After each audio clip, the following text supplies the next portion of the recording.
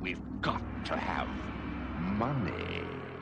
Goral Stream Team donated a generous $20. I'm cooking some delicious HelloFresh right now and nobody can stop me.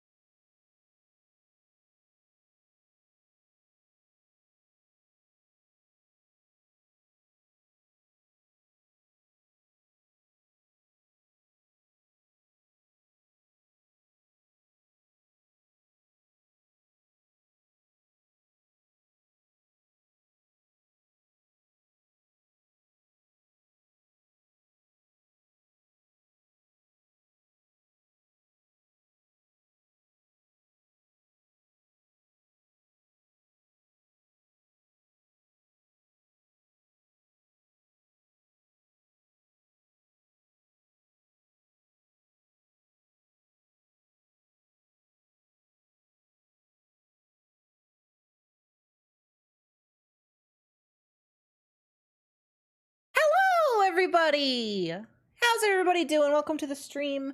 It's Sunday, baby! Hi, everybody. I hope you're doing wonderfully. I apologize for the missed stream on Friday / yesterday. I missed it on Friday because we had a bunch of errands, and then I said I was going to do it yesterday, and I didn't. Oops. I got no excuses there. But that's right. It's Sunday. It's Sunday, and we're gonna do something that I'm very excited about today. I was gonna play yesterday. I was gonna play Cooking Simulator for HelloFresh because it was on theme. Lord, thank you for the 12-month subs. That's awesome. You're a one whole Twitch baby. That's awesome.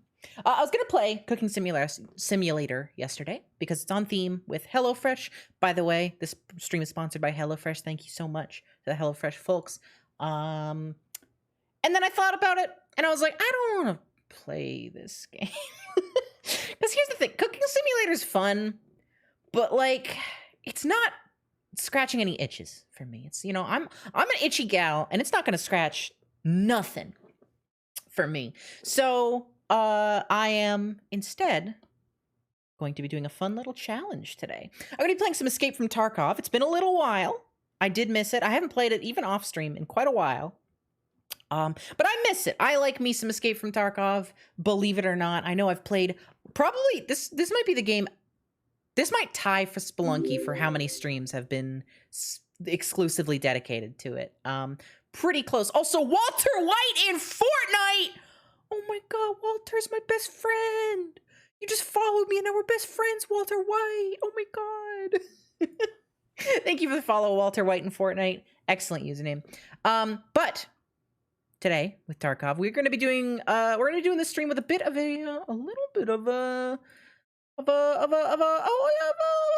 trick, of a difference, of a challenge. That's the word I'm looking for.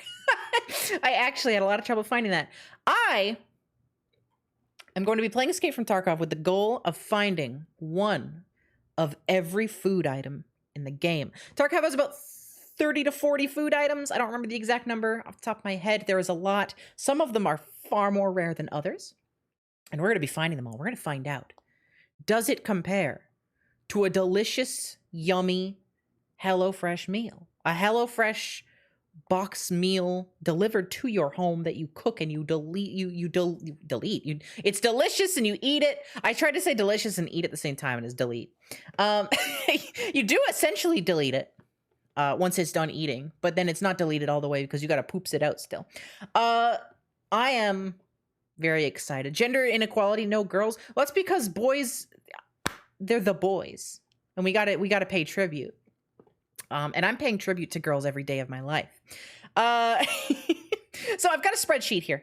Let me pull it up. It's not being pulled. Hang on. Oh, girl, hi! We just started. Excellent timing. Hello, everybody.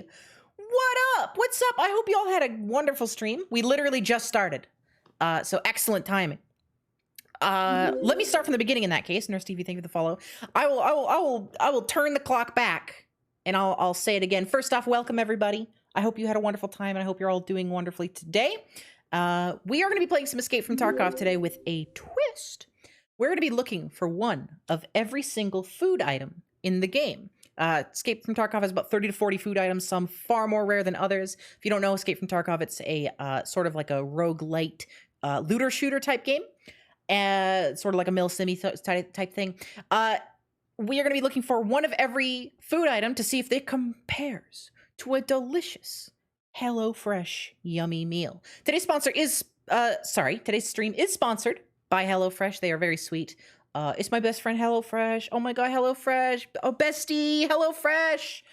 They gave me a wonderful little code that you can use. If you are in the US, you can use that code. You can get so much off. It's actually an absurd discount. You get essentially, it works out to getting 16 free meals across 7 boxes, plus 3 surprise gifts. It is a Gur said it in chat, it's a hell of a sponsor. HelloFresh is very sweet. And every single person who uses the code helps me out greatly. So if you want to support me, it's very sweet of you. So, as I was saying before the raid, I built a spreadsheet I'm not a spreadsheet gamer typically. I'm not one with the Excel. However, I've built a spreadsheet because there's a lot of items in Escape from Tarkov. This is every food item in Tarkov. Now, some of these are super common, like the oat flakes over here. I can find a million of these. But some of the other ones, like the moonshine, are absurdly rare. Like I don't even think I've found any moonshine in like my current life. Like they wipe every 6 months, the servers wipe, and I don't think I found any yet. So we're gonna have a goal to find one of all of this stuff. So that's the idea for today. Hold on. Let me do something fancy. I'm gonna here, check this out. Hang on. Let's do something fancy with this.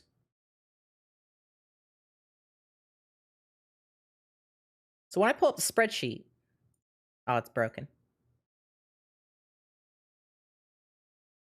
Well, it's gonna blink into existence, unfortunately. Oh, there we go. Check that out. Perfect. We love it.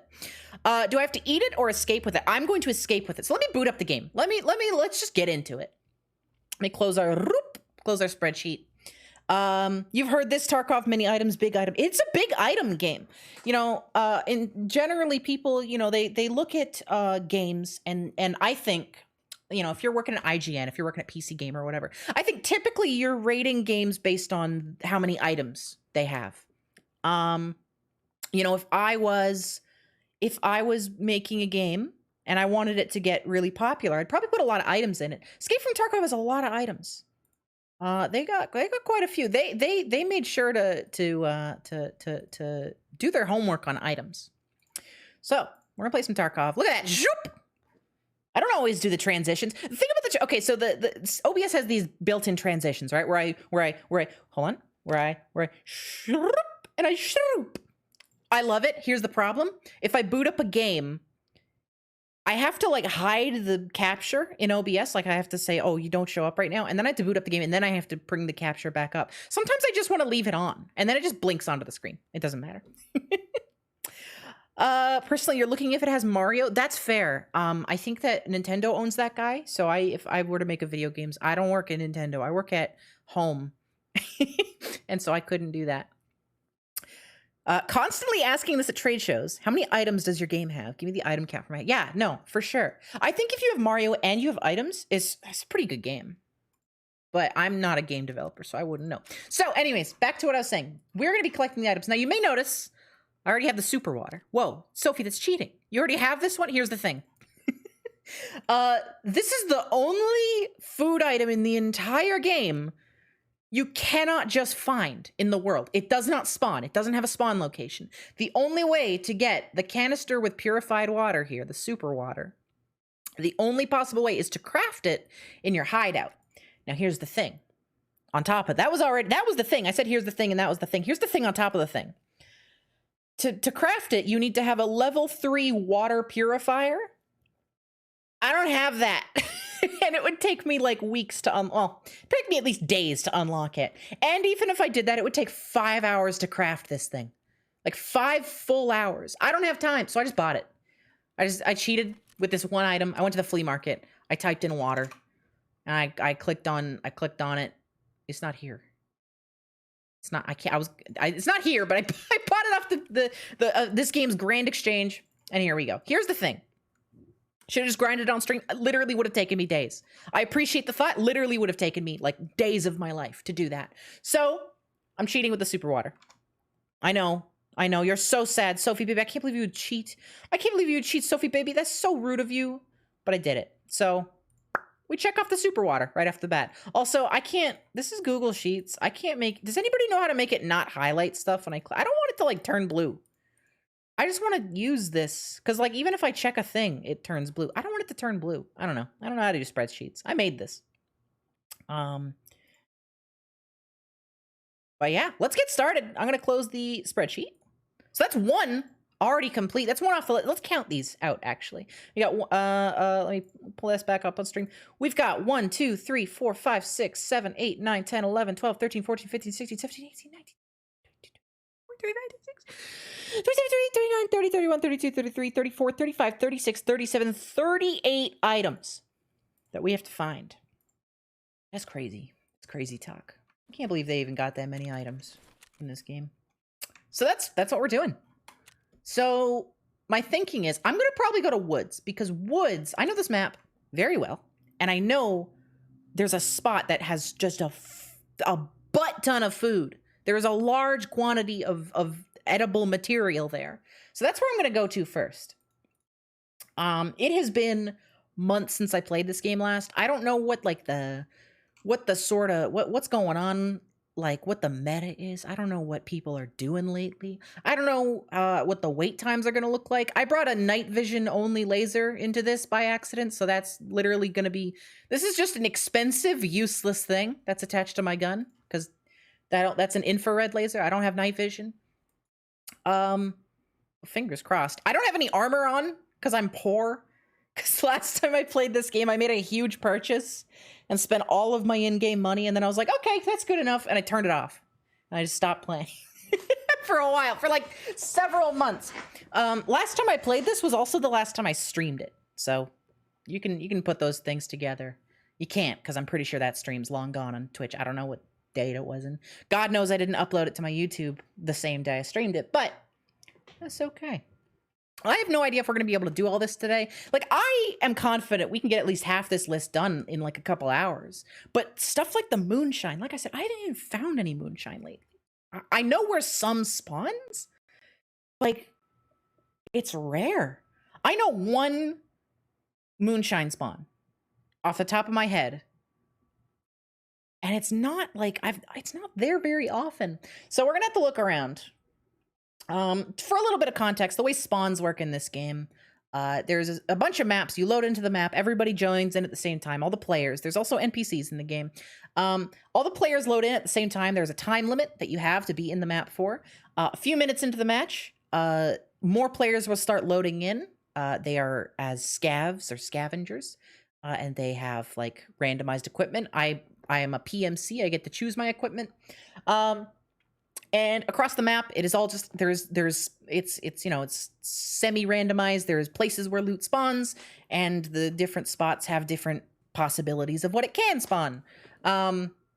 Think what's an example of something else that does that? I don't know. I can't think of another game. There's other games that do it. I just can't. None are popping into my head. But essentially, I know where stuff can spawn, but it's not guaranteed to spawn there. And even if it does spawn there, what if a bad guy takes it? Because we're competing. Anyways, fingers are crossed. I'm hoping we can get stuff. The moonshine is scary to me. The light beer also. I've only found one of those ever. The Pevco beer.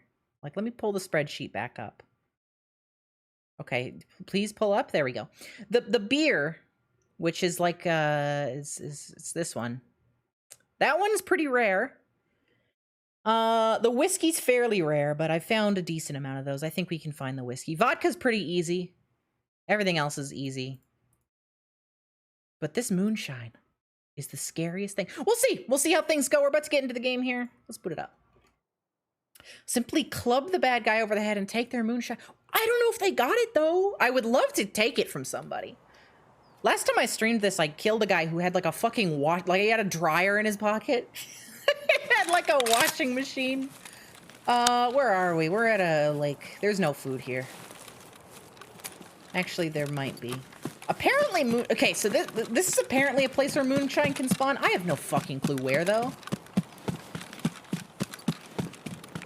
Like, I don't know this section of the map super well. This is the abandoned village, and it's not very good. I'm trying to... I've got the infrared laser on. I don't even know if y'all can see this. Maybe when I move, like, a little bit, it kind of shows up. This is, like, the shittiest little laser. This isn't even the full infrared one. I think this is, like, 50% infrared and then 50% real laser or something. That's probably not true. I think I just made that. I think I just said that and I lied. I think I just made that up entirely. Let's go. Let's look around. Let's look around. Food can spawn here on the bright side, like cheaper. Here, boom, sprats, done. Sprats. Jesus, that's an explosion. You know what? I was gonna pull up the spreadsheet. We haven't escaped yet. So I'm not going to spreadsheet it. Oh, that's good ammo. Yeah, we haven't escaped. If we die, we lose this. So I gotta... God, that's the thing, too. If I find moonshine and I die, it's gone. It's gone forever. Somebody else got it. They intercepted my HelloFresh meal. See, if I had HelloFresh... Exclamation point, HelloFresh. If I had HelloFresh, I could have all this stuff delivered to my door. Do you see what I have to go through to get groceries? I have to go into a bona fide war zone just to get groceries. But if I had a HelloFresh subscription, if perhaps... God, that's close. Those are some close bullets. If I perhaps, you know, conceptually, maybe just spitballing ideas, if I had some sort of meal kit service to deliver these ingredients to my door, well, I wouldn't even have to worry about going out and scavenging. I wouldn't have to do this. Look, there's weird sigils on this door. I'm not, like, I'm not built for this. Jesus, that's a lot of, like, combat. I'm just a streamer. This is just Canada. This is what it's like in Canada, to go out and get your groceries. This is like what it's like in the pandemic, to go out and get your groceries.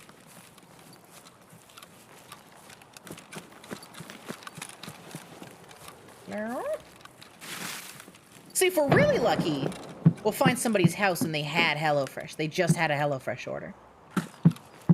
Boom, food. That's peas, baby. We got peas. Check peas off the list. See, this is not even that bad. Oh, more sprats. Okay, that's two of the same. Unfortunately, we don't get bonus points for doubling up. I also don't have body armor. I just, like, didn't bring that. So if somebody shoots me in the gut, like, that's going clean through. That's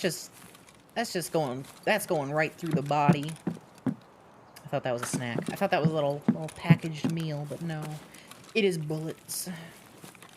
Maybe church has moonshine. Maybe church has moonshine. No, I can't even go to church. Does the fictional land of Tarkov have HelloFresh? So the fictional land of Tarkov is stationed within the very real-life country of Russia. I don't know if you've heard of it. It's real, though. They made it in real life. It's a Tarkov reference. So I guess you have to ask, does Russia have pineapple juice? That's another one, baby. This is a good haul so far. You have to ask yourself, does Russia have HelloFresh? I don't know if they do. Cigarettes, you can't eat those. A pass?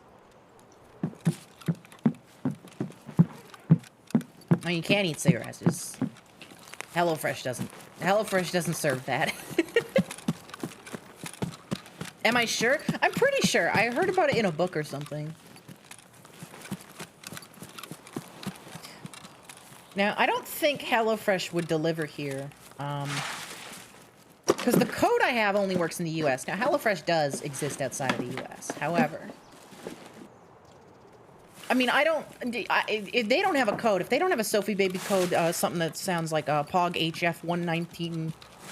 Wait, I said it wrong. POG HF 1995. Well then, you know, why, well, I was gonna say why bother, because of delicious food. I'd bother, but like, that's a smoking deal that they're missing out on. Wouldn't be surprised if maybe, you know,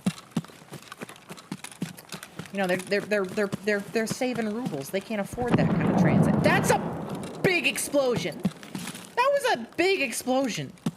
I think somebody might have stood on them. Yeah, okay, that's landmines.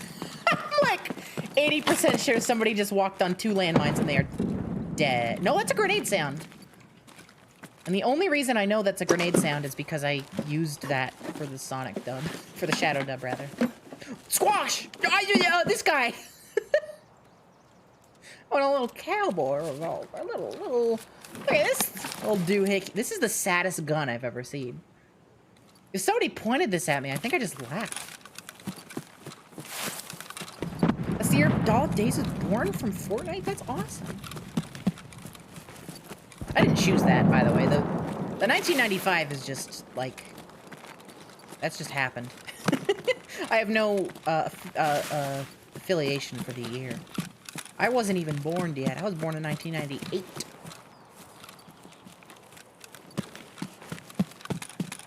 Two landmines and then stepped on a grenade. Possibly. There's a lot of explosions. Like, I feel like somebody has to have blown up. Okay, here's my, like, assumption on what happened. Because there's so many explosions happening over in this direction. I think somebody walked over, they exploded on a landmine, and then another one. But they barely survived, because I think it's possible to survive off 2 landmines. Very unlikely, but I think it's possible. So, in the video game, that is, not in real life. So, I think what might have happened is they blew up, right? They had a little fireworks show. Somebody came over to loot them, but they were still alive. So they're like, oh, crap, I gotta deal with this. They threw a grenade, okay? Grenade explodes, finishes the guy off. Whew, that was a close one. They walk over to loot the guy. But, uh-oh, they're walking into an active minefield. They get blown up. That was just a unfortunate circumstance. That's my, like, read of the situation.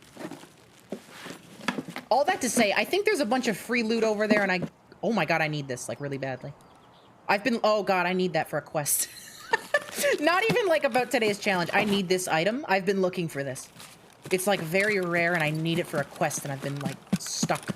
Because you can't buy it off the Grand Exchange. You've walked on the 2 landmines in this game, it's definitely possible. Hell yeah! The landmines are, like, fairly underpowered in this. Which is good, because there's no... Once they add mine detectors, I hope they kind of, you know, tone it down a little. Or actually ramp it up a little. The opposite of toning it down. We're maybe gonna have a little... There's a guy on the roof! How'd he get up there? I couldn't even shoot. There was a guy on the roof. How did he get up there? I didn't even take a shot. I was too dumbfounded. We lost everything. He was on the roof. How did he do... I didn't know you could get up there. You use the grenades to rocket jump up there? I don't think so. How'd he get up there? I didn't know you could do that. That is the cheekiest little spot I've ever seen. All right, well, no checklist stuff. That's nothing. Halo grenade jump. You can't do that in this game. You just die. Well, that's unfortunate. We got this at least. I lost some stuff there. I'm actually quite sad about that. Ladder? There's no ladders in Russia. I'm actually, like, genuinely pretty hard. We get a lot of good stuff in our pockets. You want some dog tags? I got dog tags for you, buddy. Here, you take these dog tags. There we go. I got little daily quests. we may as well turn these on. You want me to kill this guy 3 times? Not happening. That's like a hard to kill boss. That's not happening. This one I can maybe do. Over the course of a week, I can probably do that. Survive on woods. Hey, we're going to be doing a bunch of that today. Well, that's some good rewards, too. We're going to be doing a bunch of that today anyway. And then you want medical supplies. That's fine. That's fine. But I'm not too worried about any of that. I'm more focused on these funny little rewards. Okay, well, let's get dressed. I'm a little low on gear now. Not just because of that. In general, I'm a little low on gear. I mentioned earlier, but I made a big purchase before I stopped playing this last. So I'm kind of just out of everything. I need to ration our weaponry, our gear, our items. So what do I want to take with me? Hi there, husband of mine. Hello, darling. Good morning. It's not good morning. He's been up all day. He didn't just wake up. Are you gonna kill someone named Kill It? That's true. Did you know Tarkov is set in the same universe as a browser and mobile game? I did. It's called Contract Wars, and then there's another one, and I don't know its name. Guys, often thank you for the follow. What do I want? What do I want to bring? I don't even know. Like, I don't want to bring anything fancy because I'm still getting, you know, I'm getting warmed up. Also, I don't have anything. I don't have the luxury of choice right now. Okay, let's just bring a good old-fashioned Mosin Nagant. I don't know how you pronounce that. Mosin snipey rifle. Can't go wrong with that. Fight guys from a distance, so I don't have to worry about not having any armor. We'll bring some bullets for it. Need a backpack. Might just buy one. Might just pick one up. Where's the... I don't have it on here. Bear with me. Here you. This is what I want.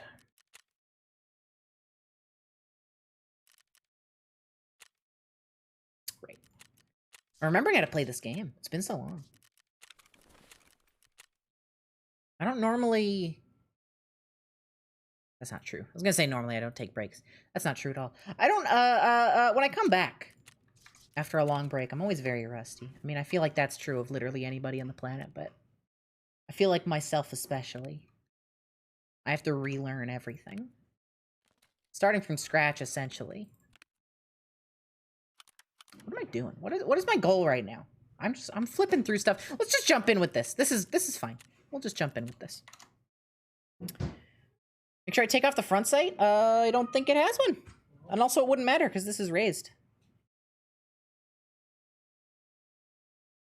Yeah, Tarkov has regular wipes. Not nearly as often as Rust. I mean, Alexa just explained. Rust wipes monthly guaranteed because they do monthly updates, and every time they update, they wipe everything. And then servers will wipe anywhere between 1 to 4 weeks. So 1 week, 2 week, or every month. But yeah, Tarkov is every 6-ish months. It's not. It's whenever a big update comes out for Tarkov, they will wipe. The way the wipes work is, you see I have a bunch of loot in my stash, it's called. That's my permanent sort of inventory space. That's where everything I survive with gets to stay. It's my persistent, my loot storage. Once the wipe hits, everybody is reset to 0. You see I'm level 24, that gets dropped down to level 1. All your quests get erased. Everything gets set down to basics. Everybody is on a level playing field. And it's to prevent power creep and stuff. I like it a lot. The devs have talked about, like, not doing it forever, which I'm not happy about. Because I like wipes. I really like bringing everybody back to basics, everybody on the same level. And I get that, like, maybe you want to have a healthy sort of game economy so it kind of manages itself. You don't have to wipe it. But, like, I feel like if they get to the point where they're done with it, right? They're like, okay, this is a finished product. We're good with it. At least have, like, every 6 months, just a guaranteed wipe or something. That would be nice. Because, yeah, that's what it is, Tarn. Don't want a handful of clans choking everyone out. It's less of an issue in Tarkov because every weapon is quite lethal. I mean, I guess that's true for Rust as well. It's less of an issue in Tarkov because of just how the game is balanced, But near the end of a Tarkov wipe, people do have, like, some pretty absurd gear. And it's kind of hard to keep up sometimes. Because people will just be running around and, like, and not even that. Like, I can take on somebody wearing maximum gear with, like, a puny little gun if I aim my shots right. That's not even the worst part of it. My favorite part of a wipe is just everybody being forced to use the crappy guns. I think that's fun. It's fun to have everything you pick up is, like, important. A big thing for me in Tarkov with a new wipe as well is, like, so this game has its own sort of grand exchange system, sort of like RuneScape. Market board for Final Fantasy 14 players. It's got its own, player run economy, and it's okay, but with how Tarkov is balanced, I really enjoy those first, because you don't unlock it until you're level 10 or 15 or so. I really like that first little while where you are you have to find everything in game until you get to that level where you unlock the flea market. And the flea market, it's like, it makes things easier. I don't think it should be completely gone, but it is kind of annoying. Or not annoying, but it's less satisfying to be like, okay, I need, like 12 light bulbs for my hideout to light it up. Because you have a little hideout. It's like in between raids. It gives you bonuses and stuff. It's like, I need 12 light bulbs to progress. Or I need, like, this item for a quest. Well, you can't do for quests anyway. They changed that. But I need something. It's a lot more fun to be in game and go, holy crap, I just found this super rare thing, than to just buy it. Right? That's why I'm not just buying. I can just end this challenge instantly by just buying everything if I really wanted to. That's not fun. And another part of it for me is weapons, because Tarkov has so many guns and so many weapon attachments. This game is made by people who think guns are awesome sauce. And so every gun that's in this game has a million different attachments that you can put on it, all with very real changes to how the gun operates. And in game, if I want to make, like, a super awesome gun, I can just buy all the parts, sure. But in the early game, before I can buy those things, it's really satisfying to be, like, walking around and you see, like, a little thing on the ground. And you're like, oh, what's this? Oh my God, this is like a super crazy mega scope that's shoot a million miles away. And wow. And you get to keep that, and you bring it home, and you're like, oh, hey, I found this. And I get to use it, and then you get to actually see it help you in the next time you play, right? I also, Evan H plays, I think guns are cool, but only in video games. Me too. I think guns are cool in a fully fictional sense. I would be over the moon if every real-world gun turned to ashes or perhaps dust. I'd be fine with that. I think guns are interesting on a mechanical level. I think they are genuinely a very interesting piece of engineering.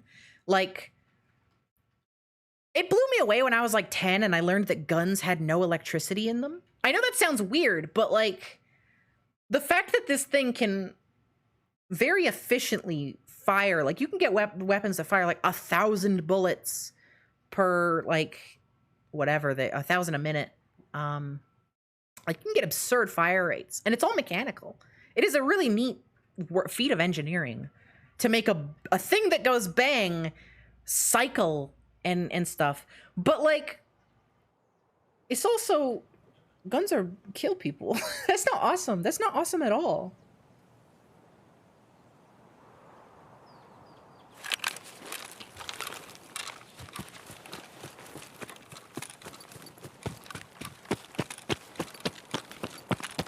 And I want to stress, like, I'm fine with airsoft stuff.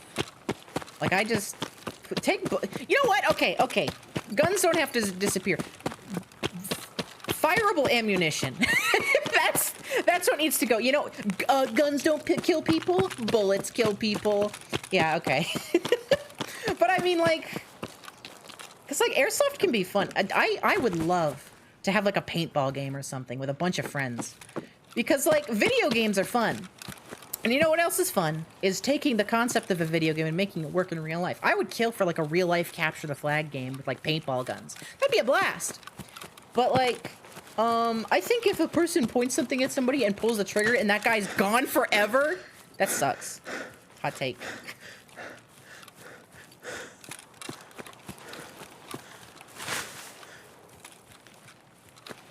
IRL Splatoon. Yeah, I would love that.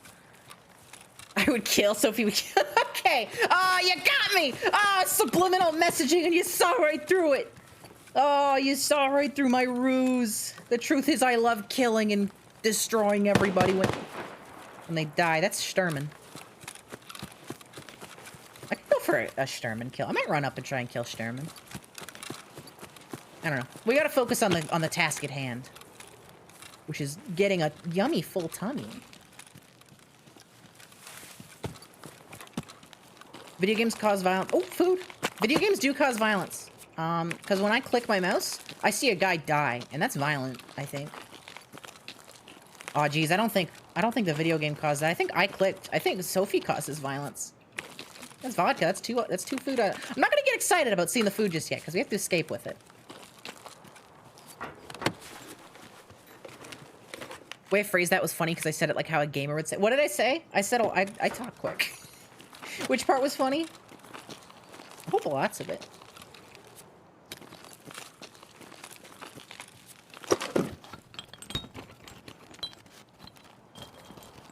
Light bulb.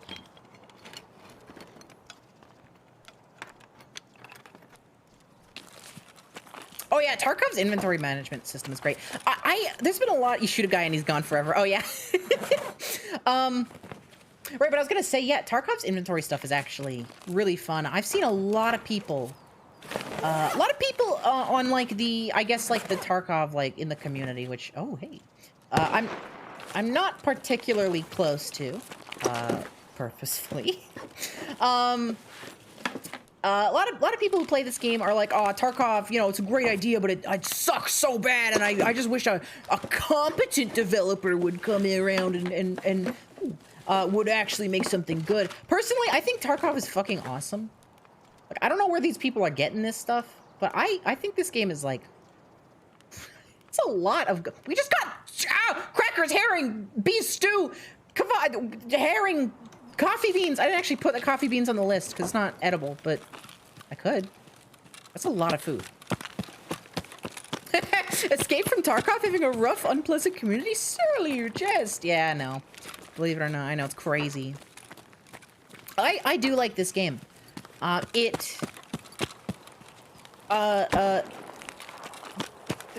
I like the tension. It builds a very genuine level of tension that you don't get in a lot of other experiences. I have to leave. It is getting violent around here. There is gun violence happening. Oh dear, they're right outside. Another chocolate bar. Mayonnaise. We're not alone. We're not alone. There's a guy here. There's like a player here. Oh, Jesus Christ. There's a player running around. That's why they're yelling.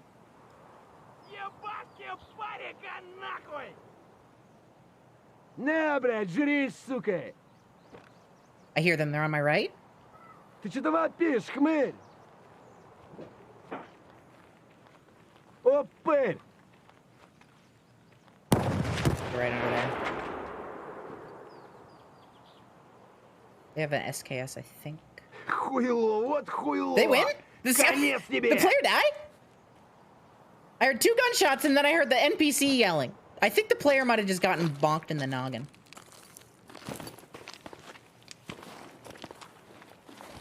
Well, wish me luck. I might be about to die.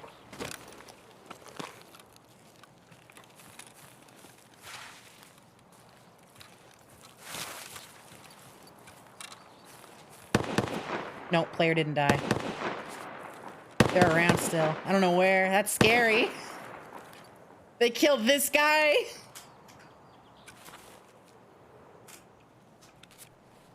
Who killed this? Who killed this guy? Who killed this? Shit, I hear them. Found them. No! I hit them! Oh, I hit them with my big gun! That's okay. But yeah, there's a lot of Tarkov likes coming out, and like none of them are for me. None of them are my thing. I'm sad. I hit. How hard did I hit that guy? I hit that guy so hard. That guy should be dead. That guy should be dead. I had so much food. This is gonna be harder than I thought. I really do need like, I need what's it called? I need a HelloFresh delivery. Shoot harder next time. I shot that guy so hard. I had bullets that were made of steel. Sorry, that I tickled myself with my own joke. We got a chocolate bar. Okay, hang on. We got the chocolate bar. That's 1 down. Well, that's 2 down with a super water. We got a chocolate bar. We got something at least out of that. That is 2 out of 30 some odd. 38, I think. That's pretty good. Get a netherite vest. What did I pick up here? Combat stimulant injector. This is a heck of a little stick here. How much is this worth?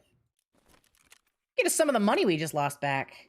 20 grand. That's poopy. That's fine. I'll still sell it. All right. Well, let's gear back up. Let's get back in there. Go crazy. Let's go insane. Oh, insano mode. What's the rarest food item? I think moonshine probably is the rarest. Super water you could argue is the rarest, theoretically. Because you have to craft it, you can't find it in the world.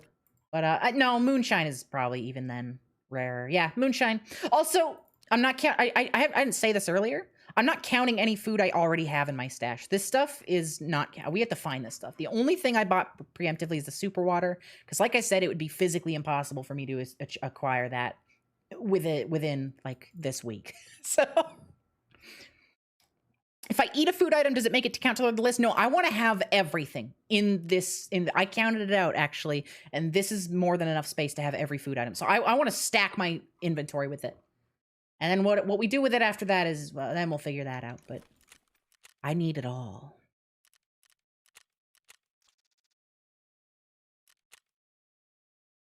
Okay, I'm going to actually maybe buy some body armor this time, potentially. How much is it? A little bit of money. I can buy this one for euros. There we go. I don't have to spend any of my rubles. My delicious little rubles. I need a helmet as well. hats? Y'all got hats?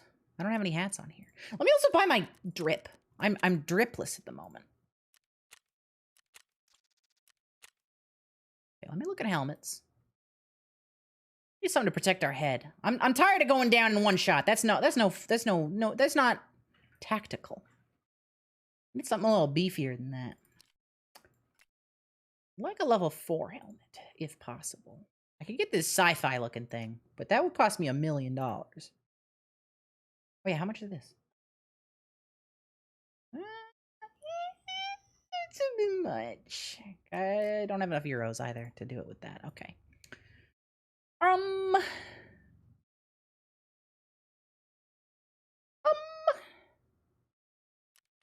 I'll buy this. I'll bite the bullet. Boop, boop, boop. Put on a backpack, the armor. Looking good. And what do I want to bring in to shoot at guys with? I don't want to bring in like my good stuff, but like, what other options do I have? I'll bring an M4. Funny little M4. Sure, why not? All right, magazines. We need ammo.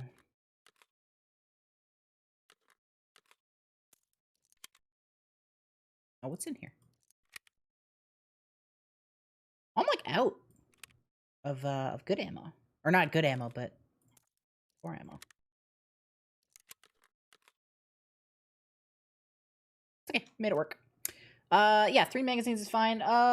Bring a grenade. Oh, I should have thrown a grenade at that guy. That's what I should have done. In that last one, when we died, I should have thrown a grenade around the corner. I don't know if I would have been able to get out in time because he was pretty close, but yeah, the benefit of hide in sight. Okay. Oh, I did not equip that. This is good. Let's go back in.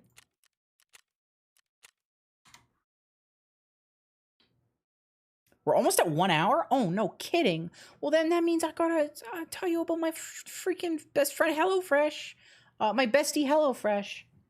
HelloFresh is sponsoring the stream, and I very much appreciate it.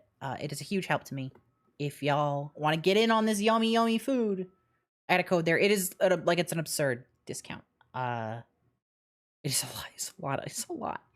I mean, I've talked about this already before, but to reiterate about why HelloFresh is so based, it's a great deal. It gets food straight to your door. It is very affordable. It is. I cannot stress this enough. Like, let me just show you. Hang on. Let me just show you with my hands. Let me just pull this up. I mean, words can only convince you so much. Let's say you're 2 people in your house or whatever. You're feeding you and like a friend or something. This gets you like more than half off. It is $23 for your first box. It's normally like $60. Like, I cannot stress. I would be all over this code if I was in the America. Seriously, it helps me a ton. Like a huge amount. It's if you got some extra dollars, or your friends are interested, it helps me a lot. Buglin, thank you for the raid. Hello. I hope you had a wonderful stream. HelloFresh is like firing food out of a sniper rifle to your house. That's basically, I mean, like, I wouldn't be surprised if that's how they operate. I sound like people trying to get you to play Final Fantasy 14. Well, the difference is, with what I'm trying to convince you of, you'll actually get something out of it. Hey, but I'm pissed. That's not fair. Final Fantasy 14's it's decent. I've had an okay time with it. I haven't played a ton of it yet. But I've promised Penny and Joy that I will at least get through, like, I think Heavensward is what they asked me to get through. And if I still don't like it, then they'll let me go. Then they'll unlock the shackle. But until then, I have to keep playing, which is fine. I'm not like disliking it or anything.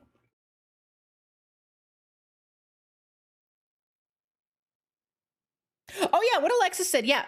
So I know it's kind of scary sometimes to get onto like a monthly recurring thing. HelloFresh, you can like pause it. You don't have to. You're not locked into anything. Once you sign up, you are not locked into anything. I really want to stress that, because that is a very fair worry. Oh, we're like right next to the same place. Here we go. Maybe this time we'll get some good yummies, and we'll get to keep it. I'm still sad about that last one. We like, I shot that guy right square in the tummy, spilling all his HelloFresh out all over the ground, and he still killed me. You know what? I bet you he bled out after. I bet you didn't even survive.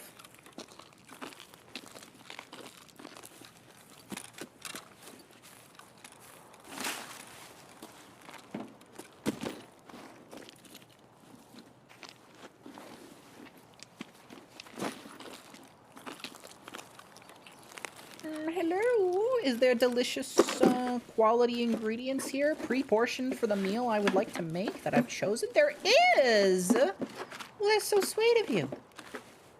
The Iskra is basically a HelloFresh lunchbox on its own. Like, MREs are basically HelloFresh. I don't think that's as flattering as I meant it to be. Well, that's new. Or is the game just lagging? Oh, the game's just lagging. Okay. I thought it, oh yeah, I see it in the top right. I thought it took time for the stuff to move to your pockets, but no, it's just lagging.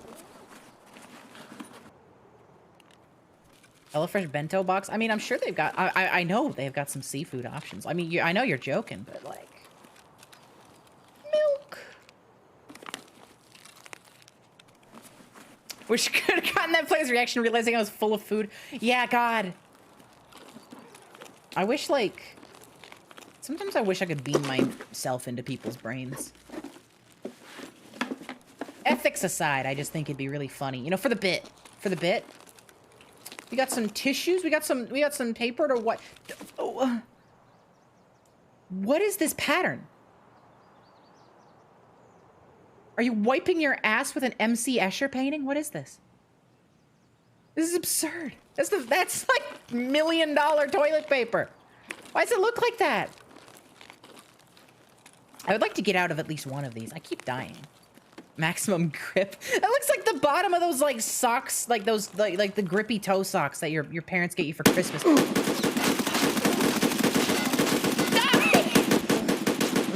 guy's a really bad shot.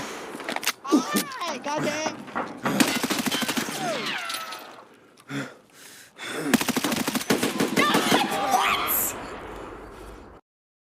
What? Can I get a replay on? How do they not die? Comrade Hades.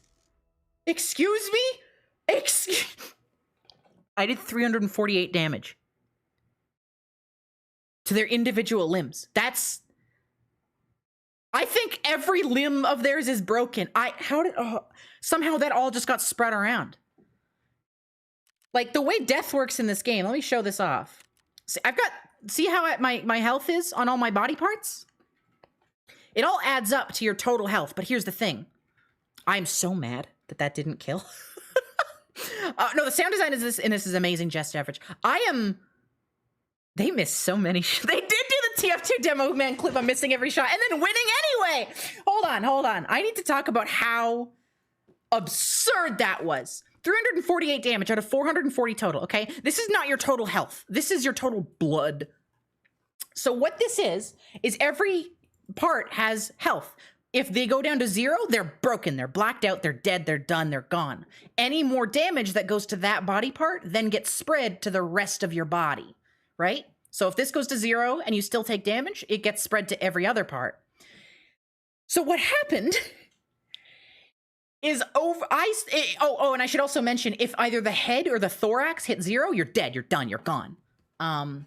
So what happened is I had to do 348 damage spread across, that had to perfectly spread across their limbs. Like all of it. And some of it in their stomach. Like that had to perfectly be balanced.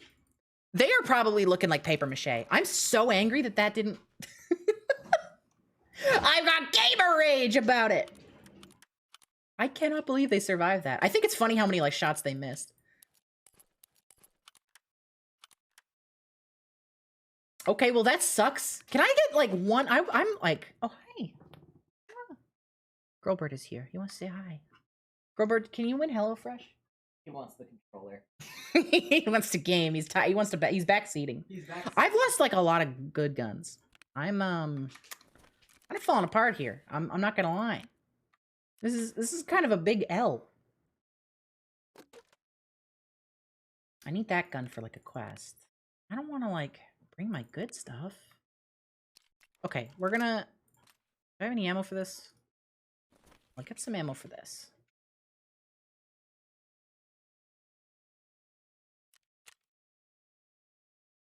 What's 18 times 2? 28? No. That doesn't make any sense. 36? 36. I don't know why I said 28. If I did scav runs, I don't like scav runs. That's not true. I could do scav runs, but I choose not to. I choose not to scav. I will if it comes down to it. Scav runs are like fine, but it takes so long to get in. Straight up, it is just like how long it takes to get into the match for me. I am a supporter of scav runs. A lot of people who play this game are not very don't like them. I like scav runs. I'm not. I just don't want to wait. I don't like doing them on stream because of how long you have to wait. Actually, specifically. All right, gimme. Give me a tactical rig, please. Let's go back out. If Woods fails me again, if I die again, I'm gonna leave. Would I like a free gun? You have a lot of... No, it's okay, dies often. I appreciate it. I'm actually... believe it or not, I'm decent at this game. I typically, like, make profits every raid. I'm decent at this game. I can play it decent enough. I just haven't... I haven't played in months. And right before I stopped playing, I bought, like, the stash upgrade, which is, like, what, 3 million rubles or something? So I spent all my money. We're just grocery shopping. I got my mind focused on the snacks. Not to mention streamer brain. You're so grateful scav runs exist because it sounds like you can get in and figure out how to move, how to shoot without consequences. Yeah, there's also an offline mode, Just Jeffridge, so you can learn those basics offline. There's NPCs, you can fight them. But yeah, the scav runs are great. They're really good for beginners to learn the game because, you know, offline mode's only going to teach you so much. Scav runs are fantastic for learning how to engage with enemies in the game without any real consequences, and you don't lose money. Scav runs are great. They are limited. You can only do them every 20 minutes or so at base stats, I think. But they're fun. They're fun. And I love... Scavs are... Other player scavs are so kind to each other. There's a bond there. I love the scav system in this game. That's the thing. So many people talk about, like, oh, Tarkov needs to do... Oh, Tarkov sucks. This sucks. This sucks. So much of Tarkov is, like, incredibly well designed. Like, there's the obvious part of the sheer volume of incredibly detailed and accurate weapons.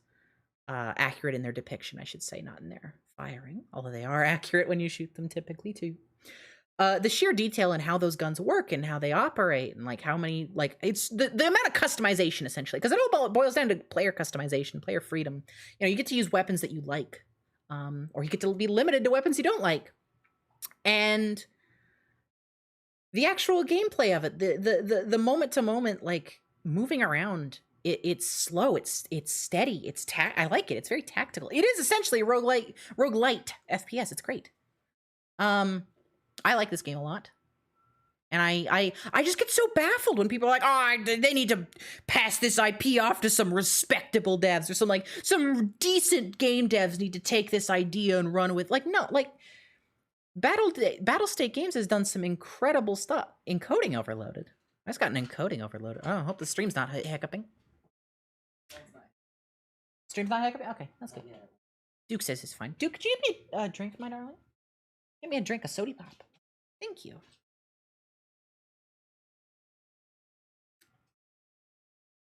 Some people play a game with a clunk, and whether or not that clunk is intentional, it just feels... The thing is, this game isn't that clunky. Like, it's slow, but it's slow paced. The thing is, the pacing of Tarkov is deliberate. It's not clunky. This game is actually pretty well put together. It's... yeah, I know it's milsim. That's not the thing. That's not what I'm talking about, though. Like, it is not, like, supremely glitchy. There's some bugs here and there, but, like, honestly, less than most AAA games. I don't know. It confuses me when people complain. If they ever did a Tarkov 2, they'd probably go even further with what worked in this one. I don't know what they do. I know they're going to make this game open world eventually. You can just walk between all the maps, and I think that's a neat idea. I don't know if I love it. because I like the current gameplay loop, and that would change it up severely. But like, I don't know what else you would do. I mean, that's not true. There is so much you could do. A game design is there's so much you can pile on top. But I mean, at risk of feature creep, right? Yeah, if you want to play a clunky military, like milsim shooter, Arma's right. Yeah, Arma is the most clunky game in the world. Like, Tarkov really, like, if milsim is your thing, Tarkov is just a refined version of Arma's mechanics, essentially, with how the movement works and even how interaction works. It is a refined version of Arma's kind of base, you know, with all the keyboard commands and all that, but, God, I was thinking about this last night. Arma has this one game mode. It's a community-made game mode. It's called Anti-Stassi. And I played it years and years ago. It is such a cool concept. But unfortunately, Arma 3 is kind of a poopy little garbage machine. Arma works best as like a Dungeons and Dragons for like people who are obsessed with the military. Like the best way to handle Arma, in my opinion, with how the mechanics work and how kind of clunky they are, is to have, like, there's a mode in it which is essentially like you have like a player who is the DM and they can play stuff and they give you missions. That's pretty fun. But Anti-Stassi was a brilliant idea that was just kind of shackled by the limitations of Arma. So what it was is you played as essentially a rebel, and your country's been taken over by like a militaristic dictatorship. And the idea is you and like a couple of your buddies start up a rebellion from scratch. You have a couple of handguns, you get it at like a dart and tackle shop, you got a couple of shitty pickup trucks, and that's it. That's your entire kit. And the entire game is like, it's sort of like a combination between a, you know, like a tactical shooter and a strategy game, because, you know, it's all about taking over locations and building up the reputation of your like group and recruiting people, and then you send them out. In the early game, it is like sort of like a stealthy Metal Gear type gameplay loop. But by the end of it, you're full on doing a strategy game. You're commanding troops. You're telling them, hey, go fight these guys, go fight these guys. It's a really cool system. And like, to get things, like, you don't just buy guns. Like, you have to you have to kill the bad guys and take their guns home. And once you have enough of their weapons, then you unlock it as a permanent weapon. It's really cool. And then there's the whole, like, NATO gets involved. I think it's NATO anyway. NATO gets involved because, you know, they see the conflict rising, and you can either be on their side or against them. They'll, like, you know, if you you know, you can kind of rub shoulders with them and they'll help you out, but they also will, you know, fight back at you if you start killing their guys. It's a very neat game mode, but it's kind of just really lowered by the super rudimentary AI systems in Arma. I think AI is probably just the furthest the biggest thing that holds Arma back. The AI is bad. It's bad. It is clunky. The game also, I don't know the technical reason for this, but it seems to have a very low, I guess, like tick rate. I don't know if that's just me, but when you, like, for example, when like an enemy ragdolls, their physics position is only updated every like chunk. And it seems to be very low. I find, like, for example, when you shoot a guy, there's a huge latency to it. Anyways, I think Arma could be good. And there's a lot of fun you can have in it, but it's mostly fun with friends type stuff. USEC armband. I'll take that. I'm not USEC, but I'll take it. Ooh, this is worth money too. And a real gun. That was a good box.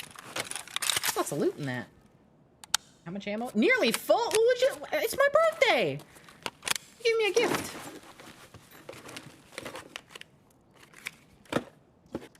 Big bullets. Yeah, I think Arma has like a lot of potential, but it's best when you're doing player versus player stuff, or having like a DM sort of situation. That's just my take, though. Lots of medical. Hey, this is good, but it's not food. I can't eat this. This is Band-Aids. I can't eat those. They put rubber and stuff in there. They don't put rubber. What is the... Oh my god!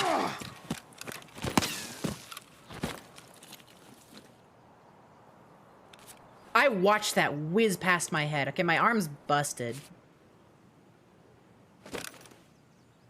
Probably a player. I see them. And they saw me. Okay. Run.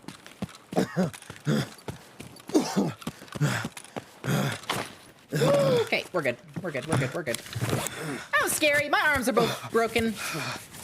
I'm gonna run into the forest, I think.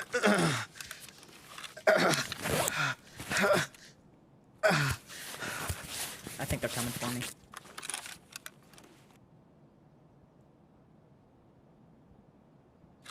I gotta leave. I think I heard them, so I might be about to run into my death, but I'm gonna try and just run into the forest. That was something. I don't know where they are.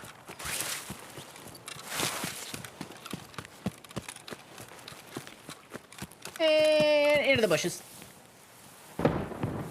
Okay. I think we lost them, maybe? That's scary. Kind of reminiscent of the Resistance expansion for Operation Flashpoint. What is Operation Flashpoint? I haven't heard of that.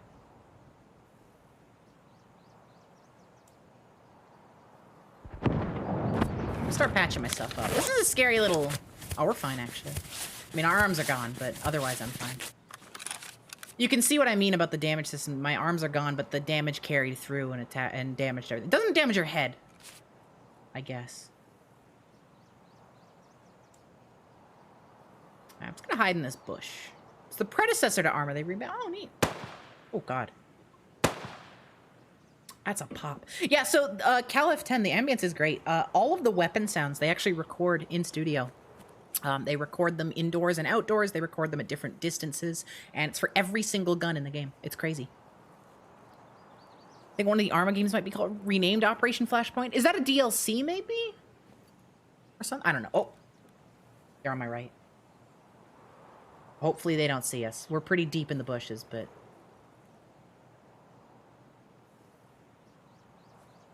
I hear them. On top of us. Oh my God.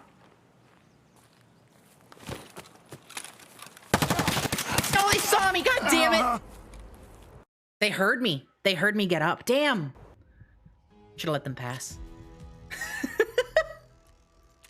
They heard me get up. That's okay. Did I not even hit them? All right, that makes me sad.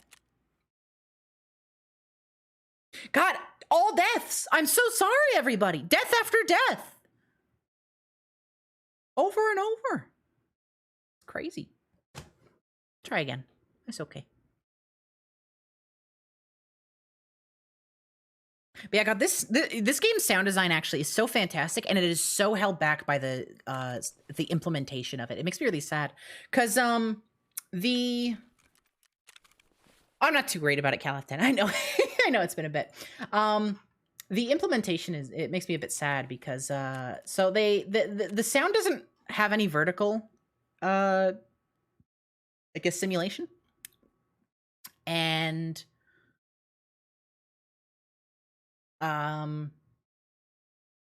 sorry, I'm trying to find my words. It doesn't have any up and down simulation, and it doesn't have binaural audio by default. You can turn it on, but the binaural audio adds a bunch of like audio bugs where things sound like how they shouldn't. It's unfortunate. Crap, man. What am I going to use? Going with the big shotgun. This is new, actually. They just added this. Well, it's not new anymore, but newer. Let's go in with this. This is a semi-automatic shotgun. You've probably seen it in Counter-Strike.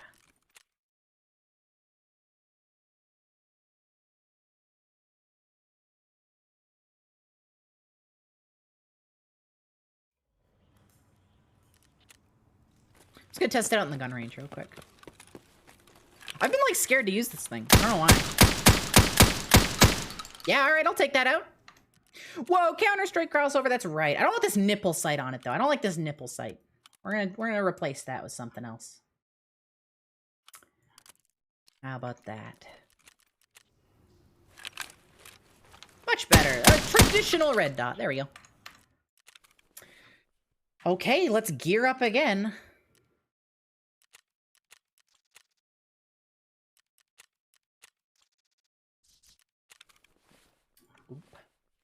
Nope, don't want to equip those. Those are expensive.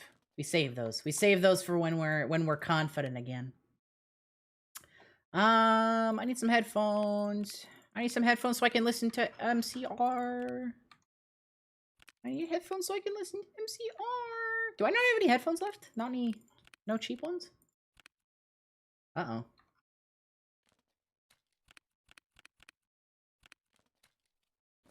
Oops. I think I'm gonna like cheap headphones. That's a shame. I used to have a huge stock of those. I gotta pull up my bootstraps. Yeah, we gotta take some guys out. I'm gonna buy these. Let's get back in there. Okay, so I keep going to woods and I keep dying. Let's change up the scenery. Customs does have some food. There's also a moonshine spawn that I know of in this place, so we'll check that. Maybe this will get us somewhere. Change the scenery. Think these people should leave me alone? You just out grocery. I know, I'm just out grocery shopping. This would never happen with HelloFresh. I can't afford HelloFresh, unfortunately, because unfortunately in the world of Escape from Tarkov, they don't have Twitch. They were born without it. So they can't use this awesome Twitch streamer Sophie Baby's PogHF1995 HelloFresh code when they order. It's ridiculous. It's tragic, really. Battlestate Games, if you're listening, add HelloFresh to Tarkov. My poor PMC is starving. Please, I want to have some delicious meals. I don't want to scrounge and scavenge and scrounge and scavenge.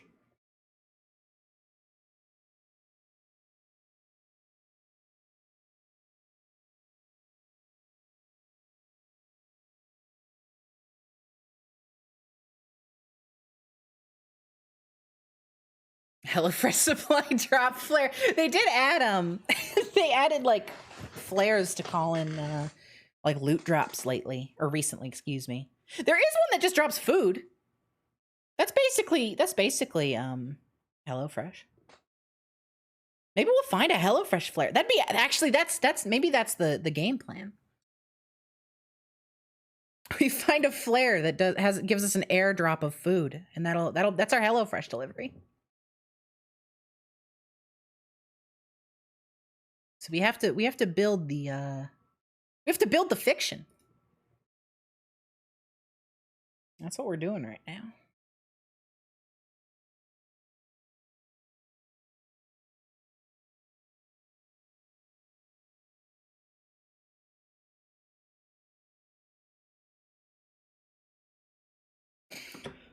Ooh, sorry, I'm a little quiet right now. I am sleepy. Matching players fighting over a supply drop only to find it's a bunch of food. Hey, food is important. That's what you eat with. It turns out every single other Tarkov player is also doing the HelloFresh challenge. They're after my yummy pre-portioned ingredients. Oh no! Oh, I should have checked my calendar.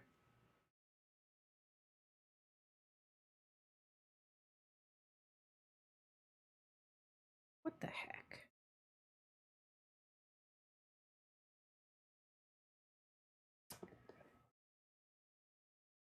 Something they don't tell you about Twitch streaming is schedule conflicts often result in fatalities, unfortunately. It's just kind of part of the job. It's not everybody's, not everybody gets affected as much as everybody else, but, sometimes, and it's just part of the environment, it's part of the family work environment. Sometimes schedule conflicts lead to fatalities. And if you're not willing to handle that, well, you shouldn't have become a Twitch streamer. Oh, Jesus Christ, it's dark. Oh, it's not so bad. The game is still fading in. Okay, hopefully we can get some food and keep it for once. Sometimes you and Duke accidentally schedule a stream for the same time. You need to fight to the death. Oh, it happens all the time.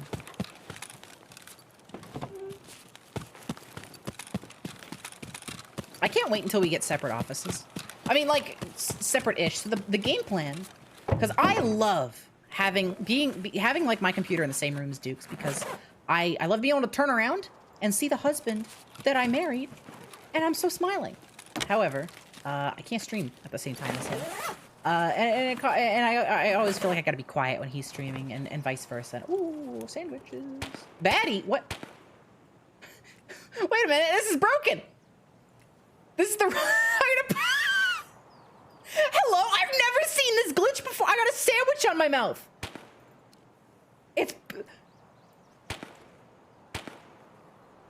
I've never seen this happen before. Okay. I've never seen that glitch happen before in my entire life. That's so funny. It's the HelloFresh special. That's so funny. Mule feed bag update. Hey, HelloFresh, we're needing to get a mule feed bag on your catalog. This is so funny. Is it still? Yeah, it's still a sandwich. I think I just heard a guy.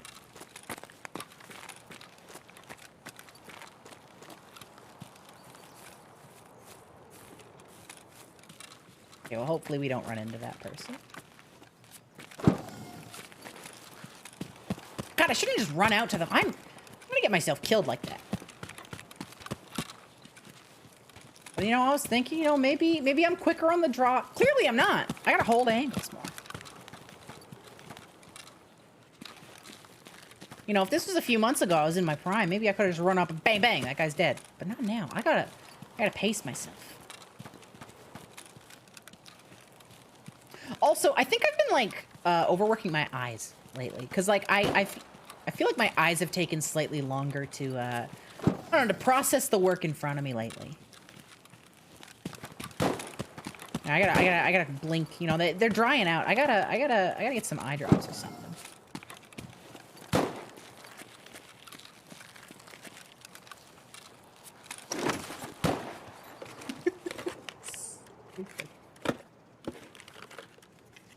Banana met, literal banana met.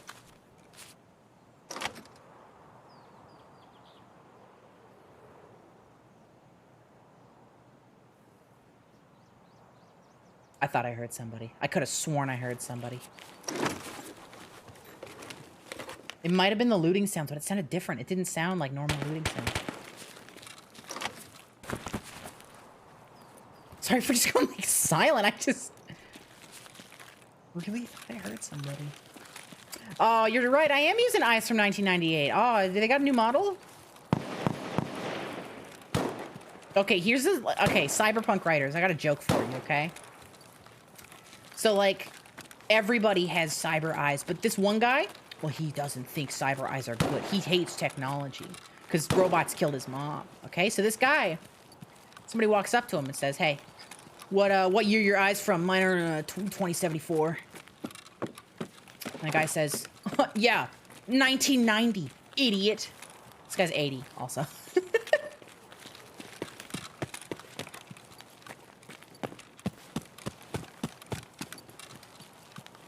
There you go. That's your snide line. If you're a if you got like a ABC special, like, you know, you're sketching up a pilot for your new show or something. There you go.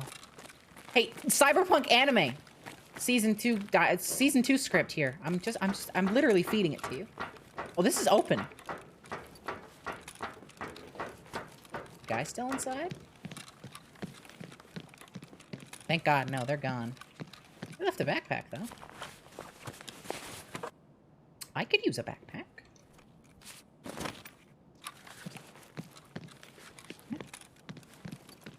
You're all done here, so I'm just gonna leave.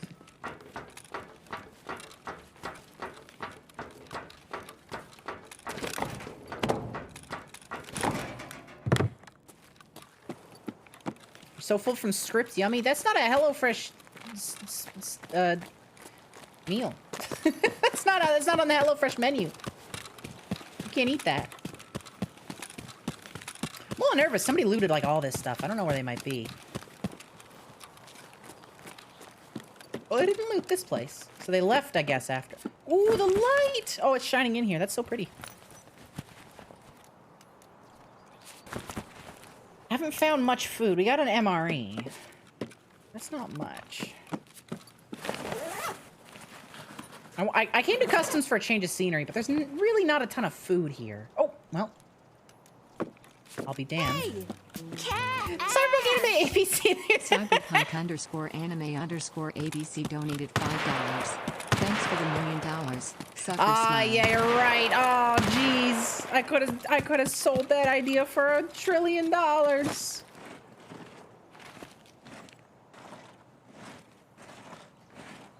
You know, there's all these stories about, you know, people coming up with brilliant ideas and then they sell it for like a sandwich, and then it ends up being like a billion, trillion, quadrillion dollar idea. Like, yeah, that sucks. But like, I wouldn't mind coming up with something and just like giving it to a guy for like a couple grand. Like, sure, that could have turned into something huge, but was I gonna make it huge? I'm not defending the action. I'm saying me personally. Also, there's definitely a person in the bushes behind me. Yeah. I'm dead. I'm fucked. I'm just gonna bleed out.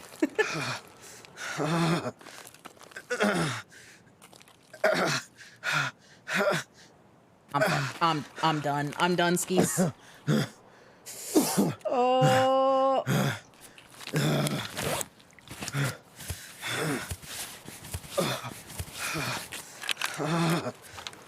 Oh.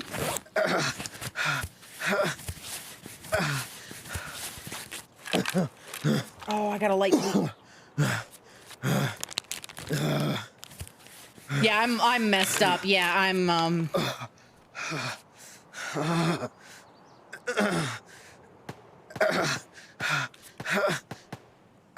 don't know what to do. Put the food in the secure container.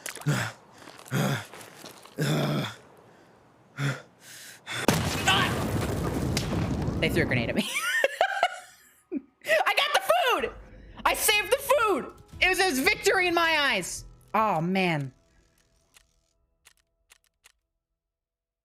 We got the food at least. Let's pull up the spreadsheet. What do we get? What do we get? What do we get? I don't remember. What do we find? Thank you for the applause. Thank you, everybody. I know, I'm literally gaming. I'm literally gaming. Let's see what we got. Let's see what we secured. There we go. We got a vitamin juice and an MRE, baby. Vita juice. Where's the MRE? Where's the MRE? Boop. MRE. Let's check that. That's 4 off the jaw. Jesus, this is gonna take longer than I thought, huh? We are already an hour and a half in. We've only gotten 4. We gotta fast track this. I gotta quit messing around. Also, I need to eat actual. I'm gonna like die if I don't eat food because my character's starving. Let's do a scav run. It's about time. Let's do a scav run. We're gonna go to interchange because interchange is my favorite map to do scav runs. This is food, Elise. How did I know there was a guy in the bush? I heard them. Might not have come through on stream because my this, you know, it gets compressed. But I heard them in the bush.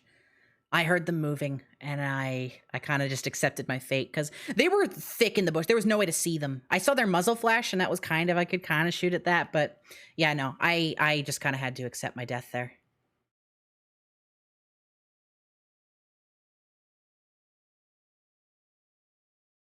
You were talking to Alexa about that scene earlier today. Wow.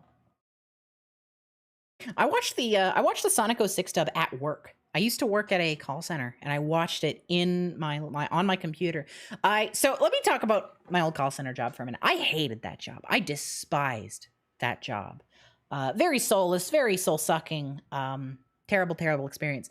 So when I first started working there, it was actually pretty good. It was tech support for a VR company, and it was actually pretty good. It was decent. You know, we didn't have a lot of customers at the time, and so things weren't so bad. So we were allowed to use YouTube because we were supposed to watch. It was probably an excuse, like a management excuse to give us access to YouTube. But the excuse was we were, you know, people would send us videos of what's going on their headsets that we'd have to look at or that sort of thing. Anyways, because we had YouTube, nobody used that for what it was intended for. And so I watched the 06 dub like the day it came out live at my desk. I did not do any work. I did so little work there. Thing is, I did do a lot of work there, there was a long portion of time where I was like top scoring employee. Like I was good at my job. And then they kind of just like they it's I don't know, it's hard to explain if you've never worked in a in this sort of call center environment, but they wring it out of you. They really wring it out of you. Because they give you so many requirements that you have to meet that are so difficult to hit, like so many metrics that you have to hit that are absurd. Like, and on top of that, for tech support, for the base level, you're not actually allowed to give real advice. You're supposed to essentially go off a script. You're allowed to deviate. You don't have to actually say the script specifically, but when it comes to the stuff you're allowed to tell people, if it's not on a list of things we're allowed to tell them, we're not allowed to tell them, which stinks because I knew what I was talking about, essentially. You know, there were situations where I could tell people like, hey, I know your headset's not working. Well, it's because you don't have enough USB slots, or your USB slots aren't powerful enough because you're running it off a laptop, and that runs all off one single USB controller. And then, you know, this particular headset used quite a bit of power. So what you could have done is had a powered USB extender, and I wasn't allowed to suggest that. But it would have fixed their problem. It would have cost them like $20, and they would have been done. And I just wasn't allowed to tell them. And stuff like that just compounded on it. There's a flashlight. Somebody's around here. That stuff compounded until I was tired of it, and I started doing no work. Like, I would come into work, I'd watch a YouTube all day, and then I'd go home. I would take breaks that were like, just, 15-minute break that I have scheduled. Yeah, I'll just take it for like an hour. Go into the bathroom every 10. I'd like go into the bathroom for 20 minutes and then go back to my desk and then for 10 and then go back for another 20.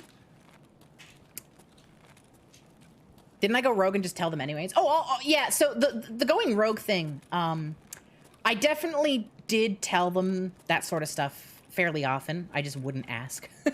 Because, like, they can't tell you you're not allowed to, better to ask forgiveness, et cetera, et cetera.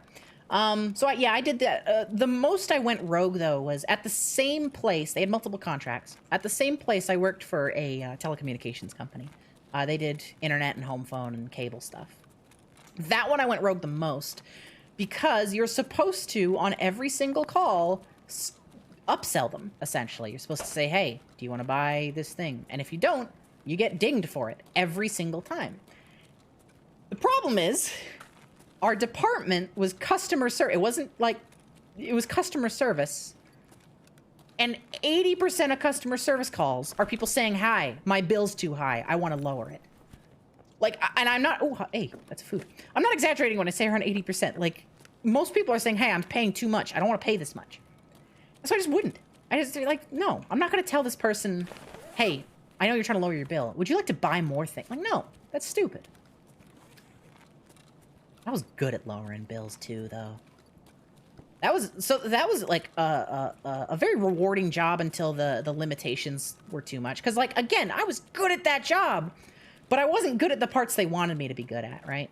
Like, the way that particular company worked, setting up somebody's, like, cable plan, for example, we worked a lot of cable, was essentially like putting puzzle pieces together. Because for how most packages work, you have, like, their cable package, and then you just kind of drag and drop that into the little window. Their internet package, and if they have a home phone, their home phone package. Simple as that. However, if you just do that, they're going to pay like $200 a month. So what you have to do is you have to look for the individual, instead of the packages, the little combo stuff, you want to find the individual pieces and then, like, pick it apart and only give them what they're actually asking for. And then they pay less. And I was good. I got good at that. The thing is, most of the things are incompatible with each other. It's like very archaic system. They just kind of add stuff on top of stuff. So what ended up happening was most things would glitch out the system. It's like, no, these don't fit together. Because, like, this is from, like, you're offering them a system from, like, 98 or something. That doesn't, 1998, that doesn't exist anymore. So you can't give it to them. But it's still on the system, of course. And so I got very good at, like, puzzling things together. Most of the training for that job was just figuring out how that stupid program worked. We had a neighboring company that did the same thing, but for a different company. And they They use command line terminals, and God, that sounds archaic and awful, but everybody working there was like, yeah, it's a million times easier. You can just type what you want to do. Like, yeah, it's a command line that's a little intimidating, but like you can just say, it's like, and this is not like, you know, like, oh, Linux is better than Windows because of the command line. No, Windows is better. It's not like saying, oh, Linux is better than Windows because of the command line. No, I hate command lines typically. But just, they give you no ability to do anything with their puzzle piece system at the job I had. That was loud. Anyways, I'm just like messing around. I'm just talking about nothing. I think those jobs were good for me, for my development. But God, they were like the worst. Just as jobs, as far as jobs go. The reason they make the packages in the first place is to make them buy more crap. Oh yeah, 100%. Like, I want to make it very clear that I have not said or suggested who I worked for, because legally I'm not allowed to do that. But, and this isn't insider knowledge. This is, you know, I didn't get any insider knowledge. This is just what I have built off of my own understanding of things. But yeah, it's like they set up these plans, so you have to buy things you don't want. It's like cable. Like cable is like the most obvious version of that. Like, yeah, cable. I want to watch the Disney Channel. Okay, well, you want the Disney Channel? Well, you can do that by getting the family plan, which is $49.99 a month. And it's like, I just want Disney Channel. Okay, so Canada says, well, first the companies say, no, you have to get the family channel. Or, sorry, the family pack, $49.99. Then Canada says, no, you're ripping people off. You have to offer them individual channels as an option. The companies go, okay. Per channel, it's $10. Hand it over. $10. $49.99 for a channel pack of like 100 channels. $10 per channel if you want to get them individually. So yeah, people have to go for the packs because they're overcharging for the individual channels.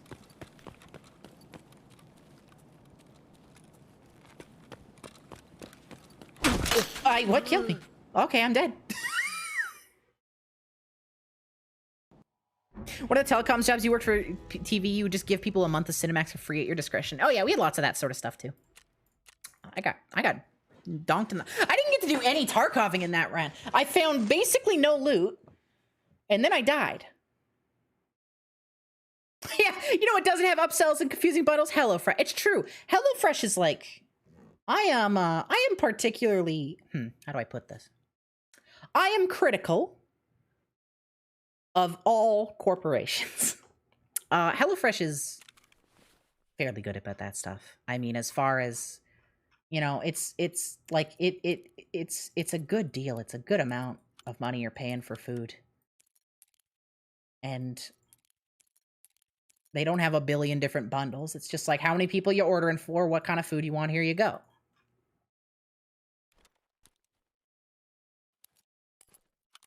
Not to say they're perfect, as no company is, but there's worse options by a long shot. I actually do like HelloFresh quite a bit. I like food. What am I gonna do? I keep dying. I gotta change something up.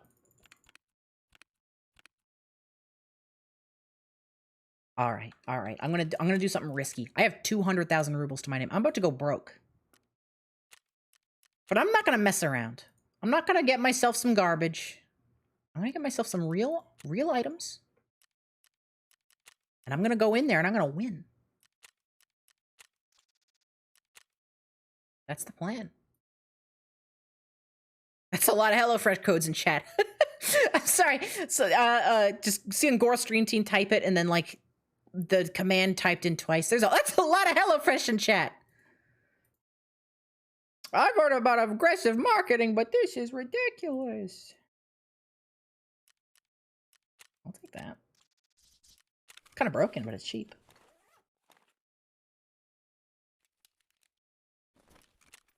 Yeah, I'm spending like most of my remaining money on this next run. But I'm going to go all in. This is going to be real. This is going to be real gaming. Real Sophie baby gaming is about to happen. And I'll cry if I die. So don't let that happen. The game's broken. The store's broken. I can't buy stuff. Okay, I gotta reboot the game. Give me a sec.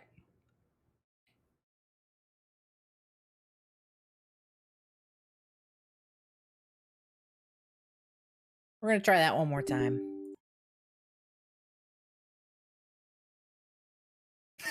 Some companies shove their products down your throat. Great news. When that happens with HelloFresh, it's delicious. Okay, we're gonna reboot this. Game crash, or it didn't crash, but it like sometimes the market breaks and you just gotta reboot it. I mentioned earlier this game's not too buggy. It does have some interface bugs. The interface, I think the interface is very clean, but it does like glitch out from time to time.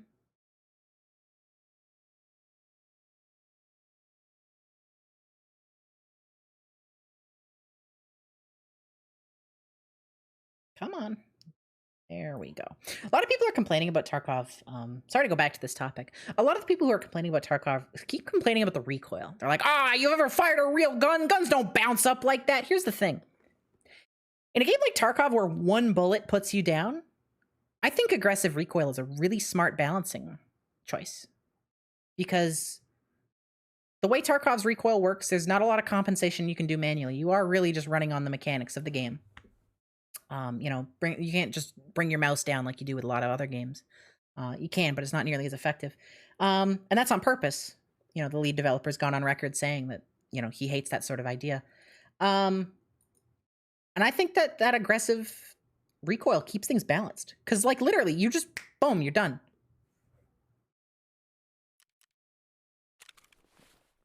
And even with that said, there's some guns in this game that just are laser beams, still. Like, some of the SMGs will just shoot on target perfectly, basically.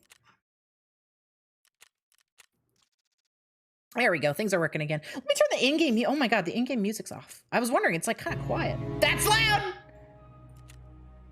I fixed it.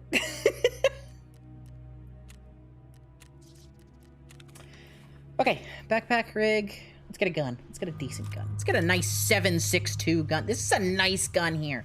This is a pretty gun. This thing is souped up. This thing barely moves when you shoot it, and it's got a giant bullet, giant caliber bullet. Let's try this thing out. Do I have nicer These are like some cheapo magazines here. Bring the nicer ones in. All right. Oh, I need headphones. God, I'm down to 100,000. I haven't been this low on rubles in an absurdly long time. I am very poor. This is the one, y'all. This is the gaming. This is the gaming that matters. We're going to a lighthouse. A little bit of a wild card. We're gonna go to a lighthouse. I haven't gone to a lighthouse yet today. I could do a fistful of frags, make every gun feel like shit. I love fistful of frags, so it can't go wrong. Fistful of frags is great. And I love those little... See, the weapons don't feel bad in Fistful of Frags. I think that's an unfair read on it. They're just, like, old. They're old guns. No, I really like the weapons in Tarkov. I like how they feel. It's a game designing things towards fun and balance rather than realism seems like the right choice. Yeah, that's the thing. Like, Tarkov is marketed off its realism, but really, Tarkov has a lot of very gamey elements. Also, I think it may have crashed on me.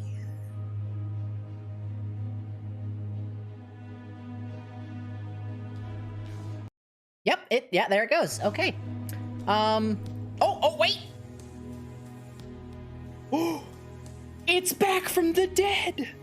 It's back from the dead! It had, like, it, like, faded to white on my end. It, like, gave me the, oh, this isn't responding screen, and it's back. That was wild. An example of a sim that went too hard on realism to the point that it detracts from the gameplay is Lawnmower Sim. I've never played Lawnmower Sim, but that sounds about right. The thing about sim games is I feel like there's some leeway there. Some people are coming for the realism, but I get it. But, like, Tarkov is not that realistic. Like, in real life, if your arm gets shot until it's broken and you can't use it anymore, and it gets shot again, your torso is not going to become damaged. Like, that's a gamey element of the game. Like, if you were to shoot somebody in the arm a ton, yeah, they'd lose a lot of blood, and they would go down eventually, but they're not gonna, like, it's not the way this game does it, right? And you can always perfectly aim. That's another thing in Tarkov. Like, yeah, sure, there's, like, inertia and stuff, but when you right-click, that crosshair is on the target, correctly zeroed every time. Sure, when you start shooting, it starts to jump up, but like a real person can't aim like that. That's a gamey element. You know, there's a lot of really gamey stuff in this game that people sort of brush over. I like Tarkov's balance. I really do. Unless he gets shot from this. Yeah, fair enough, Transkill Trish. Unless he gets shot. If he gets shot from the side, sure.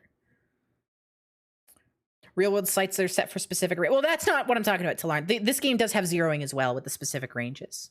That's implemented. I just mean, like, if you right click in game, the crosshair is perfectly pointed forward.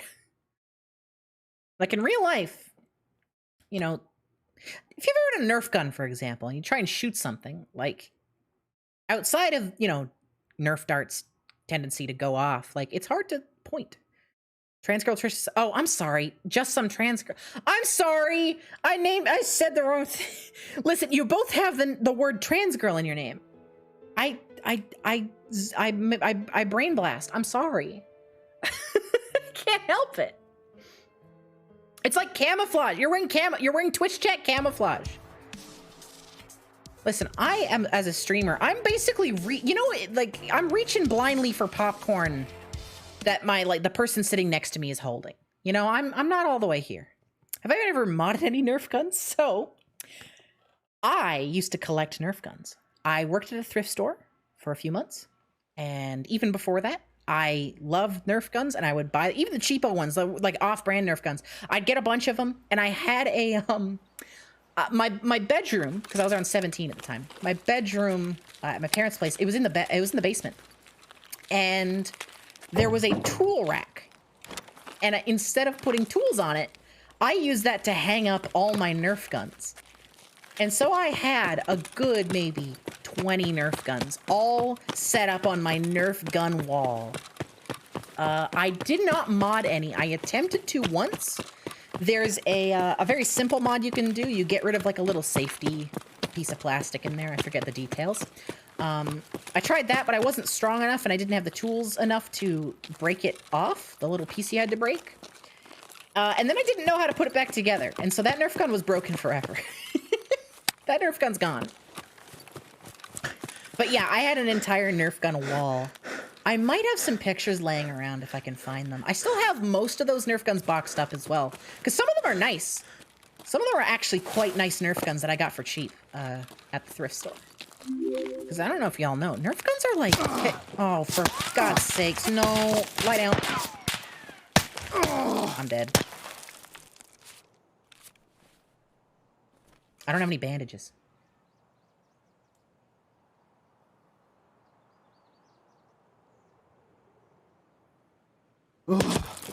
They found me. I don't know where they are. I don't know where they are.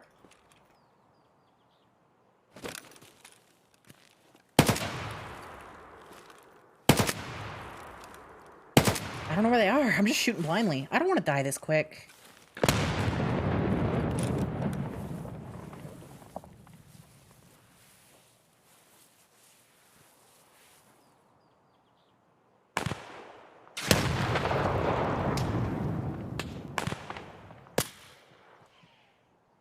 I think they're still shooting at me. I think they know where I am. I'm bleeding out. Like, I have no meds.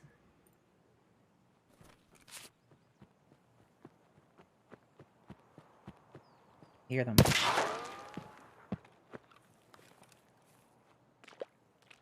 Water? That went right by my head. I'm about to die. Yeah, there I go. That was unfortunate. That was actually like, there was just a guy in a on a road, on like a mountain. Damn. That was all my money. I don't even know where that guy was. Darn.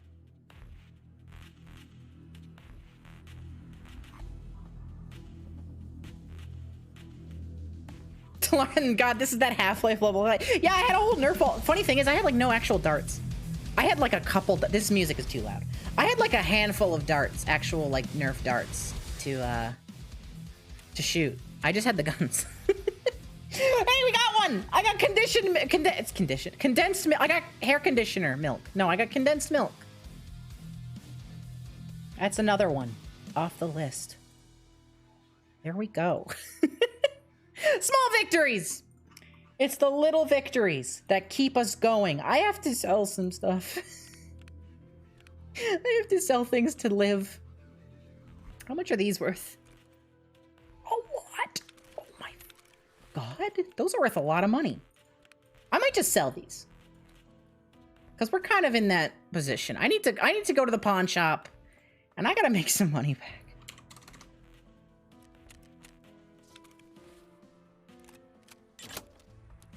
Oh, love to hear that sound. The sound that says, here's some money. Oh, it's so nice. I have so little money.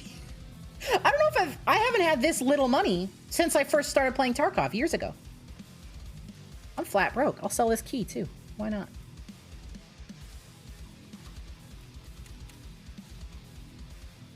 Like, I barely even got to walk on that last run. I walked 10 feet forward and boom, I was done. Brutal. How much does this bag sell for? That's it? 45 for this giant bag? I might just bring this. No. We'll leave it at home. Okay, well, I'll use an MP9 for this next run, I guess. I got a bunch of small guns hanging around. Not bad guns by any means, but small guns.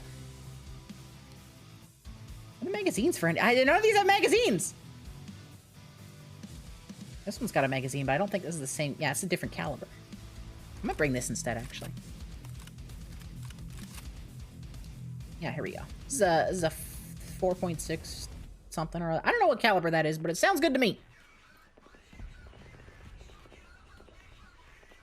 How much are these? Let me buy 2 more. And show me more.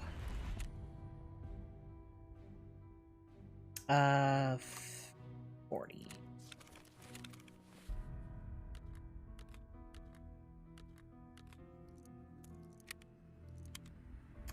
Okay. Let's give this another shot. Let's gear back up a little bit. And try again. Because you know what? I may get kicked down to the ground. I may get they may spit in my face. I might die over and over and over again. But I will never stop peeing my pants whenever I'm scared. They cannot take that away from me. What are you on about, Sophie? Even I don't know. Even I couldn't possibly know. This is the Half-Life 2 SMG. Or at least very similar to it. You either, yeah, I'm glad we feel this together. You know what Tarkov is missing? Dysentery. That's true. If I ever get back into the hobby, there's stores there in the Half Dark game. And like, oh yeah, no, I know about that stuff. Yeah. I still occasionally watch like Nerf gun reviewers. I was literally watching them like today. That's loud. That's a loud weapon. That's a loud firearm that I've gotten in my possession. Awesome. Okay, well, I'll buy the important parts, I guess, because we're out of money. Get some cheap armor. That's good. That was cheap. Some armor on sale. I think we go in without a helmet. I think we go in without a helmet. It's dangerous, but I think we do it. I need a backpack still. I'm gonna get a backpack. I'm not gonna get a tactical rig. I think we can find one in game. Okay. I'm going back to woods. It's been enough time, I think. We're going back. That made you duck because you're in a different tab? I'm sorry.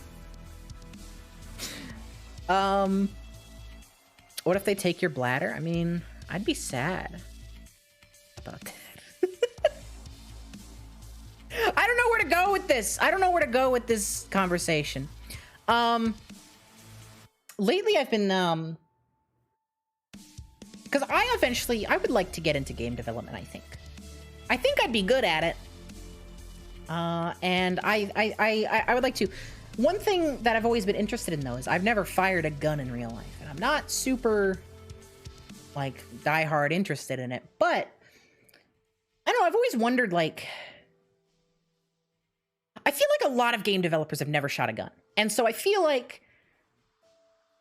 because game development has gotten so widespread, there's already expectations. I kind of want to just see what a gun feels like to shoot for when I eventually make a game, to translate that into a video game. I've been thinking about that lately. What did Duke just say? What? I cannot hear a word you're saying, darling. No, tell me. Say it. Just say it louder. Say it, darling. What did you say? He's snoring. He's snoring. What did you say? Jerk. He's probably saying something about not shooting guns. How's that game going? I threw up my shoulder shooting a shotgun. It rules. Yeah, that's kind of how I expect it to go.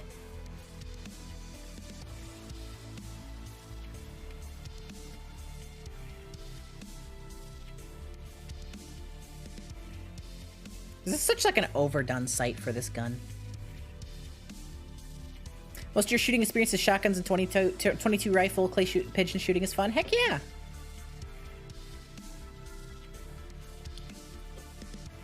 I think I've shot a 22 before when I was very young, but I'm too young to remember. I don't know. Like I said, I'm not like super diehard interested in it, but it's always kind of, it's always made me think. Yeah, I'm scared of shotguns. I don't think I'll ever shoot a shotgun in my life. I'm scared of them because I've heard they knock you on your ass.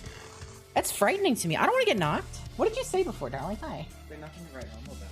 Oh, shooting gun. Yeah, I mean, that's kind of... Well, I was talking about, you know, from a game development perspective. For sure. Also, the reason why you fucking knock yourself on your ass is because you don't fucking put it against your shoulder. Well, I know, but if you... That's what the chat is telling me. I'm making conversation. Okay. My husband's being very antagonistic today. I love you. I love you. Okay. Hey, you're bleeding. Oh, am I? Yeah, right here. Oh. Oops. Oh, did you nick yourself shaving? Yeah. It's bleeding. You really got yourself. Oopies. Sorry to put you on blast, darling. No, it's okay. I love you. I love you. God, I just took my headphones off to talk to him, and we gotta fix the acoustic foam. It's not too bad sounding. Like, I listen back to my voice occasionally. It doesn't sound, it's not too noticeable, but most of our acoustic foam we put up has fallen down, and it is a little echoey in here.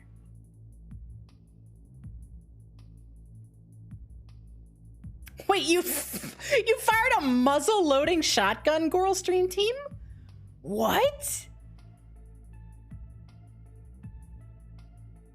They give you the blunderbuss?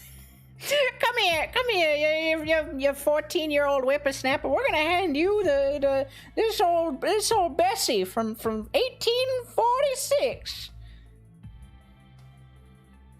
That's so funny. Do not fire shotguns like Arnold in Terminator 2. I don't expect to. Yeah, no, I'm not planning on doing that. Although I would love a something that makes me a little sad is replica firearms are, as of a few years ago, illegal in Canada, which I think is a good choice overall. I think, you know, I mean, like, I'm glad that we're cracking down on that stuff in our country, and I'm fine with that. However, it means unless I go to the States, will never know the joy of doing a Terminator 2 flip cocking a Winchester 1887. No, that's what I'm saying, Dart. You can't have replica guns. And they're shaped like it. I guess you could get like a proper Nerf gun, but it's not gonna have the same weight to it, you know? I like the shape. The shape is important to me.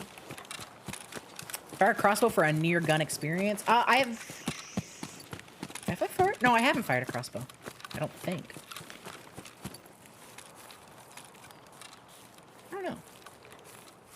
They customized the shotgun to be able to reload it like that.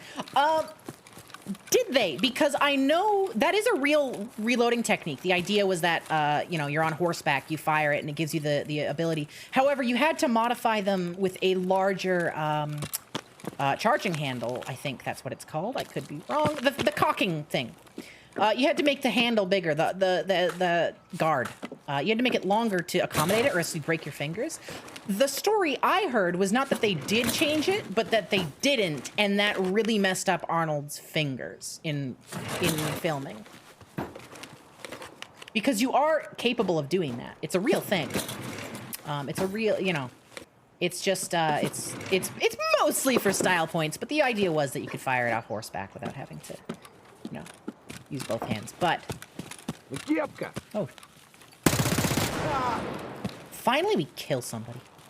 Like, I know that's a grim sentence, but my bloodlust has been primed. Give me your shotgun.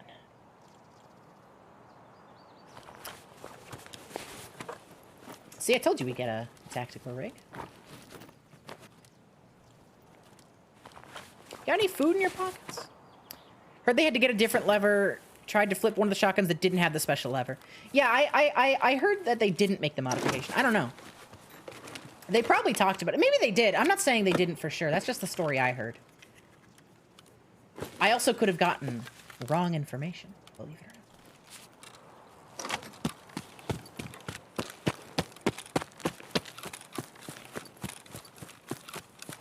I love Terminator 2. Terminator 2 is probably my favorite movie. It is a fantastic movie. It builds off the first so well. It is so fun. It's got a heartwarming message. Freaking Sarah Connor. The evolution of, like, traumatized regular woman to, like, well, still regular woman becoming traumatized. The evolution of that to, like, just trauma-laden super... Oh, this is a great key. Super badass is the coolest thing in the world. I love Sarah Connor so much. Terminator 2 is fantastic. Like, it's got good action, it's funny, it's a tight script. It's very... You root for the characters. It's just... It's a good film. It's a good little flick.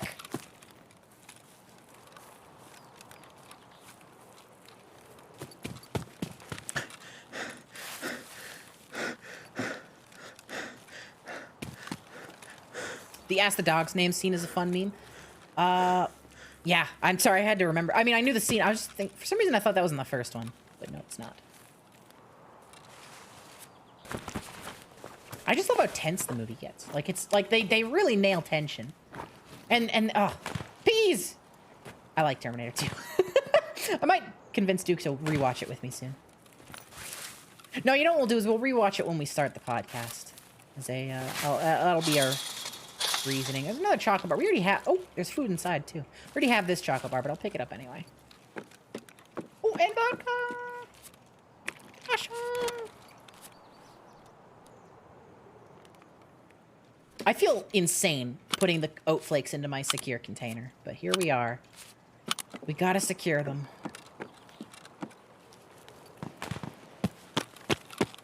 Alright, let's get to moving.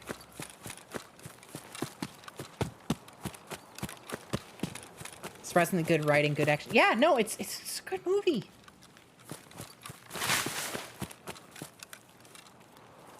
I just wish James Cameron didn't, like, glue his entire body to the Avatar. I like that. That's the saddest thing that because like Avatar 1 was like fine. I am sad that you know he's basically just been gone from the film industry for so long because Avatar has taken so long to make. I think Avatar 2 probably got Duke Nukem Forever. I think that's why it's taken so long. Because Duke Nukem Forever, if you don't know the story, the reason it got delayed so much is because every time they were getting somewhere, a new game would come out while the game was still being developed, and it would, you know, knock the pants off what they were making. And they're like, well, we gotta... Why is my... I'm starving.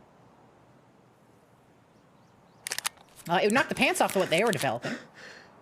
And so they were like, okay, we gotta start from scratch. We gotta be able to, you know, compete with Half-Life. We gotta compete with all this stuff. That's why Duke Nukem Forever took so long. And then the game came out and it sucked. But I think that's kind of what happened with Avatar is, you know, because Avatar 2 was announced like shortly after the first one, if not before it even released.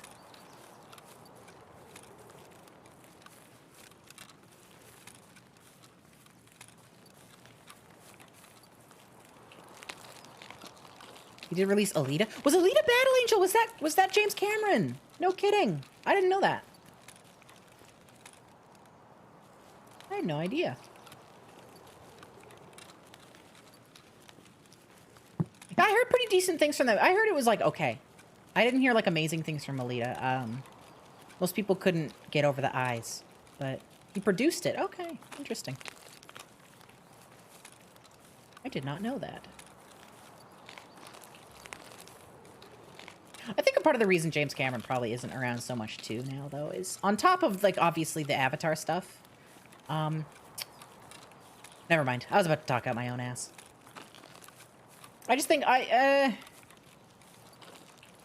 just think the type of movies that James Cameron makes aren't popular now.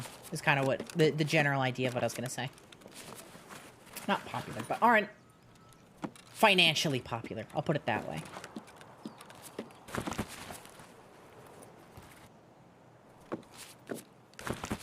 Eyes are weird, but it's the most faithful adaptation of the stuff I covered. That's neat.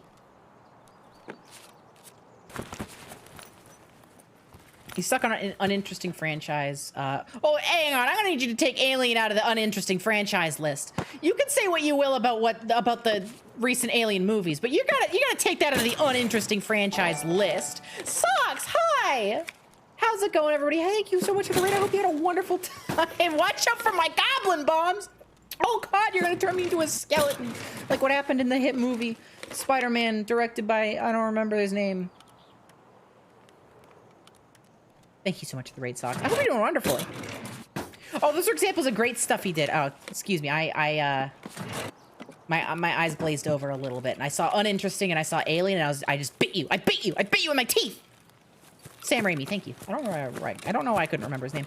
Hi everybody. Hope you're having a wonderful time. We are currently doing a HelloFresh sponsored stream. If you want to support me, exclamation point HelloFresh. You can use my code to get a huge portion off of a meal kit, your first box. It is, seriously, it's super, super helpful for me. And it's delicious food. The challenge is we're looking for one of every in-game food in Tarkov. Unfortunately, I keep dying. We've found very few food items. We found about 5 of like the 38 total. We're getting places. We're making progress. Aliens is good. Aliens is not my favorite movie, but it's up there. Terminator 2 is my favorite movie, I'm pretty sure. But Aliens is fantastic. Seal212, thank you for the sub. I think it's very funny how you haven't seen that. Oh, which Sophie art have you not seen? Oh, the one that I can't see it. It's down there. It's down there. Yeah, this is the one that Duke made for me back when Valorant first. Remember Valorant? Back when Valorant first came out, Duke made this for me. I like it a lot. This is actually like one of my favorite pieces that he's done for me, so I use it when I play Tarkov. Anyways, yeah, I think it's funny how like similar Alien and Aliens, like those two movies are to the way that Terminator 1 and 2 went, because you know, Terminator and Alien were both horror movies essentially. You know, Terminator 1 was leaned a little more in the action, but it was essentially a horror movie. And Terminator 2 and Aliens were both full action. And they're both, like, sci-fi. They're both, you know, they're very similar in a lot of ways. And also, and James Cameron did both. I'm pretty sure. He did Terminator 2, right? Sharkwave said $25. Oh, God. Sharkwaves donated a generous The donation went right over the, speaking of the bad guys. I don't know where they are anymore. Found that one. I know where he is. On the floor. Yeah, I haven't played Tarkov on stream for a while, so we're doing today's challenge. I am happy to get back. I hear your footsteps.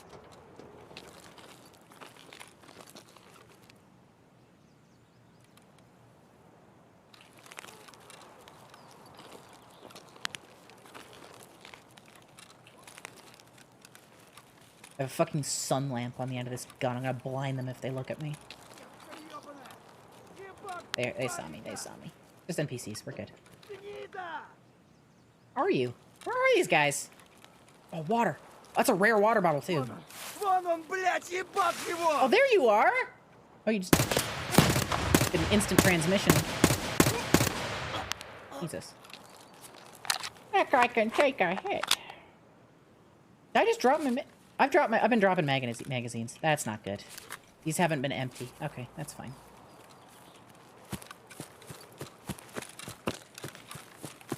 Aliens is still very much a horror movie, especially if you consider Terminator horror. Alien, oh yeah, absolutely. You know what I'm saying though. They went similar directions. It is in no way an insult. They're both great.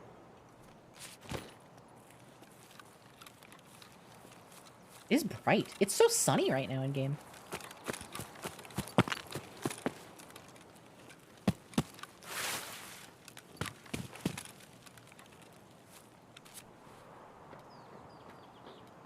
Shit.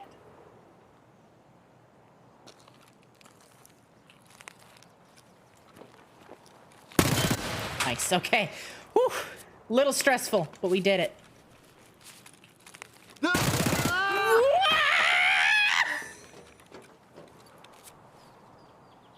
I got him. That was very scary. I didn't expect that guy to be in here. You jumped. Yeah, I didn't expect him to be in there. Oh my goodness. Oh, there's another one. Are you serious? It never ends. Okay, they're on the left. Grab this gun. Oh, another avenue. Mustache? I'll take a mustache.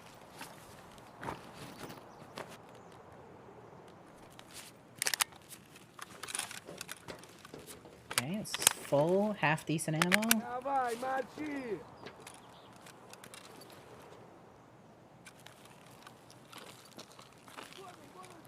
So far. They saw me too.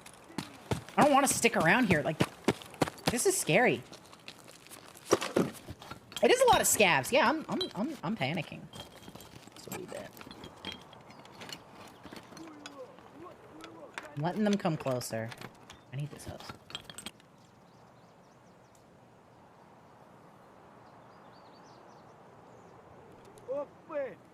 There, they should be in the camp now.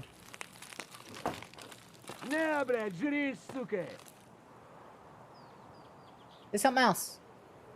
Thank you. Missed. Oh, I missed.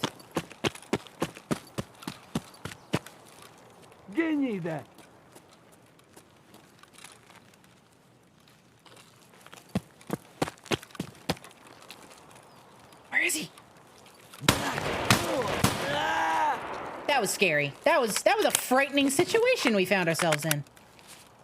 Yeah, I don't want to be here anymore. I want to leave. There's another one coming! Are you serious?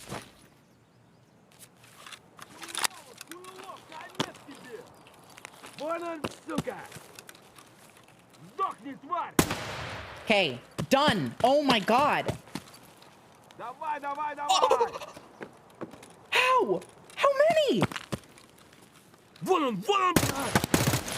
Yeah, I know. Okay, okay, yeah, okay, okay. No! What? I'm so sad. There is 7. That was the 8th scav. Are you? They just kept coming. They just kept coming. I did have a helmet. I picked one up. They just shot under it. Oh my god. There was so many. They just kept... What killed me? A gunshot to the head.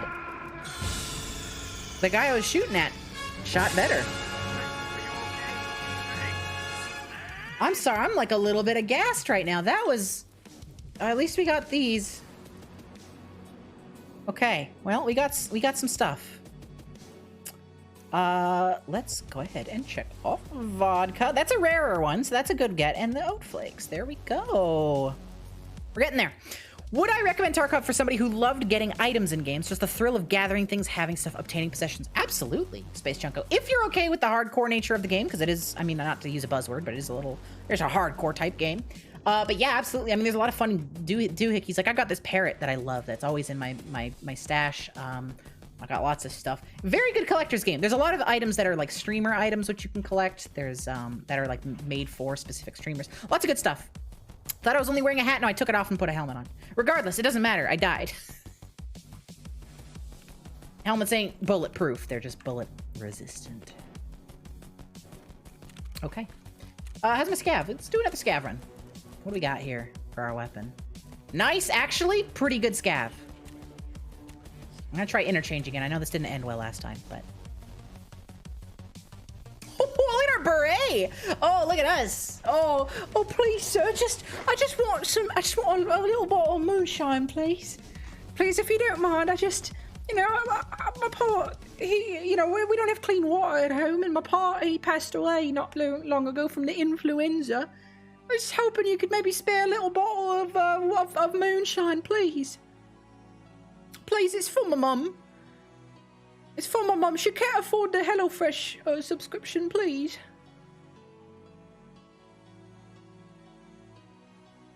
My scav's straight out of a Call of Duty campaign mission. I thought my scav was straight out of like an 1890s alleyway. A young boy, a young Victorian boy. That's what I see. With headphones on, obviously. I mean, he's got his Beats on. He can't. You know, he's a young whippersnapper. Of course, he's got to wear his Beats, but that's okay. Scav finds a bowl of porridge and yells, "Yippee!"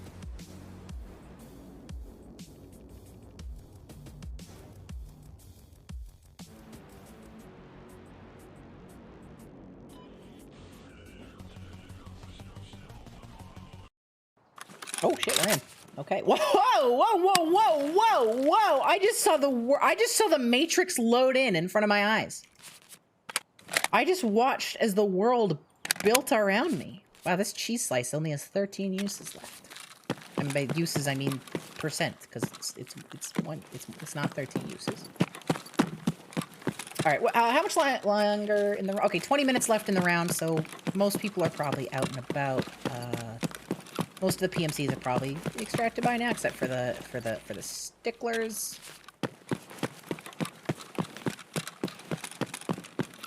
How goes our grocery trip? I killed 7 guys and another one came. Otherwise, it's good. You're always in the market for a new game where you can obtain doohickeys. Yeah, it is a good game. I love this game. Just know it is a tough one. It's not easy on you. So like, if that's not your cup of tea, don't be afraid to not play this game. Is a weird sentence. Like, what did Duke? What'd you say? Also for the price, oh, it's not that expensive. HelloFresh would never do this to us. That's true. It keeps doubling up on the command, also. Oh, no, you typed it twice. Okay, fair enough. Wait, no, you didn't. Why does it keep doubling up? Whatever, that's twice the code. Oh, yo, HelloFresh is giving you 2 codes. They're giving you extra. I mean, it's the same code both times, but that's a bargain. Literally, you're missing out if you don't snatch this up.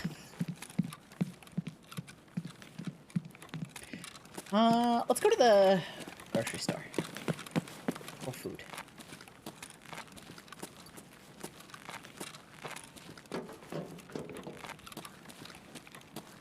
I think I just heard somebody, but I'm not entirely sure.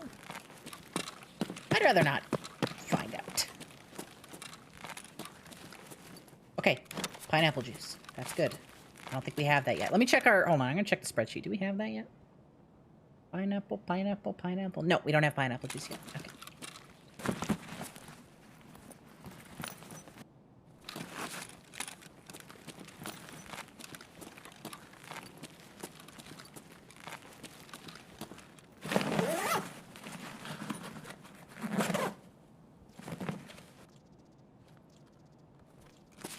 You'd be interested in Tarkov if it wasn't static at 45 smackers? I think it's worth the price. I think 45 is a fair price. Not to say, like, oh, spend it. I mean, like, obviously, you know, it's still expensive, but I still think It's a fair price. I don't understand people who get like the Edge of Darkness edition, which is like $100 and some odd. That's crazy to me.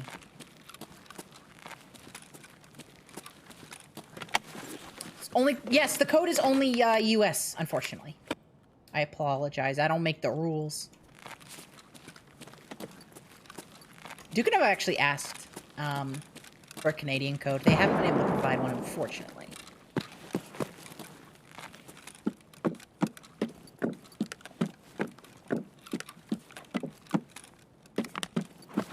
I'm not seeing food, I'm just seeing computer parts. And if I eat that, my doctor says I will go to hell.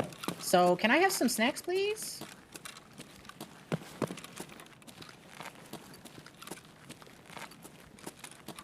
Yeah, I'm Canadian too, I'm sorry.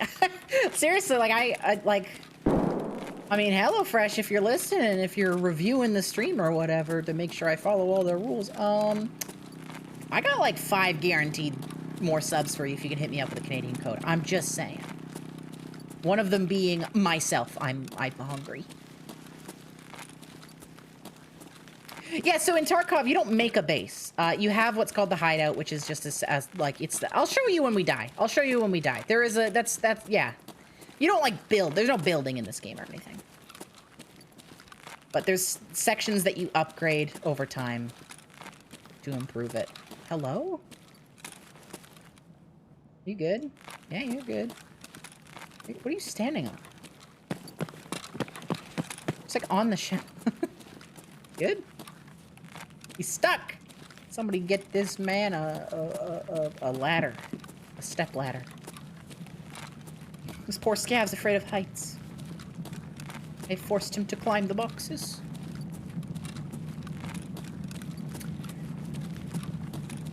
Yeah, no, seriously, HelloFresh is fantastic for, like, I have ADHD myself, and, like, the pre-portioned ingredients is the big pull for me.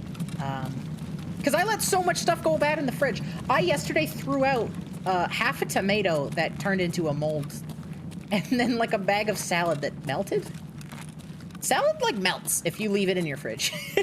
Don't do that. But yeah, like, even if I do use, like, the stuff, I never use enough. I don't know, I don't cook a lot.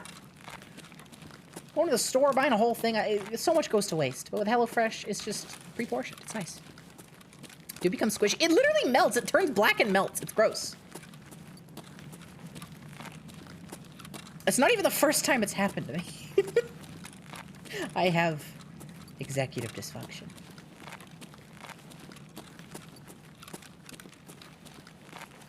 Oh, tomato water from the crisper. Yeah. Letting fruits go bad is the worst. They get nasty. I threw out a cucumber the other day that turned into, sop. It turned into sop. I, like, picked it up, and instead of, like, being, you know, tough like a cucumber, it just, like, pressed in like it was a half-inflated balloon. It was pretty gross.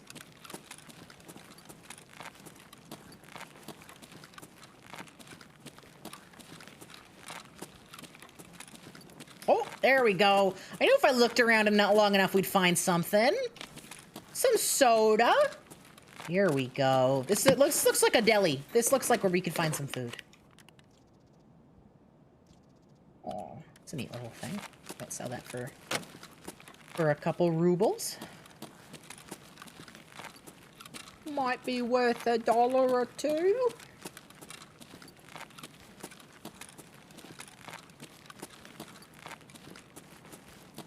There's no goods.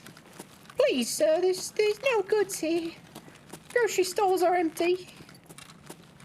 I just want some pre-portioned ingredients, sir, please.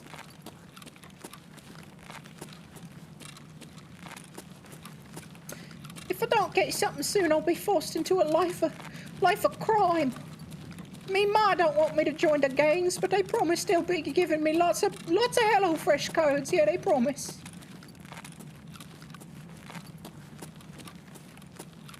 HelloFresh got you hooked on onions? Onions are delicious!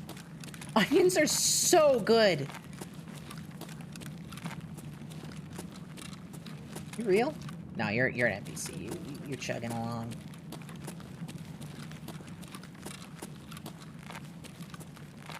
Yeah, onions are incredible. Hey, I got a little executive functioning tip, right? First off, obviously HelloFresh is a fantastic, like, if you got ADHD, it's huge. However, another good tip is they sell frozen pre-diced onions. And, like, they don't taste as good. They're not nearly as fresh, obviously. But, like, God, that changed my life when I found that out. Frozen and what the hell? I have never seen... Hold on. Stop everything. Stop everything. I've literally never seen this. What did I just find? Goes down to the garage. I've never seen this. Whoa. Okay, okay. Wow, I've never seen that before. Taught you about using onions and sour cream in your sauces. God, I'm jealous. I need to make some sauces. I don't cook enough. I really do need to pick up HelloFresh. Like, I gotta stress, the only reason I haven't is because the code doesn't work here. I'm sure I could find a Canadian code, but I just want that yummy meals.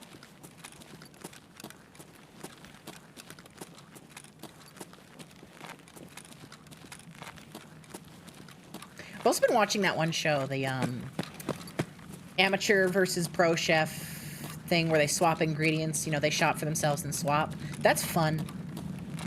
I watched one where they made a burrito recently, and it was seriously the pro chef's like base grocery store ingredients that they use. One of the most delicious things I've ever seen in my things I've ever seen in my life.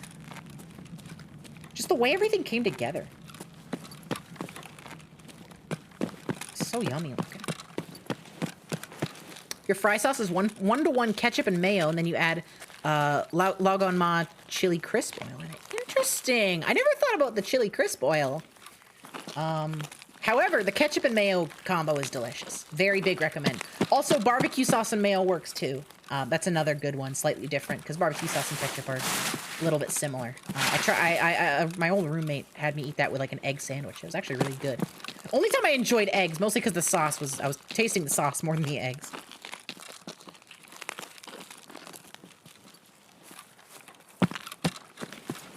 I've been making a fry sauce for dipping because you ran out of barbecue. That's good. Okay, I'm gonna get out of here. I'd like to survive once today. God, no. That's a player. NPCs don't go that far.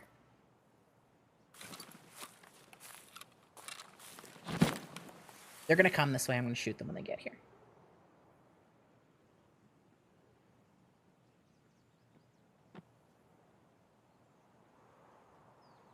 Did they? Are they over there?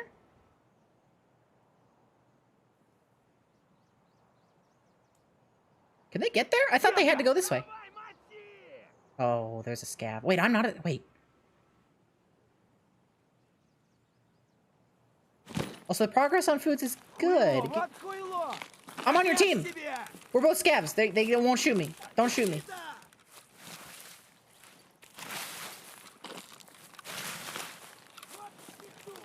They're yelling at this guy. They saw them. Oh, yeah, they did go this way. Oh, yeah, look at that. Oh, my God. Wait, they're around. I hear them. I hear them. I hear them.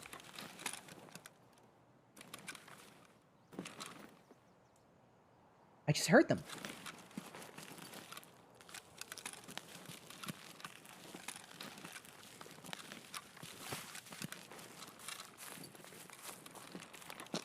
I swear to God, I hear their footsteps.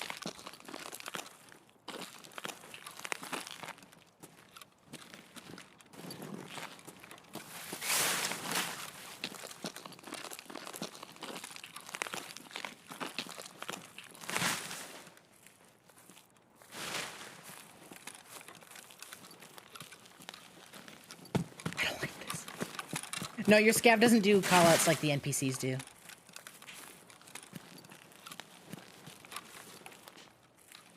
I think that's a scav. That's one of the yelling ones. Oh wait, we're not gonna shoot them. That guy like vanished. I swear I heard them, but I guess not. Okay, let's leave. like that the scav and PMC ecosystem is more complicated than different player starts. Yeah, I like it. I like how you can never truly trust anybody, but like there's kind of unspoken rules and, you know, scavs will help each other out and stuff. It's nice. Dude was booking it. We're out of here. Hey, survived and I got pineapple juice and rat cola. That's two. That's two more. That's two more. Let me pull up spreadsheet. Pineapple done. Rat cola done. God, we have a heck of a lot of progress to go. All right, get out of here. Let's get some gear out. Got some nice bullets spawned with. I'm taking the newsboy cap as well. All right, rat cola and pineapple juice. Beautiful. Yeah, Scav Karma was an incredible addition because before, spawning in as a scav, you just kill your buddy scavs and they would never shoot back, and it was just kind of boring. I love Scav Karma. Because like other player scavs would instantly shoot you. Now playing as a scav is actually a different experience than playing as a player. It's really neat. It's like a completely different like experience because you're not... As a regular player, you're shooting anything that moves, but as a PMC, you have to like actually do target identification. It's really cool. I like it a lot. I love Scav Karma. Okay, I'm gonna bring some painkillers. I haven't been doing that. I'm basically just gonna gear back up with exactly what we just came back home with. This is worth 20 grand. I'm gonna sell it. Oh, never mind. It's not. People are just selling it for that. I don't know. I'll take a splint. We got our gun. I'm going out with this, I think. Yeah, let's just go right back out. I'm gonna make woods work. I swear to God. First chat message just to say you're heading out for the night. Hey, that's okay, Nurse TV. Thank you for hanging out. And I hope you have a wonderful night. You know what? I cannot say anything bad about a first-time chatter who says, "Hey, I've been here and I'm calling it here." There's worse first-time chats. There are people who come in here, it's their very first chat, and they're like, "Hey, you got jam between those toes?" No, actually, I think the most common like first-time chatter that I see that always gives me a side eye. Not to say this is the most common first-time chat, but the one that like I see often that is always accompanied with first-time chatter is like something just extremely like, how do I put it? Like not something you say in a Twitch chat. It's almost like they think it's a DM conversation. Like I don't know how to even explain what this means, but like some people will come in and first time chatter and they just say something as if it's like a Twitter message, like it's a Discord, like very like almost like they have tunnel vision about everybody else in the chat and they think it's just a conversation between you and them. I get a lot of that. I know a lot of friends get that too. It's a very weird thing. And I think it just kind of comes down to people not really knowing the Twitch etiquette on how a Twitch chat kind of functions, but the person who put the credit card info, oh God, that was so long ago. That was funny. That was funny. Hey, you got feet? Bonk, there's the credit card right under it. That was funny. And you know what? I did have feet. Yeah, somebody did that just to plush gal. They just dropped it in. Wasn't that Chase? No, that wasn't Chase. No. Chase didn't. No. Chase showed up in Rust, and on a separate occasion, Chase sent me sent a phone number in, I think, Duke's chat. But a real person just randomly joined my chat and was like, "Hey, you got feet?" and then posted the credit card info. What happened? Well, they gave me the credit card info, bash something. What do you think I'm going to do? I'm going to spend that money to get rid of my feet. I got a chuckle from my husband, so I'm proud of it.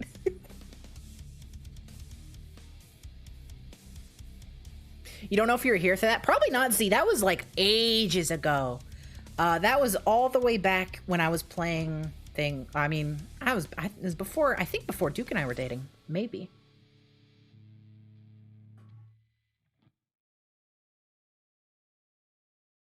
Yeah, a long time ago. Flesh Must Grow, thank you for the 420. Grow donated $4.20.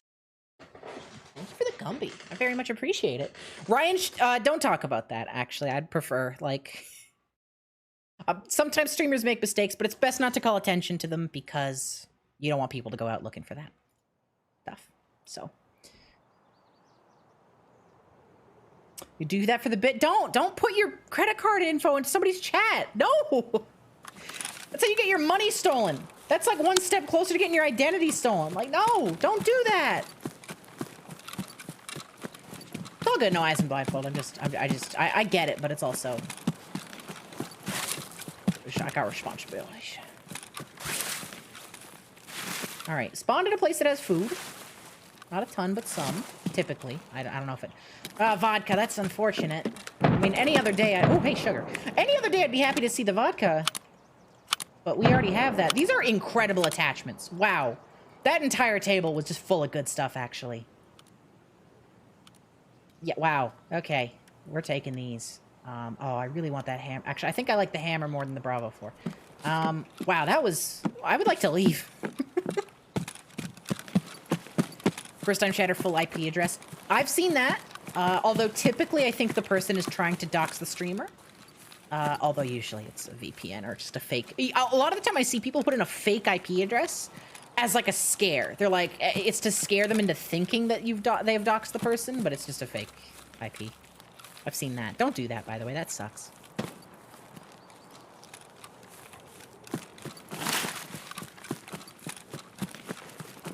I think it's very funny seeing, like, it's usually kids, right? Kids that are like, oh, you scared? Here's your full IP address.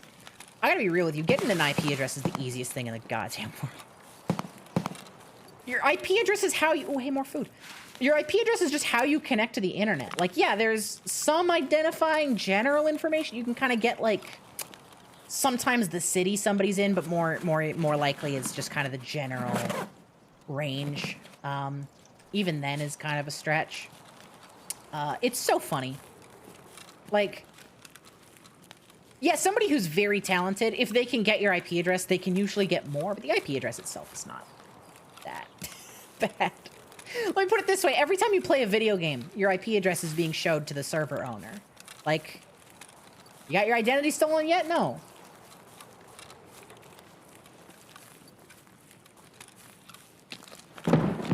There are certain things that are very funny when you're watching a video so far disconnected from the circles you exist in. If you try that fake stuff here, you did. Yeah. Some people think like that's like bits in certain circles, and here it's just like, okay, bye.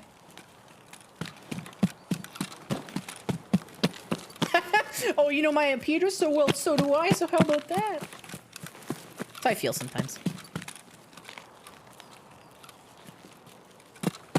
That's another thing. Is yeah, static IPs. Not a lot of places are like a lot of telecoms companies are moving to dynamic IPs anyway. So doesn't even matter.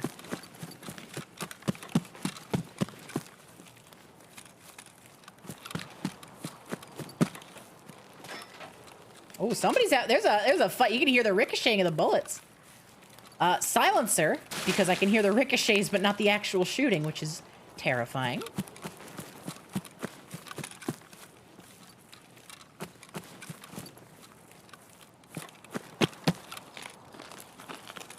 Probably not going to go in there. I think I'm just going to leave. I think I'm more than happy with just being on my way, as it were. Yeah, I'm just going to leave.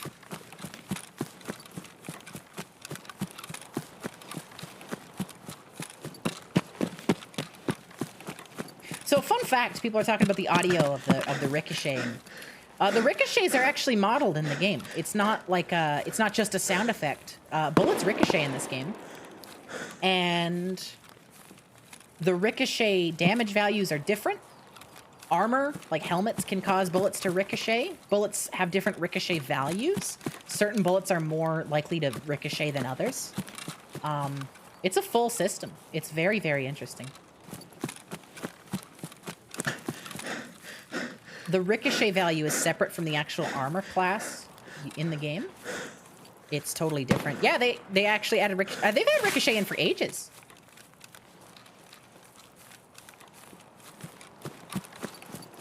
There's also bullet fragmentation is also a thing. Not just ricochets, but also bullet fragmentation. Because bullets will shatter if you know, they hit certain things. And that can also hit you. There's actually, like, safety glasses in the game that, like, are specifically made to block shattered, like, you know, bullet fragments. And they do work like that. It's a 1 in a million chance that a bullet would fragment and hit you in the eye, but if you have those goggles on, you're good. It's neat. There's a lot of detail in this.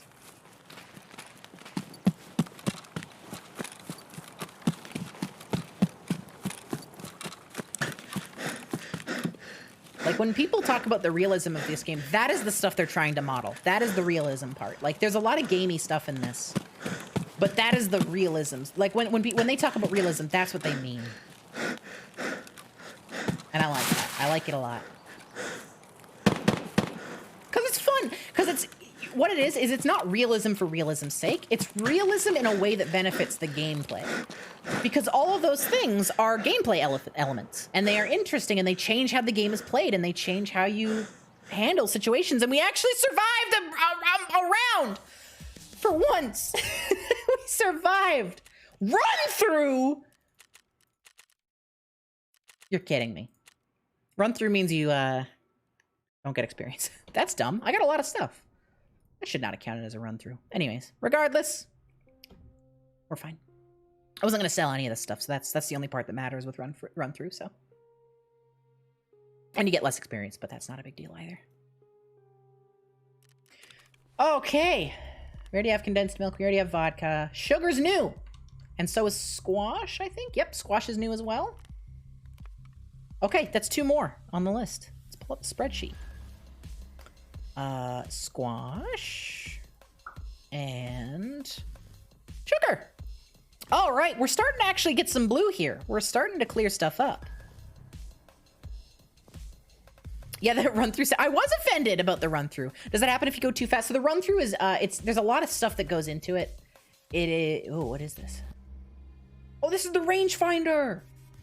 Well, that's awesome. Anyways, a run-through basically, there's a lot of stuff that goes into it, but it comes down to how much stuff you looted. It comes down to how much experience you got and how long you're in the match. If you leave in like 10 seconds, even if you get like 3 kills, it's going to be a run-through usually. As far as I know anyway. But, I don't remember. Forget. Anyways, I'm gonna keep this Raptor. That's actually useful for me. I just put 2 on top of this gun. Sure, for storage reasons. I got a nice sight. 2 nice sights out of that. I'm actually very happy with that last run. Also, let's treat our gun to some love. We've got some money now. No, we don't. We're very poor. But I'm still gonna treat this gun to some love. We're gonna throw some bits on it real quick. But yeah, I was offended about the run-through status because I thought I did quite well. Okay, what am I buying? I'm buying a Bastion dust cover. I am buying a better pistol grip. I'll buy this as well. And I'm gonna buy this, I believe. Yes, this is the one. There we go. Like, this is my favorite. Like, I love how much you can do with the guns in this. Like, gun's so their game's so detailed. Yeah, I'm not in love with this scope, but it'll do. It's something. It's not really a scope, it's more of a sight.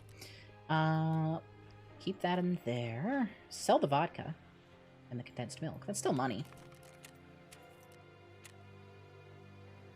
Why is there guitar music playing? This does not match the mood of the game. I think it's not that far off from the mood, but that's just the game's music.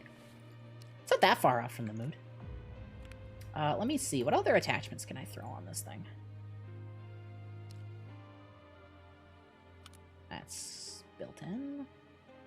Oh, here we go. Pop that on there. Cool.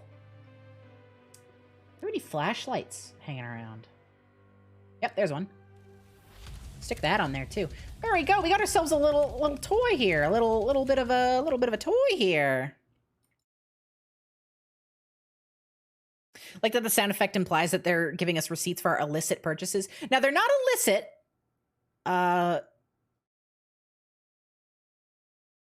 It could be above board actually. Some of them could straight up be. I think some of them are technically illicit. Like I think Peacekeeper would be illicit. He's selling American weapons. But oh man, should I go into the lore of Escape from Tarkov? Basically, this place has been cut off from the government. It's basically been left to rot because it was a commercial failure. And there was like private, well, PMCs, private military contractors. They were having a war inside, and it just became a war zone because of these PMCs all fighting each other, and so they locked it down. This place has basically been cut off. It's no longer considered part of the nation, kind of. It's surrounded by kill squads. You can't leave. And these people are left inside. These are the people that remained, and they do business here. Some people stayed on purpose, some people didn't. Therapist is probably... I mean, a lot of these people just sell, like think about it like a post-apocalyptic situation. The point of all this is there a point to the receipts? Do they actually give you receipts?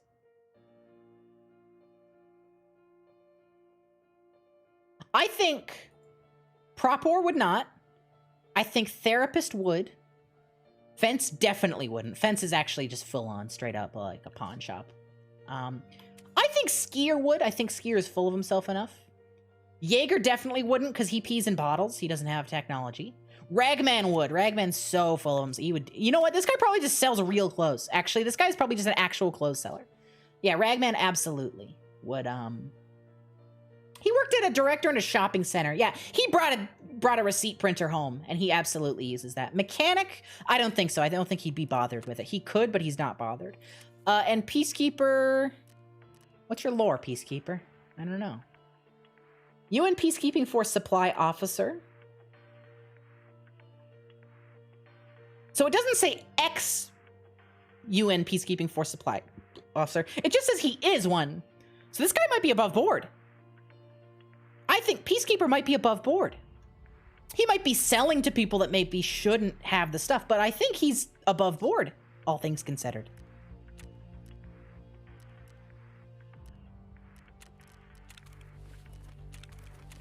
Type in the comments if you think Peacekeeper's above board. You think Ragman would give you a receipt ironically? Yeah, I think he would, but it's like a slight, you know? It's like, huh, right. Anyway. Let's go back to Woods. That went well.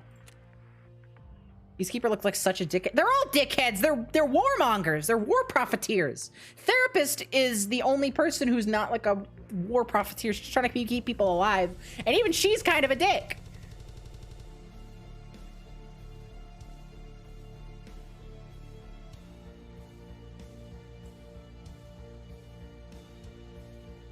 Regrettably, Mensa headquarters in Seattle has been ransacked by 2 unknown assailants. Please be on the lookout for 2 average height men wearing shirts from the company's Mega 64 and or Thrasher. Be #vigilant. Thank you, Mensa Seattle, at Liars Club fan account on Twitter.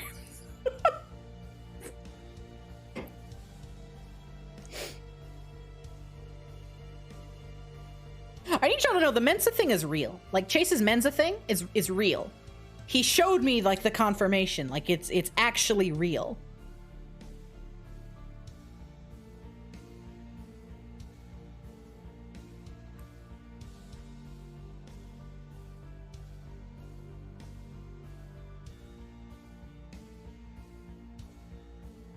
I wonder if there's Mensa up here. Maybe I could... The vibe on him, though, shitty little sunglasses. They're all literally evil. Everybody in this game is evil. What? Oh, just on Transco, if you hadn't heard, Chase got invited into Mensa for having a billion IQ. He did the test. I think he lied to Jackson saying he was going for a doctor's appointment, is what Duke said to me. Is what Duke said Chase said in like a Liars Club episode.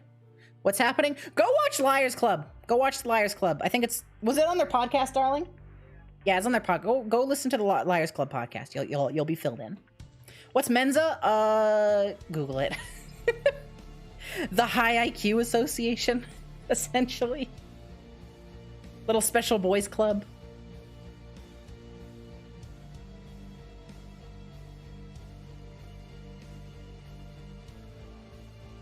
It's the funniest thing in the world.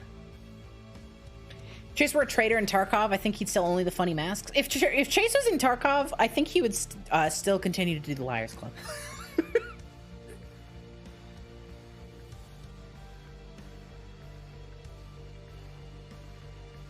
Yeah, it's like Rick and Morty. Yeah, that's Mensa, yeah.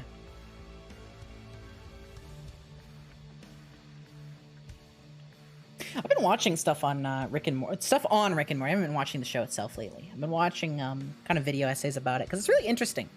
Because I watched the first 2 seasons of Rick and Morty. I think everybody on the first 3 actually. I think a lot of people did. And like, all I remember is watching the show and then feeling unsatisfied and then turning it off.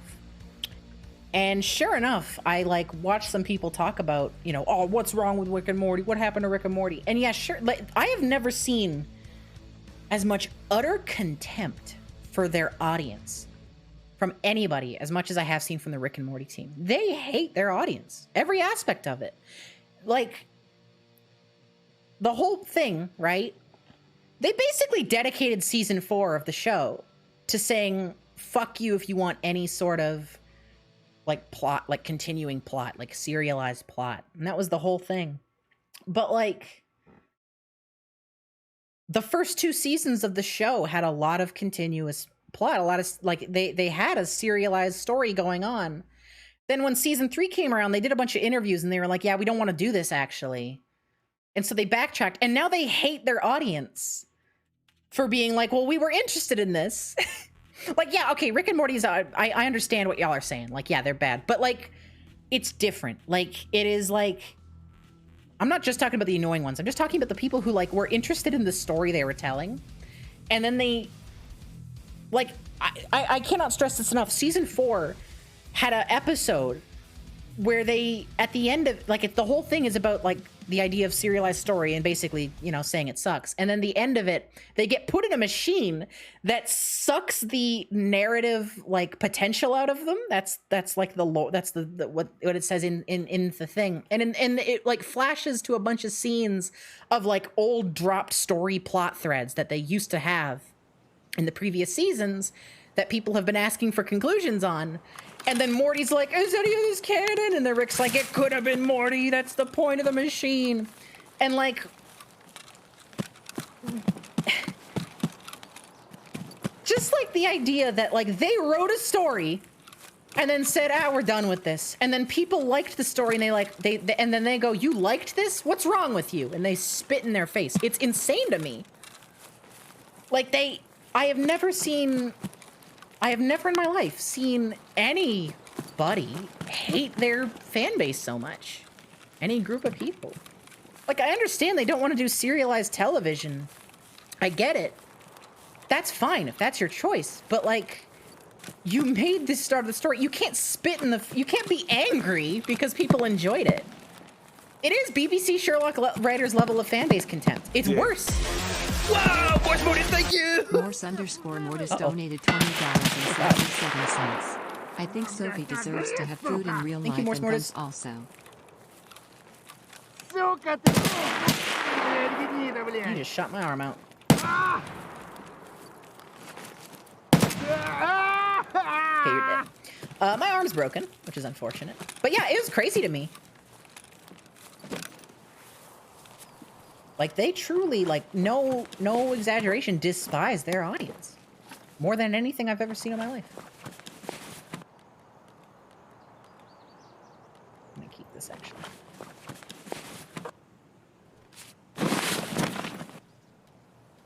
Loud noise.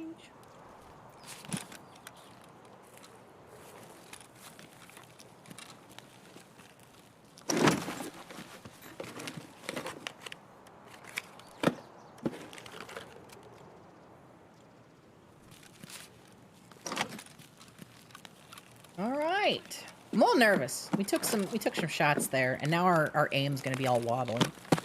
What series are you talking about? Rick and Morty, which is a hell of a no.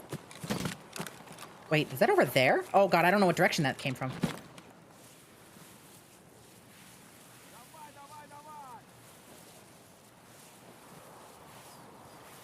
I'm in danger.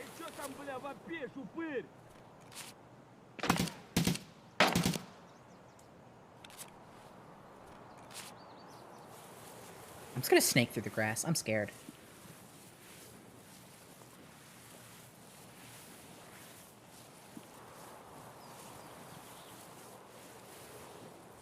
I'll talk more about Rick and Morty soon, I promise. I'm sorry, I'm scared.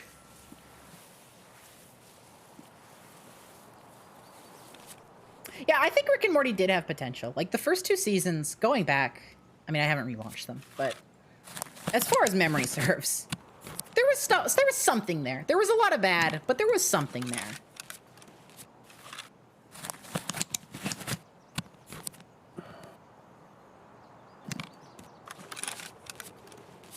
I'm not saying that, like, anybody was owed them to continue that story. It's just the fact that, like, they got angry that people were interested in what they were making, and that's weird to me. Wait, season 6 of Rick and Morty premiered tonight? Really? I didn't know that.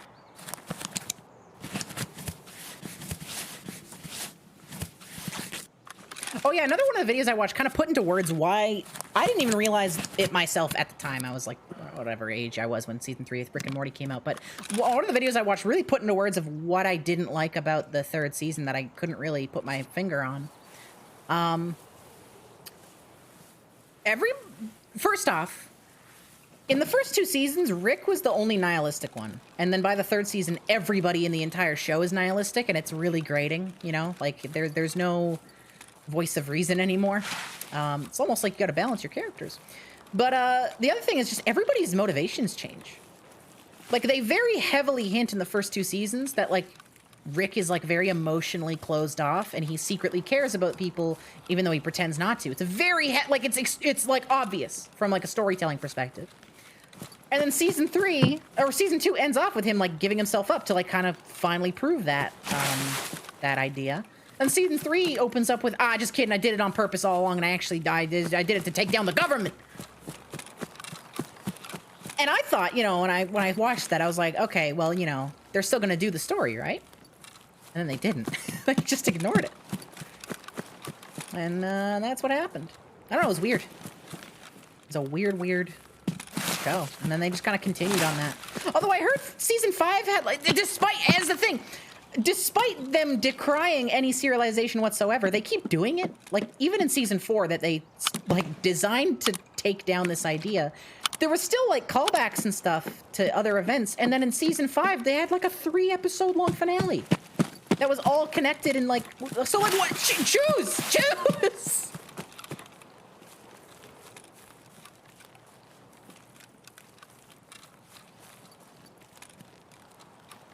Feels like after season 2, they started to believe what their fans said about Rick. Yeah, 100%. It was kind of implied in the first 2 seasons, as far as I'm concerned, that, like, Rick was very smart, obviously, but he was not like, invincible. And then they literally start calling him, like, a god in season 3 onward. Very weird. Yeah, that's the thing. It seemed like Morty was gonna learn from Rick and become a better person. They were each gonna learn from each other, right? Because, like, I thought that was kind of the dynamic, and then they just, like, didn't. Morty just got angry and shitty. But not in a satisfying way, because they definitely hinted, like, that Morty had some issues that he had to work out, and then he just never works them out. He just has issues. And then Rick just kind of doesn't. I don't know. It's weird. It's weird. It's just a little sad, because the first 2 seasons, they had something. I'm not saying it's the best TV show I've ever seen, but, like, they had something and it just kind of fell apart. It was weird. I hadn't, like, thought seriously about Rick and Morty in ages. Because I assumed that, like, when I stopped watching season 3, I thought, in hindsight, I was like, that was when I realized the show was nothing. But it was kind of them just undermining their own ideas and story. There was something there at some point.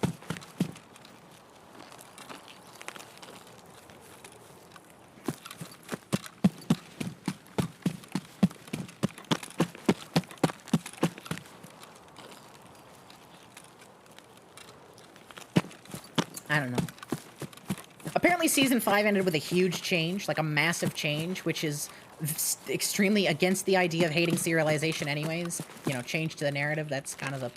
Not doing changes to the story is kind of the point of episodic material that you love so much. But anyways, I want to say maybe they'll do something with it, but I also thought that about, like, season 3's ending.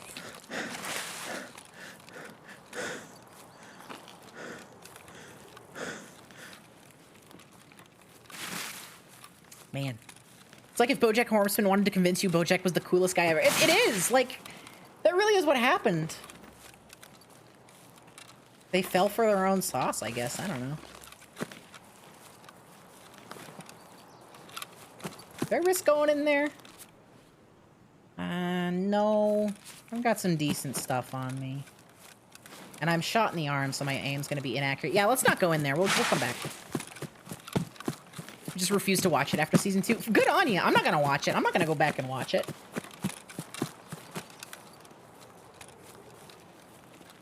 Just a weird little, like, and again, I gotta push this, like, I don't really care that much that it ended up being a bad show. Stuff happens. Bad shows happen. It's just how hard they stuck to their guns about it. Like, how much they clearly hate.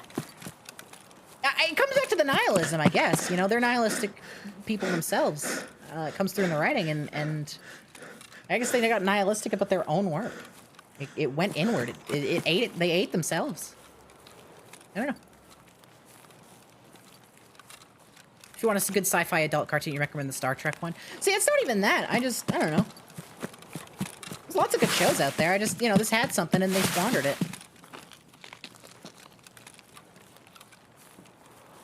I took my hand off my mouse to, like, scratch myself, and I heard a footstep, and now I'm scared.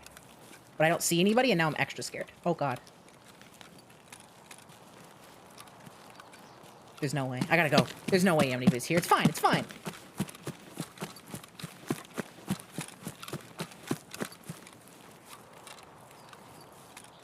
Sorry to invite a discussion about Rick and Morty, y'all. I feel like that's not, like, the kind of a conversation you expect to hear on a Sophie Baby stream. I leave here, right? Where did I spawn? Yeah, this is where I leave. Okay, we're good.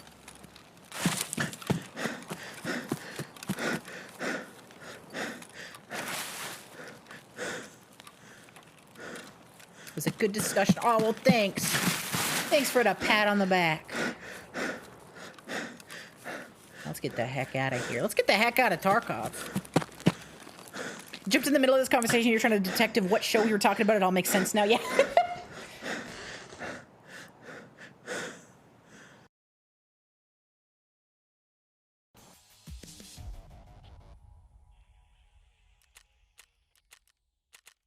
So my hot take, just to tell you, said you think Pickle Rick is the perfect summation of the show. They made an episode that calls out Rick and hint at actual growth, but completely drop it, and the only reaction is haha Pickle Rick. I disagree. I think Pickle Rick I think Pickle Rick had the same issues as everything else. The ending of the therapist, you know, talking down to Rick and telling and breaking and, you know, dissecting him as a character in a sort of meta way is extremely it pushes it down the viewer's throat. It's very much like, also we got a food item. It's very much like you're too dumb to get this kind of feeling to me. I don't know. I don't like it. Also, we got a emergency water ration. That's one more item. Not a ton of food on that run, but that's okay. We're getting places. We're making progress. How much does this sell for? 30 grand. We'll just keep that. What caliber is this? Ooh, this is a fancy little suppress. I'm keeping that. That'll be good on, not this. These little doohickeys, I think. Let me just check that. No? Oh, yes. You do this. Look at that. I might take that with me. Maybe later. I'm gonna put that back in there. What is this? 762. Nice. That's 556.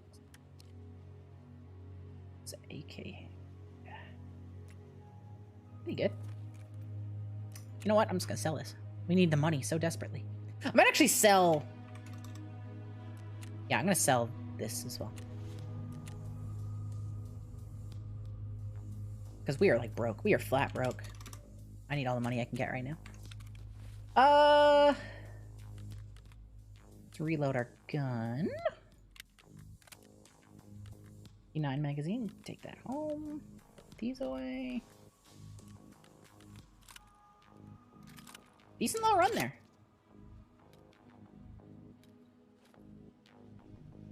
Cool. Yeah. Nice and simple. Didn't get a ton, but that's okay. We need these little wins. We need them. Okay, let's go to customs. Not a ton of food here, but I'm still gonna go there. Oops, sorry, I just smashed the mic.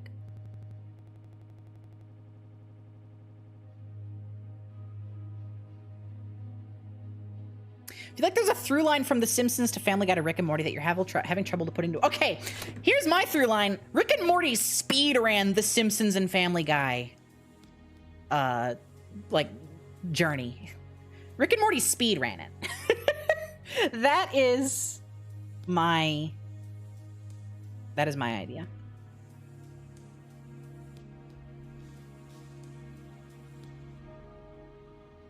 Why's the PMC got a Homestuck mask? What is wrong with you? Get out of here.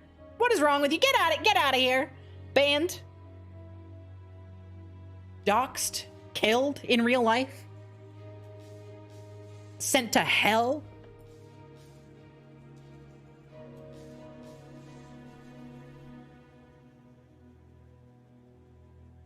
Having lengthy discussions is genuinely so awesome, TBH. Well, you come to the right place, because oh baby, I can have a discussion, and that's thing so lengthy you call it a ruler.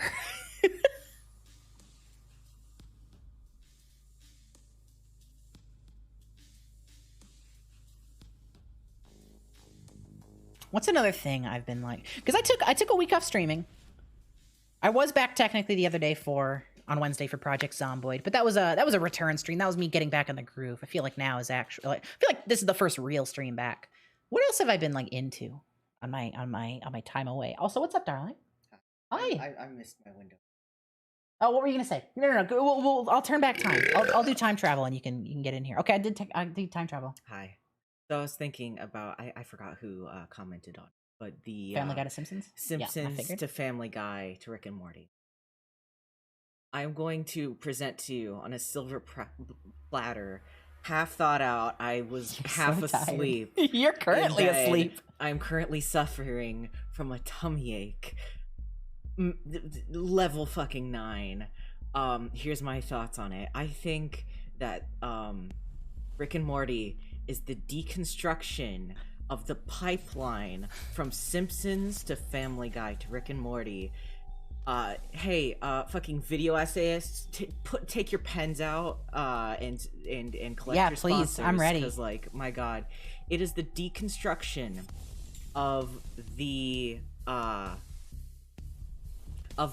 breadwinning male of the nuclear family.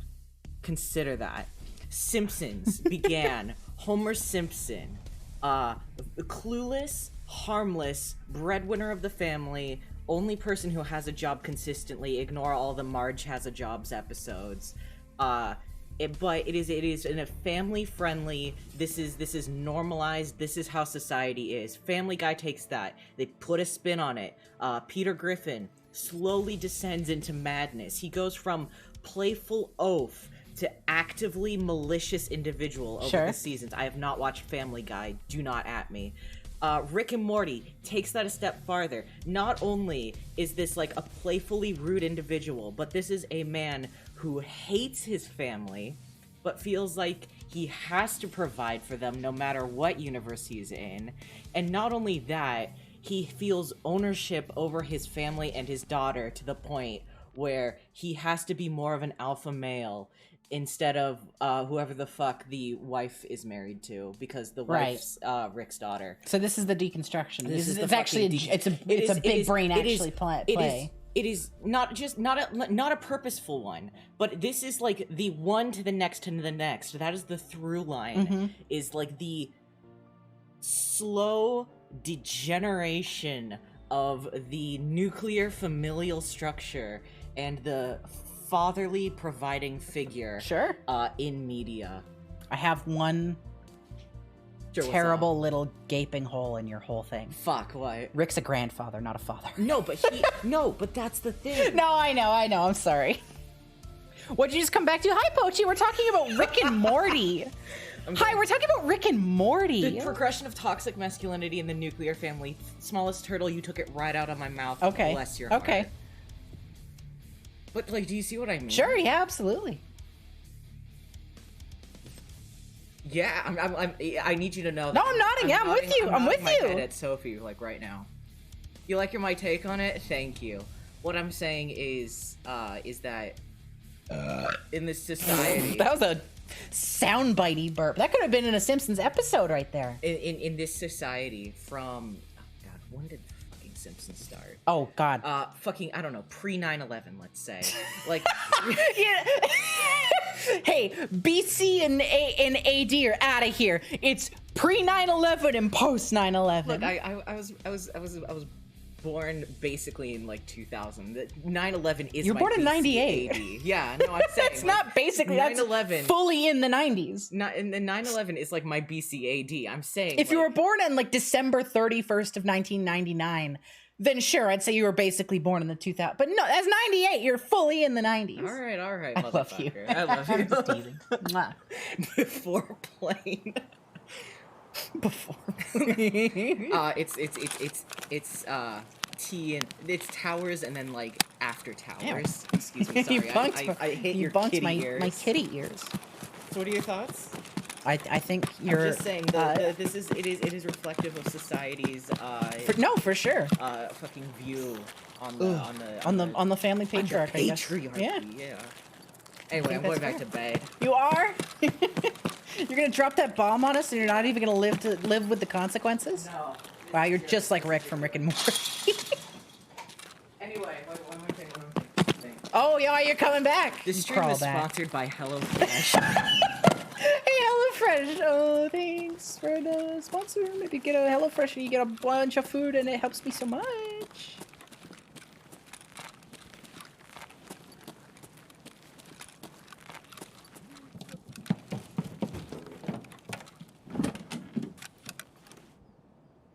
I heard something. HelloFresh Rick and Morty. Hey, I'm sure that there's some HelloFresh recipe somewhere that teaches you how to make Szechuan sauce. Oh God, we're gonna die from thirst. Let me drink this milk, because we already have milk at home. So like that milk's gotta be gross, right? It's sitting on a couch for God knows how long. Like that cannot be good. That cannot be before its expiration date. It's in a box. She 22. Thank you for the follow.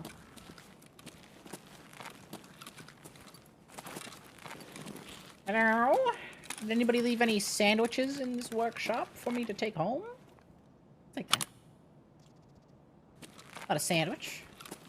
But if I, toss it in a pan with some sauces, I might be able to get some good flavor out of it. You know, this thing here. Kind of looks like a cucumber, if you squint. It's got the same profile.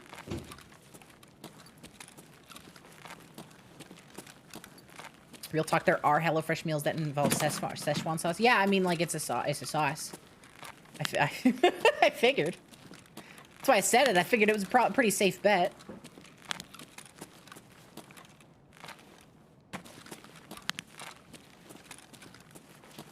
Couch preservation is the best way to keep milk. If you keep it in between the cushion. If you soak it into the cushions, it stays good longer. Because the milk particles are separated or whatever. It's like bananas.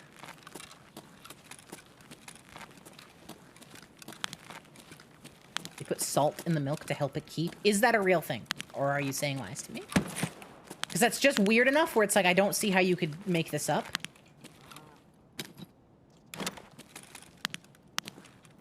Oh, hey.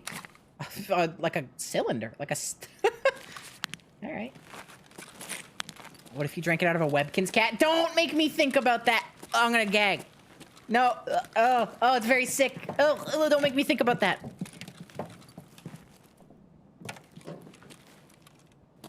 I need a delicious HelloFresh meal to get this taste out of my mouth.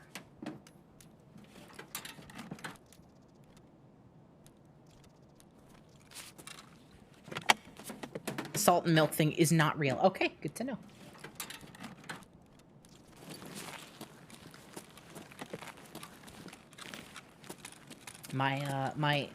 Oh, croutons! We need those. My overall knowledge today is reset back to 0. I love when I learn something new and immediately unlearn it. Learn it's not true at all.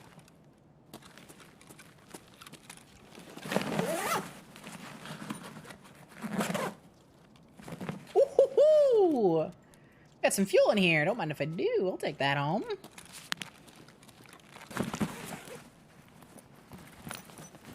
I'll probably drink that. Fuel? It's like... I mean, it's a lot, but, you know, in multiple settings. A bit much for a single drink. Yeah, you could probably chug that back.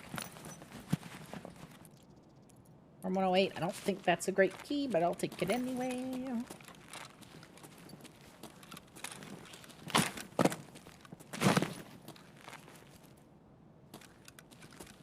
Let me up here. Please. Please!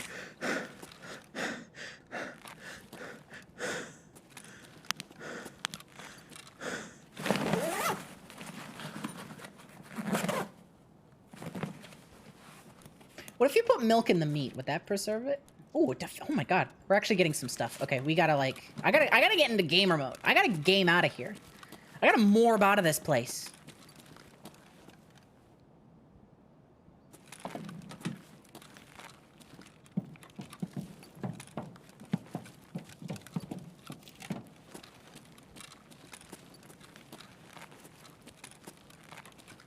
Sorry, I might get a little quiet. I'm like, I got like a lot of money's worth of loot on me now. I'm a little, not a lot, but a fair amount. Actually, listen, the food is important to me, but not as important as this defibrillator. We need money so bad. If I lose those croutons, it'll be a sad day, but as far as I see, it's an investment. I can't hunt down food if I'm dead and out of guns. I can't get guns if I got no money. Unless I make other people go dead. That's not a guaranteed. That's not a guaranteed win, you know? Because what if I get dead? I lose even more money. Bad gamble. Don't know anything about Morbius except it's Morbin time. I unfortunately know about the have sex, Matt Smith sexy dressing scene. The song goes, have sex. I learned about that. Also, that was a scary little gunshot.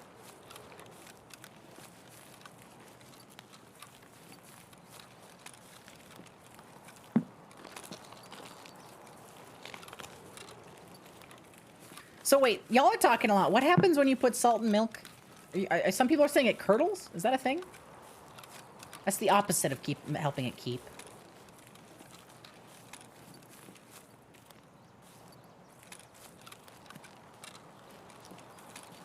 That's what he was dancing to? Yeah, that's what he was dancing to.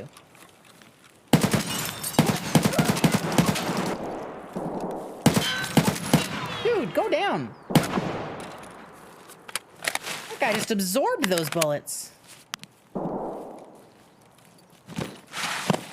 I know you made it up. I know other people are talking about it though. I want to catch up.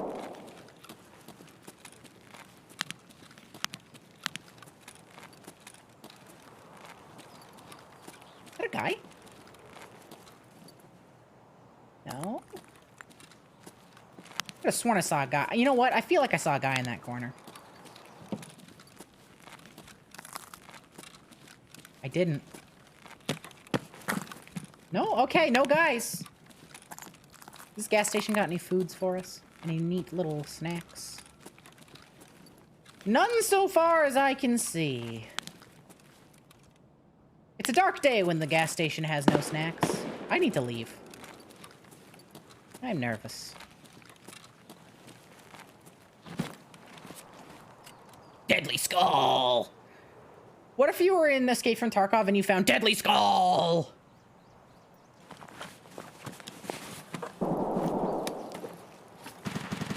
Oh, there's a sight on this. It's a nice little SKS this guy had. I would love to take your armored rig there, buddy, but I don't have the space for it, so I'm gonna leave. I'm gonna do so quickly because I'm scared, and I have the unsettling feeling that there's an armed person approaching me. I'm having a premonition that I will be shot in the head shortly if I don't get out of here.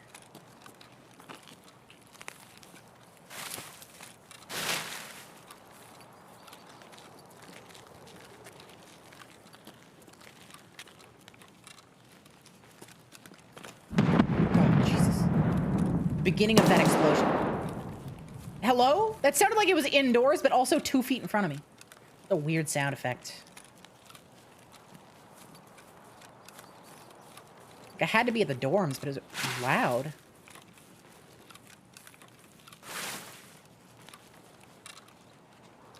I don't like this. I don't like this. I don't like this. I don't like this. I don't like this. I don't like this. Let the record show this sucks shit. I don't like this.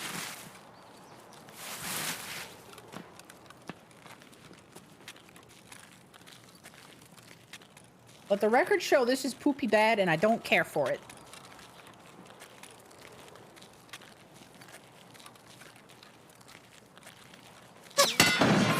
Fuck, that guy saw me so quick. That guy's a gamer. We gotta go. That guy instantly saw and shot. I saw that guy peek around. He just like laser beat. He knew I was there. Hang on, darling. I'm in a combat scenario. What's up? I fan art. That's awesome.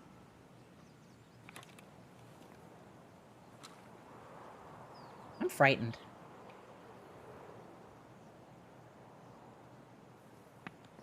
Yeah, okay. That was a grenade.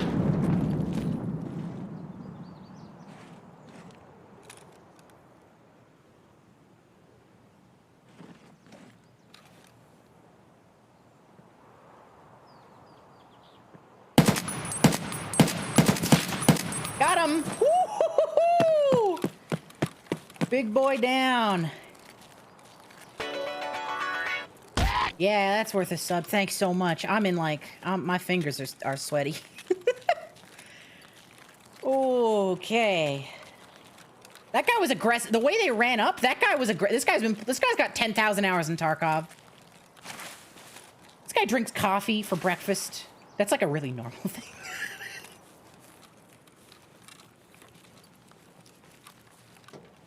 Oh my god, he's juiced.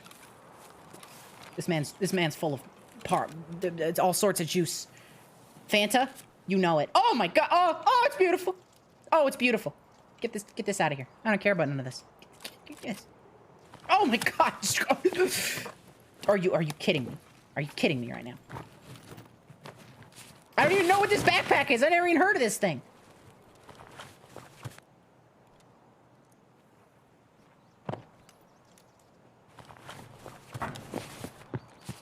I'm gonna die.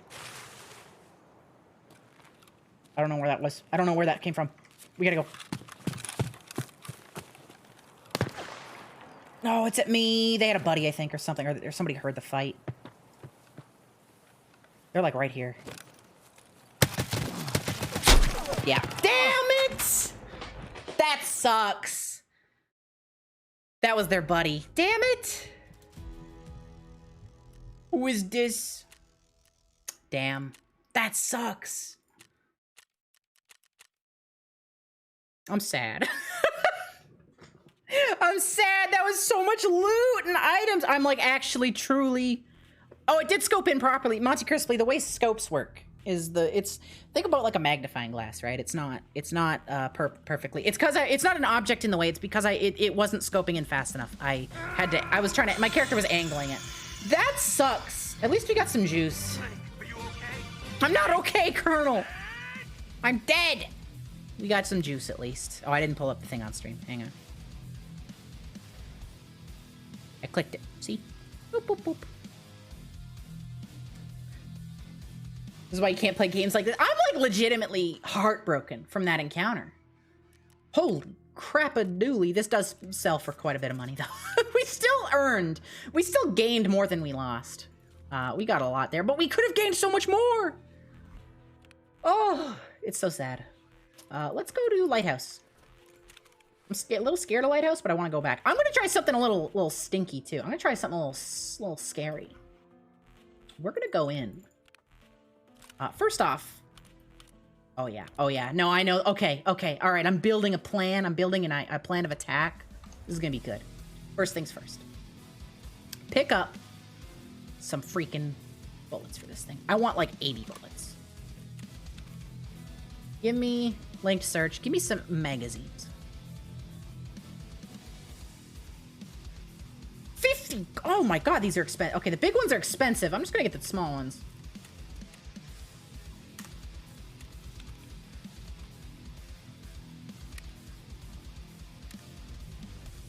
Now check this out. Check this out, okay? We're taking this gun, right? That's step one. But there's layers to this. Okay, there's layers to this. Check this stuff out. Check this out. Check this out. I'm gonna well, first, I gotta buy a helmet. Hang on. The layers are coming in. Just you wait. There's layers and they're on their way. This onion is currently being processed. I just gotta get a nice knife. We're gonna get right into those layers. Just bear with me. I'm looking for a particular helmet that I cannot find. Here it is. All right, check this helmet out. Check this out. I'm going to do a magic trick. Check this out. What is this? Oh, Sophie, baby, I don't even know what that thing is. You're about to find out. I'm about to blow your mind. What am I looking for? Give me this. That's right. That's right. I'm going crazy. I'm going crazy. I'm buying everything. Just you wait. I'm about to blow your minds. You ready for this? Hang on. I gotta buy headphones. I'm gonna buy some contacts. I'm gonna splurge a little. Let's buy some contacts. Check this out. Check this out. Check this out. Boom. We are the Mad Doctor. We are the Mad Doctor. And because I am mad, I'm angry. We're gonna go at night with night vision into Lighthouse. It's gonna be scary. It's gonna be frightening even, but I'm doing it. Take me in. 9 p.m. The sun is setting. My monocle is at the ready. I've got to... Oh, got back out. I didn't put a sight on my gun. Hang on. I gotta put a sight on this thing. I don't want to use iron sights. Get me out of here! This plate has so many layers. Like the onions, you can get a HelloFresh. Order yours today. It's true. Again, seriously, if y'all want to support me, the number one best way you can do so, if it is something in your capability right now, and it's something you want to do, a HelloFresh sub goes so far. They are extremely generous with their sponsorship, and I appreciate every single little every sub. It means a lot. Also, the reason it says 2 out of 50 is because 50 is the max amount of links they're giving me. Don't feel like discouraged or anything by that. I want to point that much out. The 50 is like how many I'm maximum allowed to give out. But who knows if if I get all 50, maybe they'll give me another one. What was I doing? Oh yeah, putting a sight on this. I have ADHD. This thing's gonna scope in too far, I think. I just want like a nice little... Something simple but nice, you know? Something classy. This is classy. This looks classy. I'll take this one. Alright. Bring me in. Put me in, coach. Can't believe my code literally has POG in it. All of the Stream Elements hosted codes have POG in the front. It's pretty neat, though. It's pretty handy. Yeah, I don't know what the POG stands for. HF is obviously HelloFresh, and then I don't know what 1995 is. Maybe I'm the 1995 person to get a code or something. I don't know what the POG is, though. Person of interest.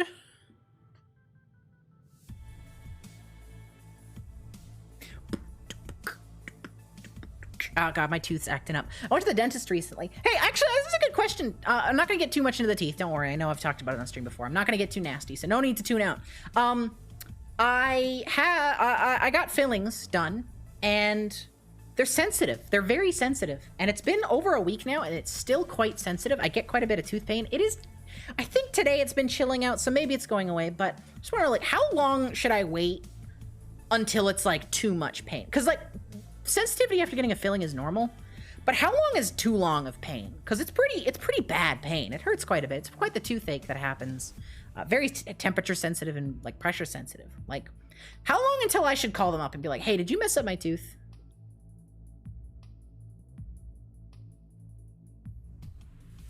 Does anybody know?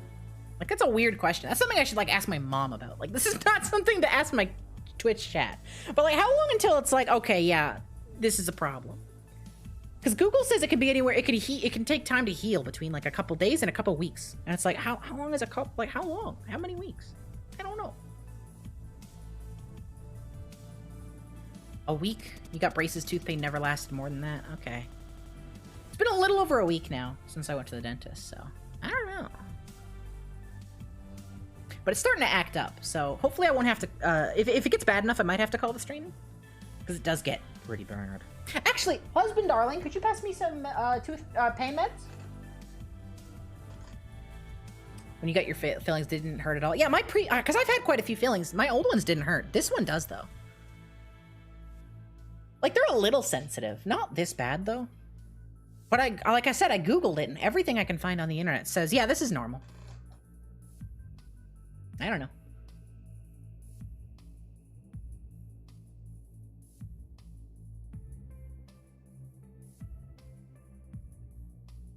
Hello, darling. Thank you so much. That are winding down, you might want to plug your sponsor. I think I've been nonstop plugging it, basically. True. We keep mentioning them. I think so. HelloFresh does ask that I plug them at certain intervals of the stream. I can't say too much, but that's what Duke's checking in with me about. No, it's fine. I think we're good. We've talked about it plenty. True. Use the code for up to 16 free meals across 7 boxes and 3 surprise gifts. A lot of going down awesome. the script. Okay. You gotta make it to your own, darling. Okay. I will back up. No, I appreciate you're helping me. I'm going to go. I'm off in the distance now. Who knows if the chat can hear me anymore? Goodbye. We're just goofballing. Are they doing epoxy fillings nowadays? Or are they still doing... Oh yeah, epoxy for sure. I don't have any metal in my teeth. Night vision!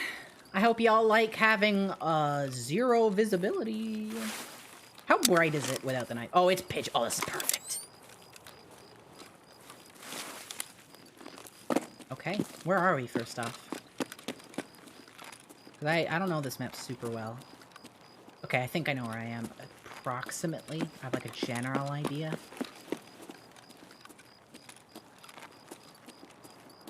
I didn't bring any lasers on my gun also. That was a bit of a mistake. I think. Yeah, I hope they do it for free too, Fat Swordsman. That's what I was like worried about. Because like, are they gonna cover it? Like, it's if it still hurts, that's their L. It wasn't hurting before I went in there.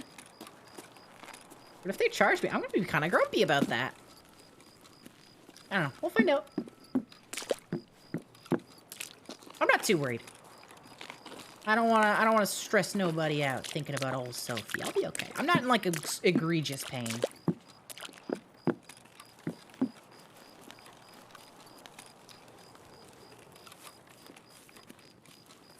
Is Canada like Britain where dental isn't covered by national health? That's correct. It's stupid. It's so stupid. Oh yeah, we'll cover any like any medically necessary things, but dental, yeah, it's not necessary. You don't need your teeth. Oh, what, you're scared you might get an infection in your tooth and die? Oh, it's whatever. It's not necessary. They'll only cover like essentially like if your tooth explodes and it affects like visibly affects your face, sometimes they'll cover it and that's it. Forgot I brought a giant backpack. I hope I don't die. That'd be sad. Hey, oh, never mind. I was going to ask a question, but I already knew the answer. I was going to ask about how scavs work at night. That's a loud door. I was going to ask about how scavs function at night, but I actually already know the answer to that. Pretty sure they basically are the same. They just have, like, reduced vision. It's like their stats are lowered, essentially. For visibility and engagement and stuff. I think.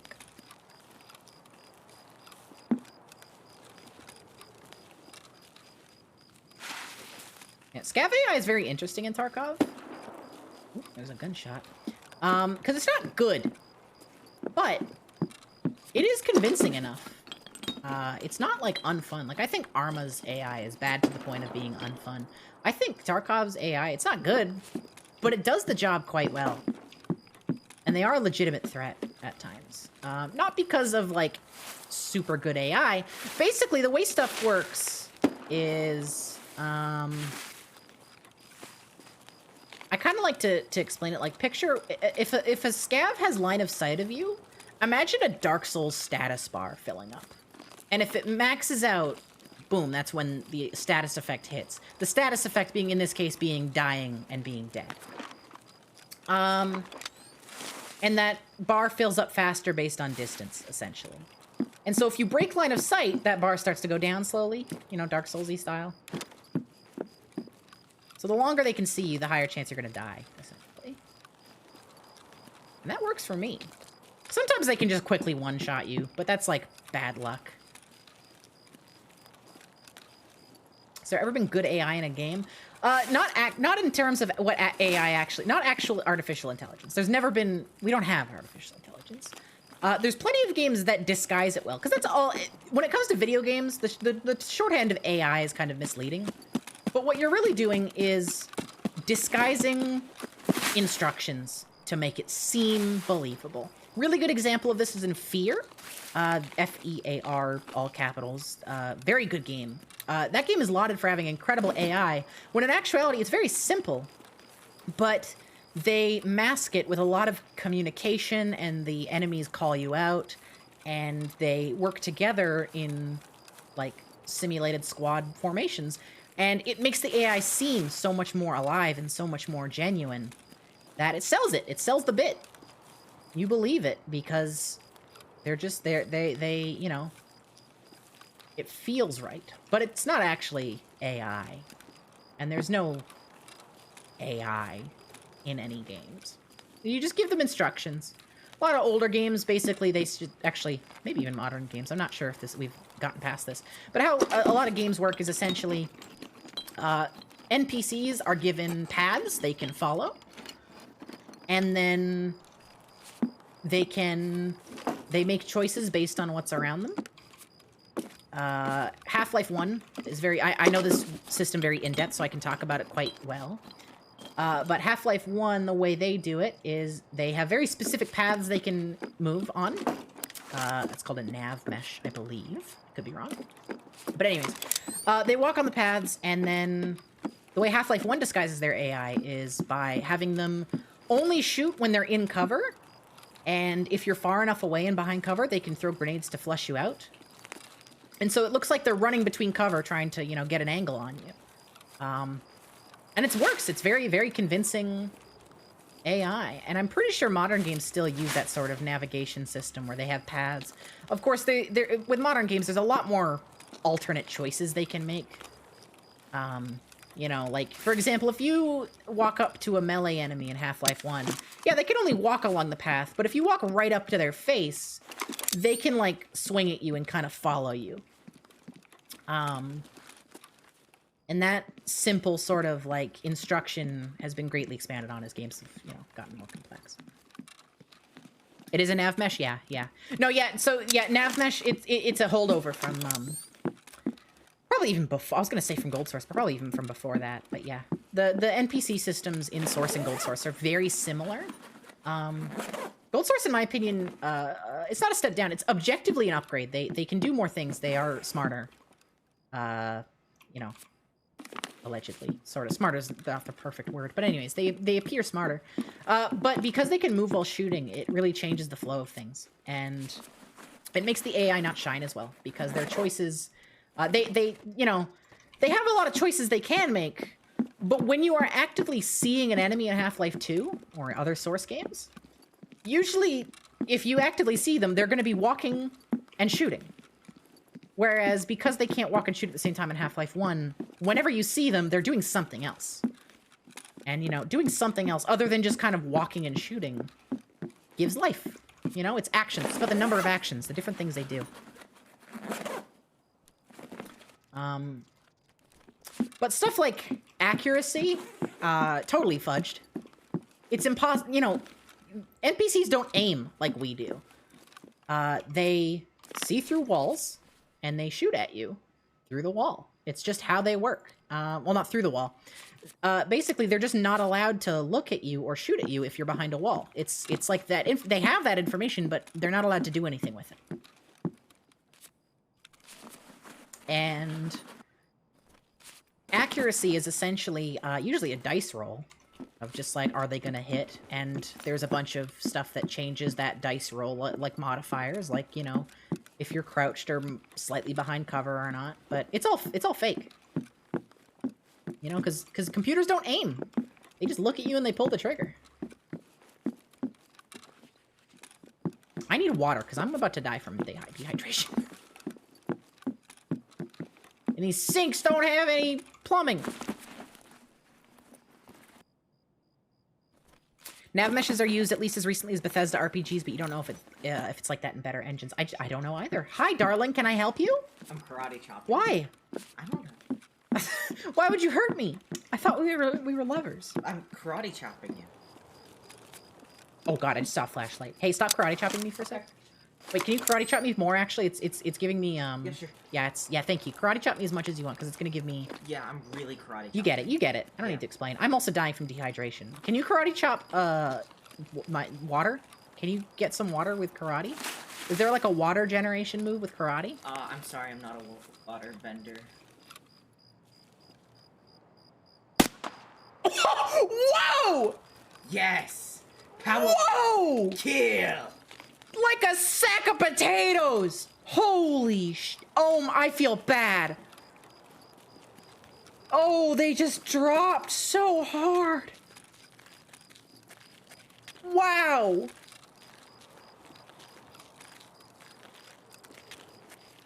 I'm sorry. It's not a player. Just an NPC, but like still, oh, I gotta turn this light off like now. There we go. Please tell me you have drinks. Please tell me you have water. Yes! Oh, thank God. They had soda. They had an energy drink. Who am I and why am I in your Twitch chat? Well, you see, I am a streamer, and Twitch is a website for streaming. I hope this helps.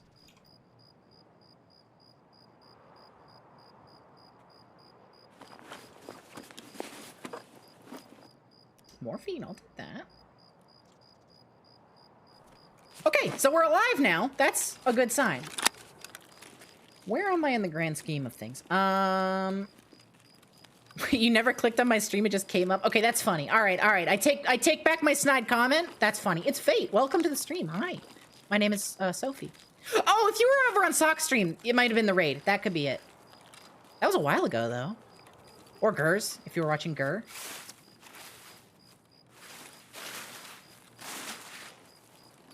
If neither of those, if you just like showed up here, well then welcome. I mean, have a good time, I guess. Oh yeah, okay. Mystery solved. Mystery solved.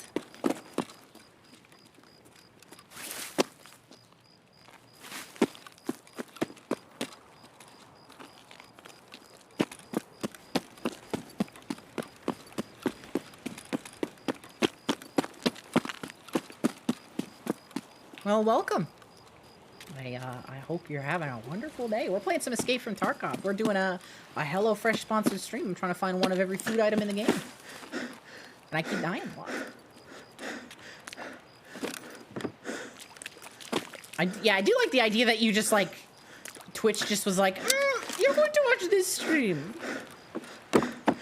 Like, you didn't even open Twitch. You're like, Google Chrome was like, come see Sophie, baby. Hey, you're gonna love it here. Oh, God, scary future thing. That's like the future of algorithms. Oh, Jesus Christ, that's terrifying. That's the future of algorithms. Just like, here, we're just gonna pump this into your brain. You don't even get a choice in the matter. Oh, scary. I don't like thinking about that.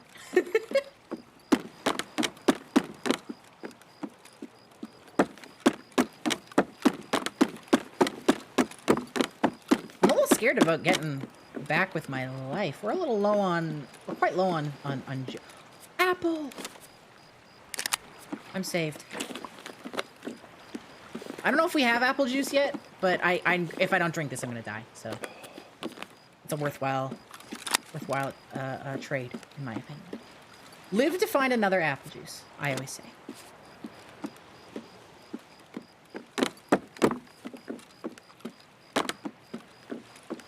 I wish there was a player that we just, like, bonked on the noggin back there. They were acting like when they were looking around all weird. Hey, that's what we were talking about, you know, fudging the AI to look real. And sometimes real players do weird stuff. Can I break this? Open. Oh, my foot is not the right shape key.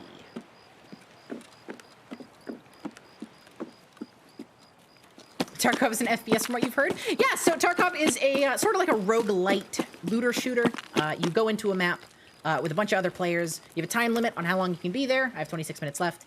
You gather loot, which this is all my stuff, and then you take it home. If you survive, you get to keep it all. If you die, you lose everything, including the stuff you came in with. And it's just like that. That's the gameplay loop. So, you know, you go in, you get your nice fancy gun. I've got a nice fancy gun here. But if I die, I lose it forever. So it's every single run is like a risk reward. How much do I want to take with me? You know, you want to be well geared so you can win a fight, but also you don't want to lose your fancy stuff. It's neat. It's nice. It's very mil-simmy. That's their thing. But I just like the gameplay loop quite a bit. Sounds pretty good. It is pretty good. It's a very fun little game. It's very difficult. It is very, very difficult because, like I said, it's very mil-simmy. It's definitely one of those games where, like, yeah, you got shot. Well, that's a bullet. You're dead now. Is there a less risk, less reward option? Yeah, bring less stuff into the game. You can always go in. You can literally go in, like, naked. With just, like, your knife, which you don't lose. The thing is, you'll just die. Now, here's the thing, Space Junko. I understand the cowardice, but you will never make a profit. Also, there's scav runs. You can do those every 20 minutes and you don't have to lose anything. Yeah, there is scav runs. I'm beating around the bush there. But the thing is, you will never make the same profit. You will never make you'll never get to, you know, press on. You'll make a lot more dollary dues, rubles, if you will, by going in with your gear. It's not a big deal if you lose stuff. This game is not that strict about it. You can always do scav runs if you run out of everything, and that's unlikely. A light just shined over me. Was that the lighthouse? Can it do that? Or did somebody just point a flash? It's flashlight.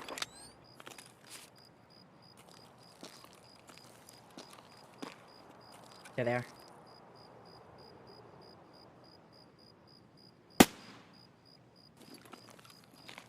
No repeats. That's okay. I think it was a scav anyway. Oh, shit. There's a guy around here. I hear them.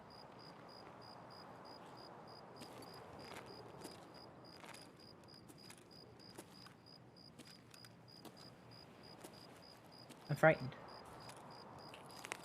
Can't lie.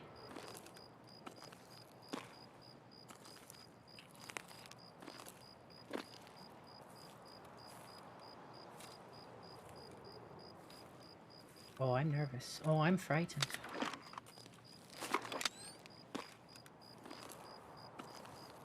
Земляк!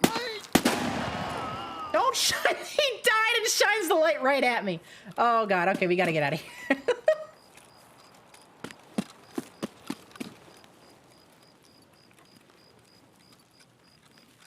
There was definitely a guy up there. Don't know if it was a player or an NPC, but regardless, I don't wanna mess around. Yeah, for Cobblestone, a little bit more context. So the game has NPC and player characters. The NPCs are called scavs, and they are less dangerous. And then there's obviously players, and then you die from just a couple bullets, so you want to be careful. And then all the players they're called PMCs. They start at the beginning of the match all at the same time with the time limit. But there are also what's called player scavs, where you can load in as a scav. You get randomized equipment. You can only do it once every 20 minutes or so. You get randomized equipment, and the NPC scavs are friendly to you. And you try and escape like that, but you're in the middle of a match, so you have less time, so stuff has already been looted by then. But it's just like a free loot sort of mode. Lars is not Thinky. Thank you for the follow. So you're not risking anything when you go into the match, so if you hear me say, oh, I think that's a player, oh, I think it's a scav, etc., there's your context. Also, yeah, if you're into realism games, Tarkov is like, that's their whole thing. That's their marketing thing. I am proud to say, we talked about this earlier. We had a whole conversation on this. Tarkov does like its realism. I mean, they modeled bullet ricochet and fragmentation and bullet drop and like better than any other game out there. They literally use the guns in real life for every single gun, and there's a billion guns, and they all have a million different ways to customize them, all based on real world guns.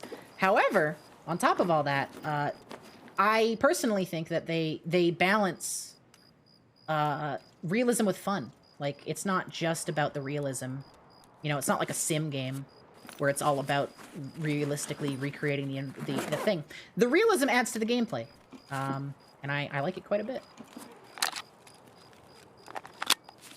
Yeah, the hardest thing, the biggest difficulty getting into the game, Fat Swordsman's right, is map knowledge. So there's the maps, there's like maps for them online, but there's no like map button in game. You just kind of have to learn. And I think it's very satisfying, but it is a huge barrier to entry. I recommend going in as a scav and just trying to learn the maps. It takes a little while, but once you get the hang of it, like, I recommend just pick one map to start out with and learn it. There's a bunch of maps in the game. Just pick one, get used to it. I recommend customs. It's kind of the basic one for everybody that starts the game. And once you learn that, you get used to it, you can move on to another.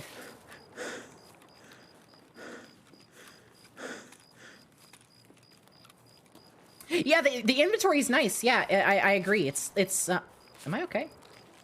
Thought my vision was fading for a sec. Yeah, the inventory system's great. Like, it's resource management, but it's not like annoying or anything. It's really nice. You have to like physically search stuff. Like you press the search button and it takes time. But it's not like annoying. It's a nice, it's a very crisp system. But it still has like there's still risk to looting something because it takes time. It's nice.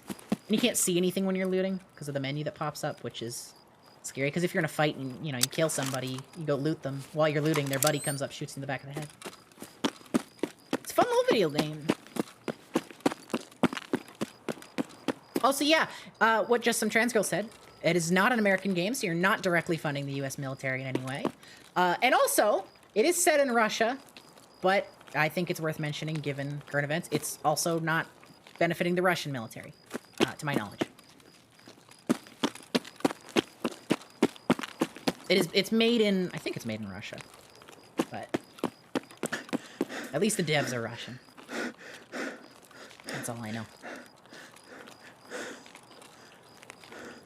Unrelated endless. Stop! I hate the enlist command! Somebody get rid of it, please!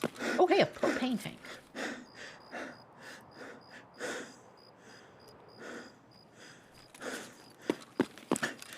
Get rid of... I forget. Duke, you made that, right? Yeah. Okay. I always forget. I'm sorry I always ask. This is a chunky run we've got here. Assuming I escape... The end of this road is the escape. Assuming I get there. We got quite a bit of loot here. We got some objects. Our character is just exhausted. But otherwise, we're okay. Some pills. Pills here. Classics of Left 4 Dead. Hey, chat, you heard this one before. Pills here. You heard that one before? Whoa, chat, hey. Heard this before? Pills here. Whoa. Come on. Just past this fence. I'm moving. I know, it's so dramatic. Thank you for the dramatic stinger. We did it. Get me the hecky out of here. We got a lot of stuff. There we go! Thank God for once. Thank you to follow Cobblestone. Thank God we actually made it through with like a decent run. We still didn't get a lot of food, but we did it. They really made this VA run the mile before getting in this booth. Actually, so one of the voice actors for the English characters, because there's English and Russian voice actors, one of them is a streamer, and they actually did like an absurd workout. Oh God, no, too many sounds at once. Stop redeeming sounds, I can't think. They actually did like an absurd workout before recording the panting lines, which is very funny to me. Okay, what do we get new? What do we get new? We did get, I think we got some food, right? Did we get no new food? We already have sprats, right? No, sprats are new. Okay, boom. Sprats, that's new. We can check that off. Where's sprats on here? Sprats, boom. Did we get anything else? No, we would have gotten the energy drink, but I had to drink it because I was dying. So no new food. We already have condensed milk. That's okay. That's still progress. This one gave us money to work with because we were running on reserves for a bit there. Let's make some money. Y'all ready to turn this stuff into dollars? I'm gonna keep this helmet. Sell this, sell this, sell this, sell this. Keep this, sell this. Sell all these. Sell. Oh man, oh look at all this. This is money. You're looking at the generation of dollars right now. Actually, I'm gonna sell these. I don't think I need these anymore. Oh yes, I do. Never mind. I lied. I think tools are actually worth stuff now because they are reusable. That's a decent amount of money. Yeah, we can sell that. Got this. All right. Let's make some money, baby. Boop, boop, boop, boop, boop, boop, boop, boop, boop, boop. Oh, these sell to you. Good, actually, too. Boom. 250,000 rubles. Like, doubled our money that we had in the bank. That's fantastic. And these don't sell for all that much, so I'm just gonna sell them to her. There we go. Look at that. We're actually we're reaching like the amount of money we had when we started the stream again. I told y'all. I told y'all I was rusty when we're bringing it back. Look at that. We like doubled the amount of money we had. Beautiful. Let's put some of this other stuff away. We eat the sprats because we're like dying.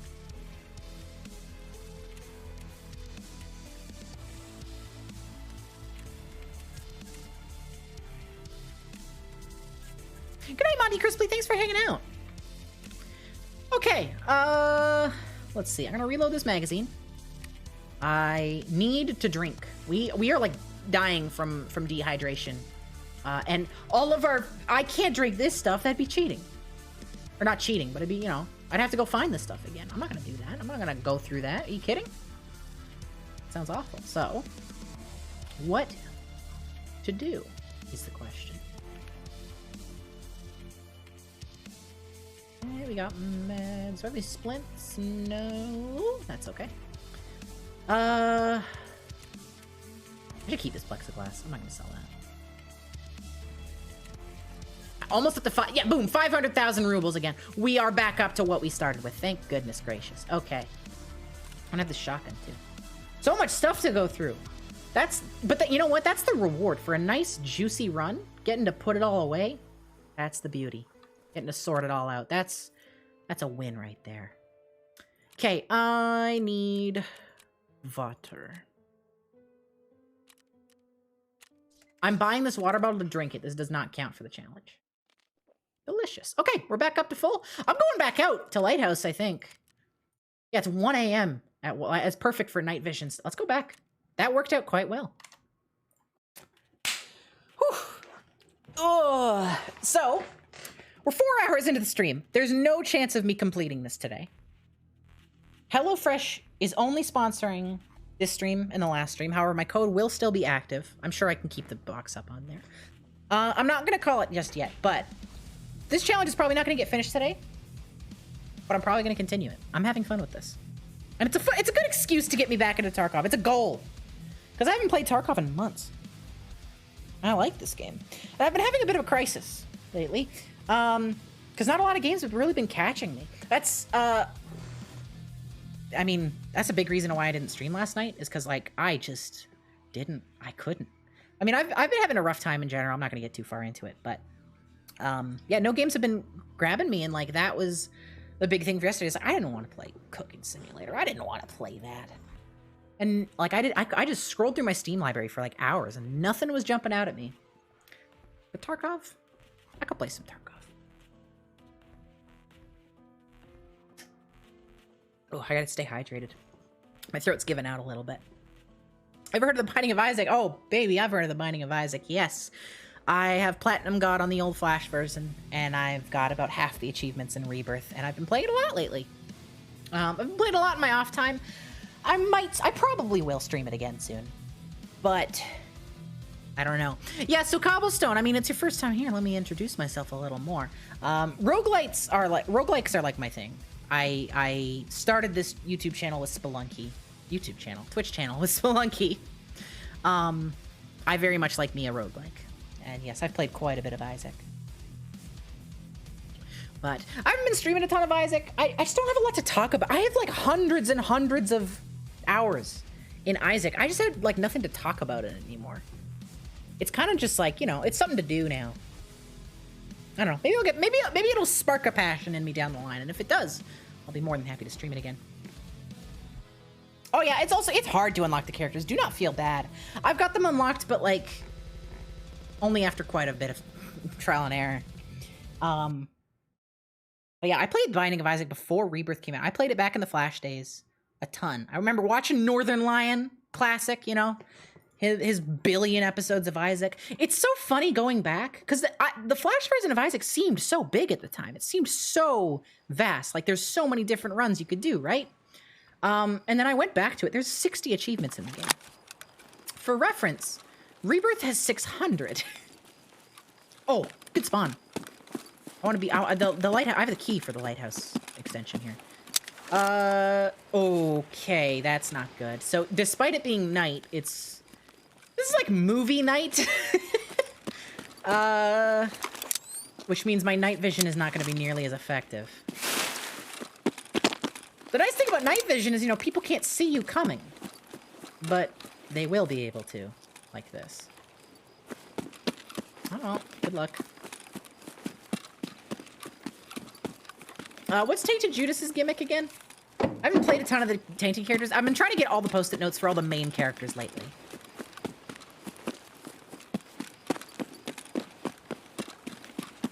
No red hearts said it. Hey, listen, learn to love the no red hearts. That's my tip for you.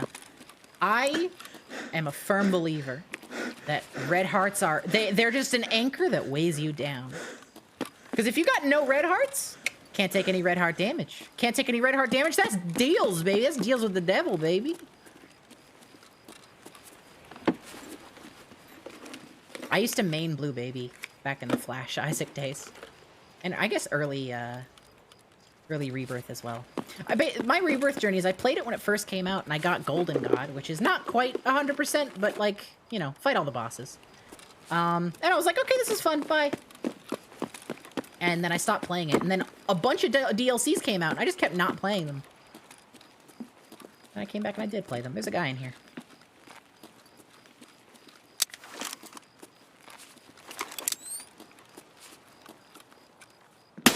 Oh, I missed. Okay, I fixed it. I unmissed.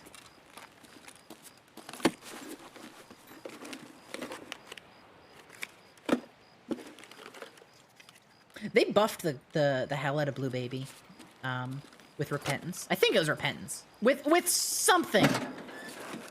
Because now he's so, like... Because, you know, he gets Devil Deals for cheaper now. And he gets the blue flies when he shoots poop. Fine by me. I have no issues with it. But, man, I played him before then. I thought he was fun before then. I just like not having to deal with red hearts. Although there's other characters that have that benefit now, so.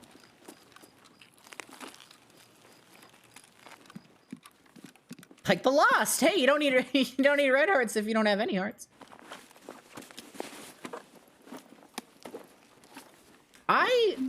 The Lost. I can't. Thank you for the follow.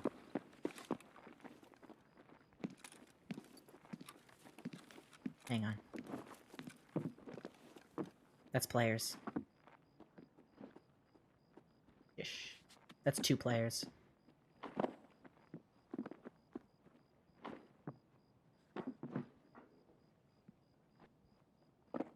Oh, they're zipping around.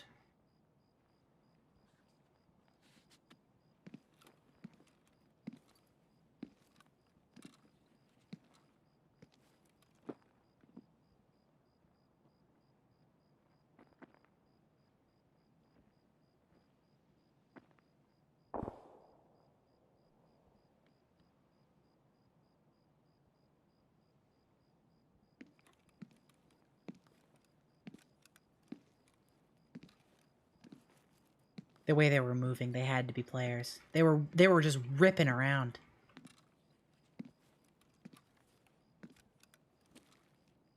I don't like this. It's too light.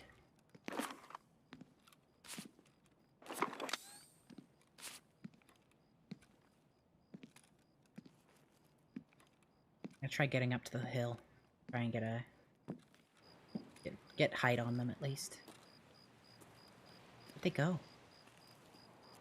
Okay, they saw me first. That's unfortunate.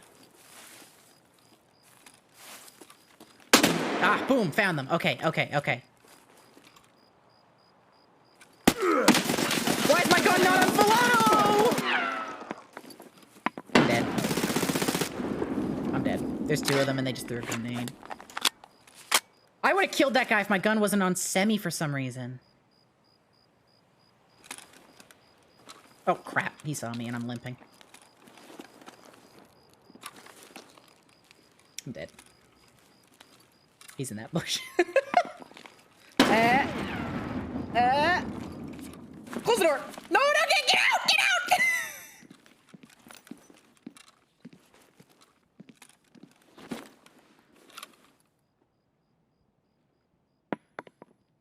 Not gonna hit me.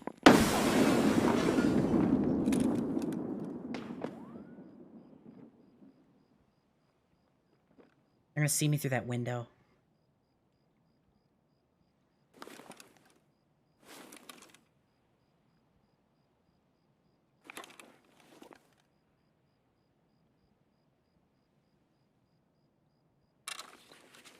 I'm dead! Come kill me!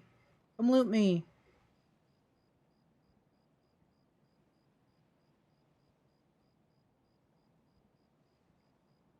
Why can't we be friends?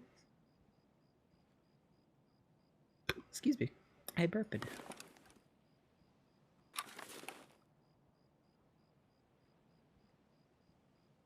God, they're so careful! Just come rushing me! Come rushing right here!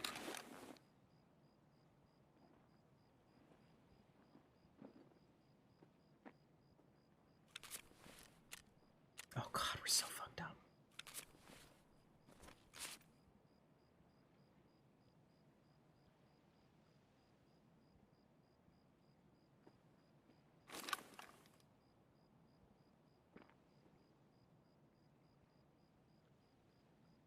I'm so mad my gun was on semi-auto. At least it'd be a 1v1 in that case, if I killed the one guy.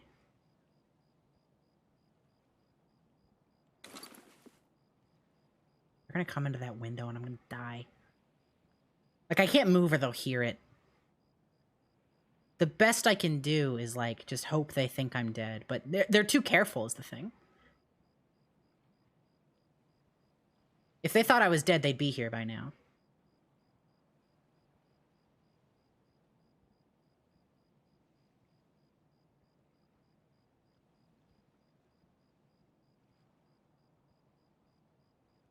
And I can't heal, because I don't make too much noise.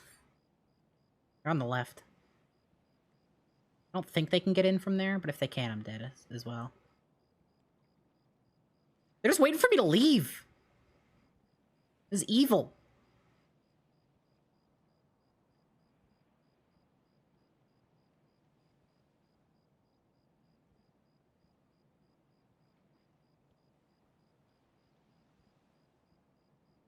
Tactical espionage action. I'm in a death sandwich. They're on both sides, watching this building.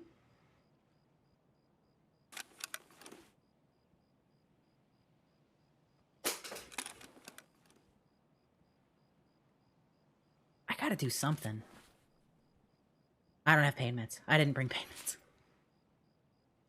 I'm gonna put the vodka in the safe bed. Something.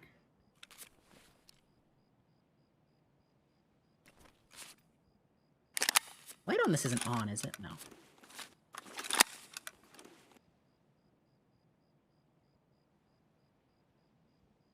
You probably heard that. They know I'm here. There's windows in those rooms, so I can't live. Like, this is the safest spot, but like...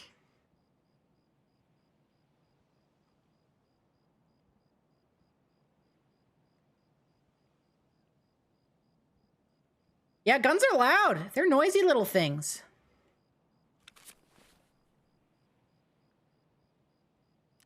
At least we're not bleeding. They're gonna hear this. They're gonna come kill me. Aiming down sights and just looking. Guns are loud. They're scrambly. Theoretically, you could do it silently if you're very quiet. Or very slow, but that is not something that's modeled in this game. Wouldn't be surprised if they changed that at some point, though. Like, if you move your head, not the gun, then you could do it. This sucks. Like, I know they're watching. Why are they so patient?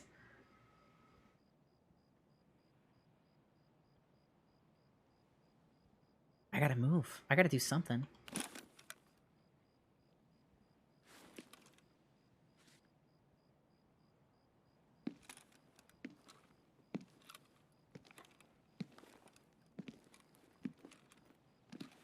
Oh, there's an upstairs? Yo. Wait, that changes everything. I didn't know there was an upstairs. I might have hit the one guy enough to scare them off, but, like, I might not have. And I heard them on the left. They might have just left from the left, which is a thing. Okay, this upstairs does kind of change the game, though. They're here. You just hear them? But now we have the angle.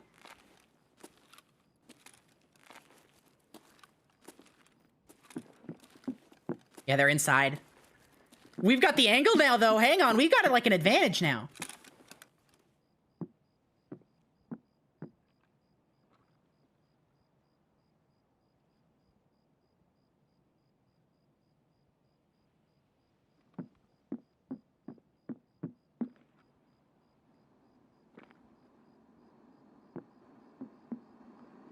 I am seriously relying. Oh god, there's an airdrop. They're gonna use that as an. They're gonna push with this airdrop. They're gonna use the noise to mask their footsteps. They're gonna come upstairs. I gotta use on visual cues only.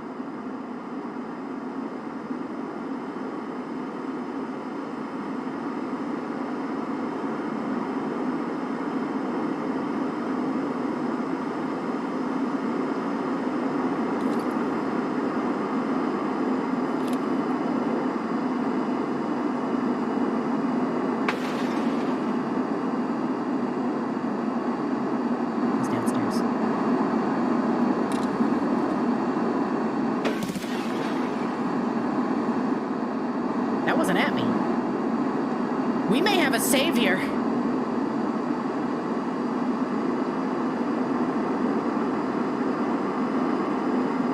That didn't break any of my window. Is there a third party?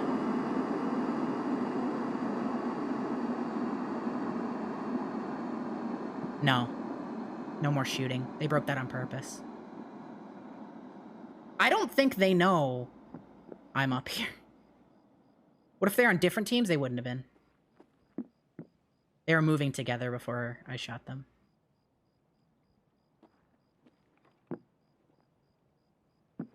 What if they don't know there's an upstairs?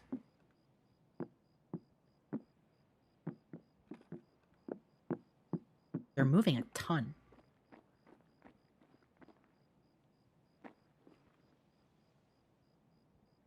All on my left.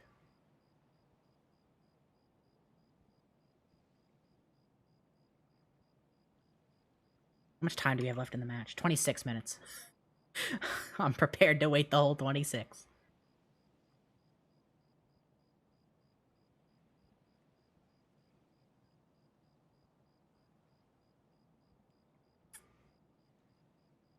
I can't make a sound now, though. I have the advantage. I have to be totally silent now.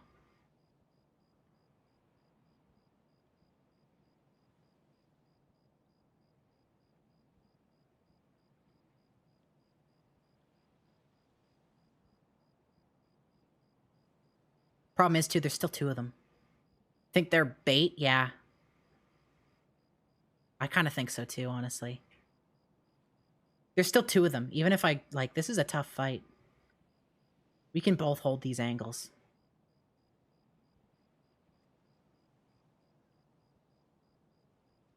I need to add some, donation sounds that sound like Tarkov grenade sounds or something.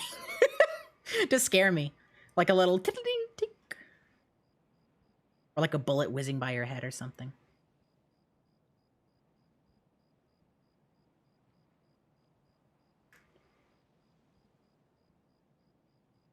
They're down there still. Like, they're moving. They know I'm up here.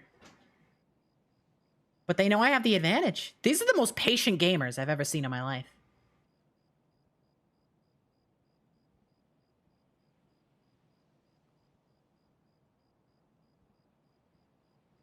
One's holding the stairs, the other's doing whatever, looting, etc. I think that they're holding together. Because I would be hearing more distant moving if they were looting. Am I patienter? That's the thing, is I have ADHD, so I don't think so. High octane game. Hey, my heart's racing, Nuance. This is tense. I don't have grenades either.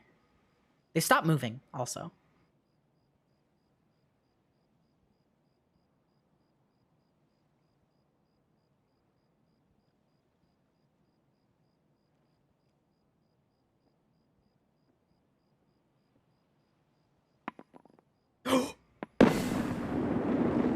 That's not at me. They think I'm somewhere else. They think I'm somewhere else. This is working.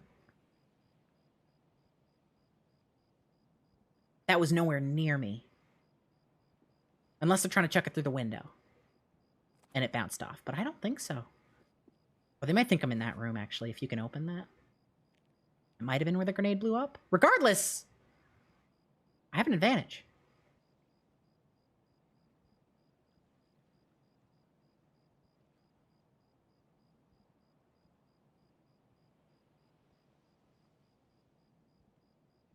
I just live here now. That's what it feels like.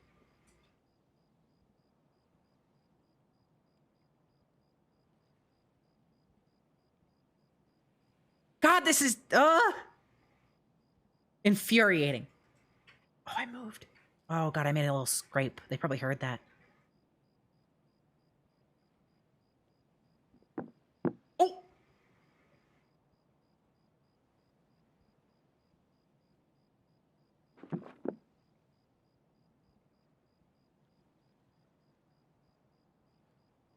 They're taking like little shuffles. Zit. That might kill us. Yep, okay. Damn, they had so many grenades! Oh. They had so many grenades.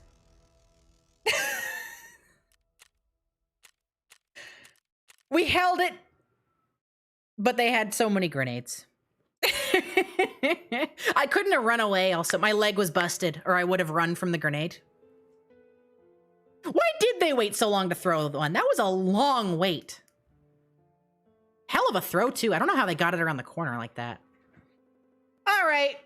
That was a long wait. for that. Trying really hard to count to 3. All right. 'Tis a shame, but I'm okay with it. It was worth the tension. It was fun. I had fun. I hope they enjoy their spoils. I'm gonna call it there. Wanted to see if I get impatient and come down. Yeah, but like, I don't know. Doesn't matter. I think I'm gonna make my prediction here, and I say I think I got caught because I shifted. Because they thought I was somewhere else, I'm pretty sure, and then I shifted, and you heard a little scrape, and I think they used that to triangulate my position. Unfortunately. I think I'm gonna call it here. That was a fantastic stream. I had a blast. I'm gonna be doing this again for sure. I'm gonna complete this challenge. To recap, with the spreadsheet, we have acquired let me pull it up on Tarkov as well. We've acquired the oat flakes, the MRE lunchbox, the apple juice, the whiskey. No, sorry, we haven't acquired apple juice or whiskey. I'm just reading the list. We have acquired oat flakes, MRE, super water, Vita juice, pomegranate juice, pineapple juice, milk. Nope, not milk. Excuse me. I don't know why I keep doing that. Vodka, emergency water ration, sugar, squash, condensed milk, Sprats, Rat Cola, and an Alyonka chocolate bar. So, we've still got quite a few things left on the list here. I want to come back to this really bad, though. Oh, I'm sorry that you... Well, it's not right. No, that's not fair, Cobblestone. You've been here for a while. You've been here for a while. That's not fair. You've been here for like an hour. I'm going to be doing this again, though. I had a lot of fun. It's given me a goal for the game, and I want to fill this up. There's a lot more food in this game. I was a little rusty today. I think next time we'll make a ton more progress. I will be streaming again on Wednesday, my usual day. I may stream again before then, though, so keep an eye on my Twitter and my Discord, !Discord. In the meantime, thank you all so much. The HelloFresh code is going to be active for another month or so, so if that's something you're interested in, you just can't do it right now, that's totally fine. Keep it in mind. Let's go drop a raid in on somebody. I don't have any friends that are online right now. Nobody I know is online. What's up, darling? Is Char live? Yeah. What's Char's Let me just Twitch? paste it in. Oh yeah, and fan art. That's right. Hold on, before we do finish up, we got fan art. That's right. Hang on.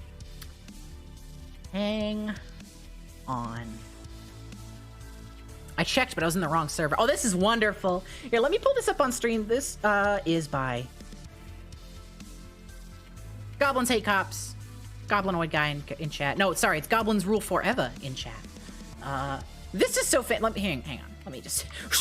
This is fantastic. Thank you so much. A little fistful of frags inspired, Sophie. I love your style. I love how dynamic this is. Thank you so much, Hey, Goblins. Hey, Goblins. Could you combine? If you can't, this is understandable, and I would never ever. That's a raid phrase. Or that's a raid. Right, I did the wrong name. I looked okay. at the wrong name. Would you mind, if you could, consider combining Val's, Sophie, and my cowboy art that you have done oh so kindly? That would be kind of sick Very as hell. fun. If not, understandable. I love seeing all of them.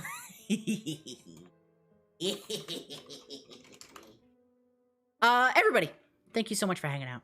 I'm gonna I'm going to go raid Char, who is currently live. What's our raid phrase? What happened today? It's not gonna be HelloFresh related because I feel like that's like plugging in somebody else's channel. That's weird. I don't like that. That's weird. That's wacky. I don't like that. But otherwise, what's something we could say? What's something funny? What's something that happened today? Thank you for the stream. That raid phrase sucks. I'm kidding. Thank you so much, Planetary. Rick and Morty. Oh yeah, let's do thoughts on Rick and Morty. Yeah. Start a discussion. Everybody copy and paste this over on Char's chat. Have a wonderful rest of your day. I'll see you all again on probably Wednesday. Thank you all so much for hanging out. Bye-bye.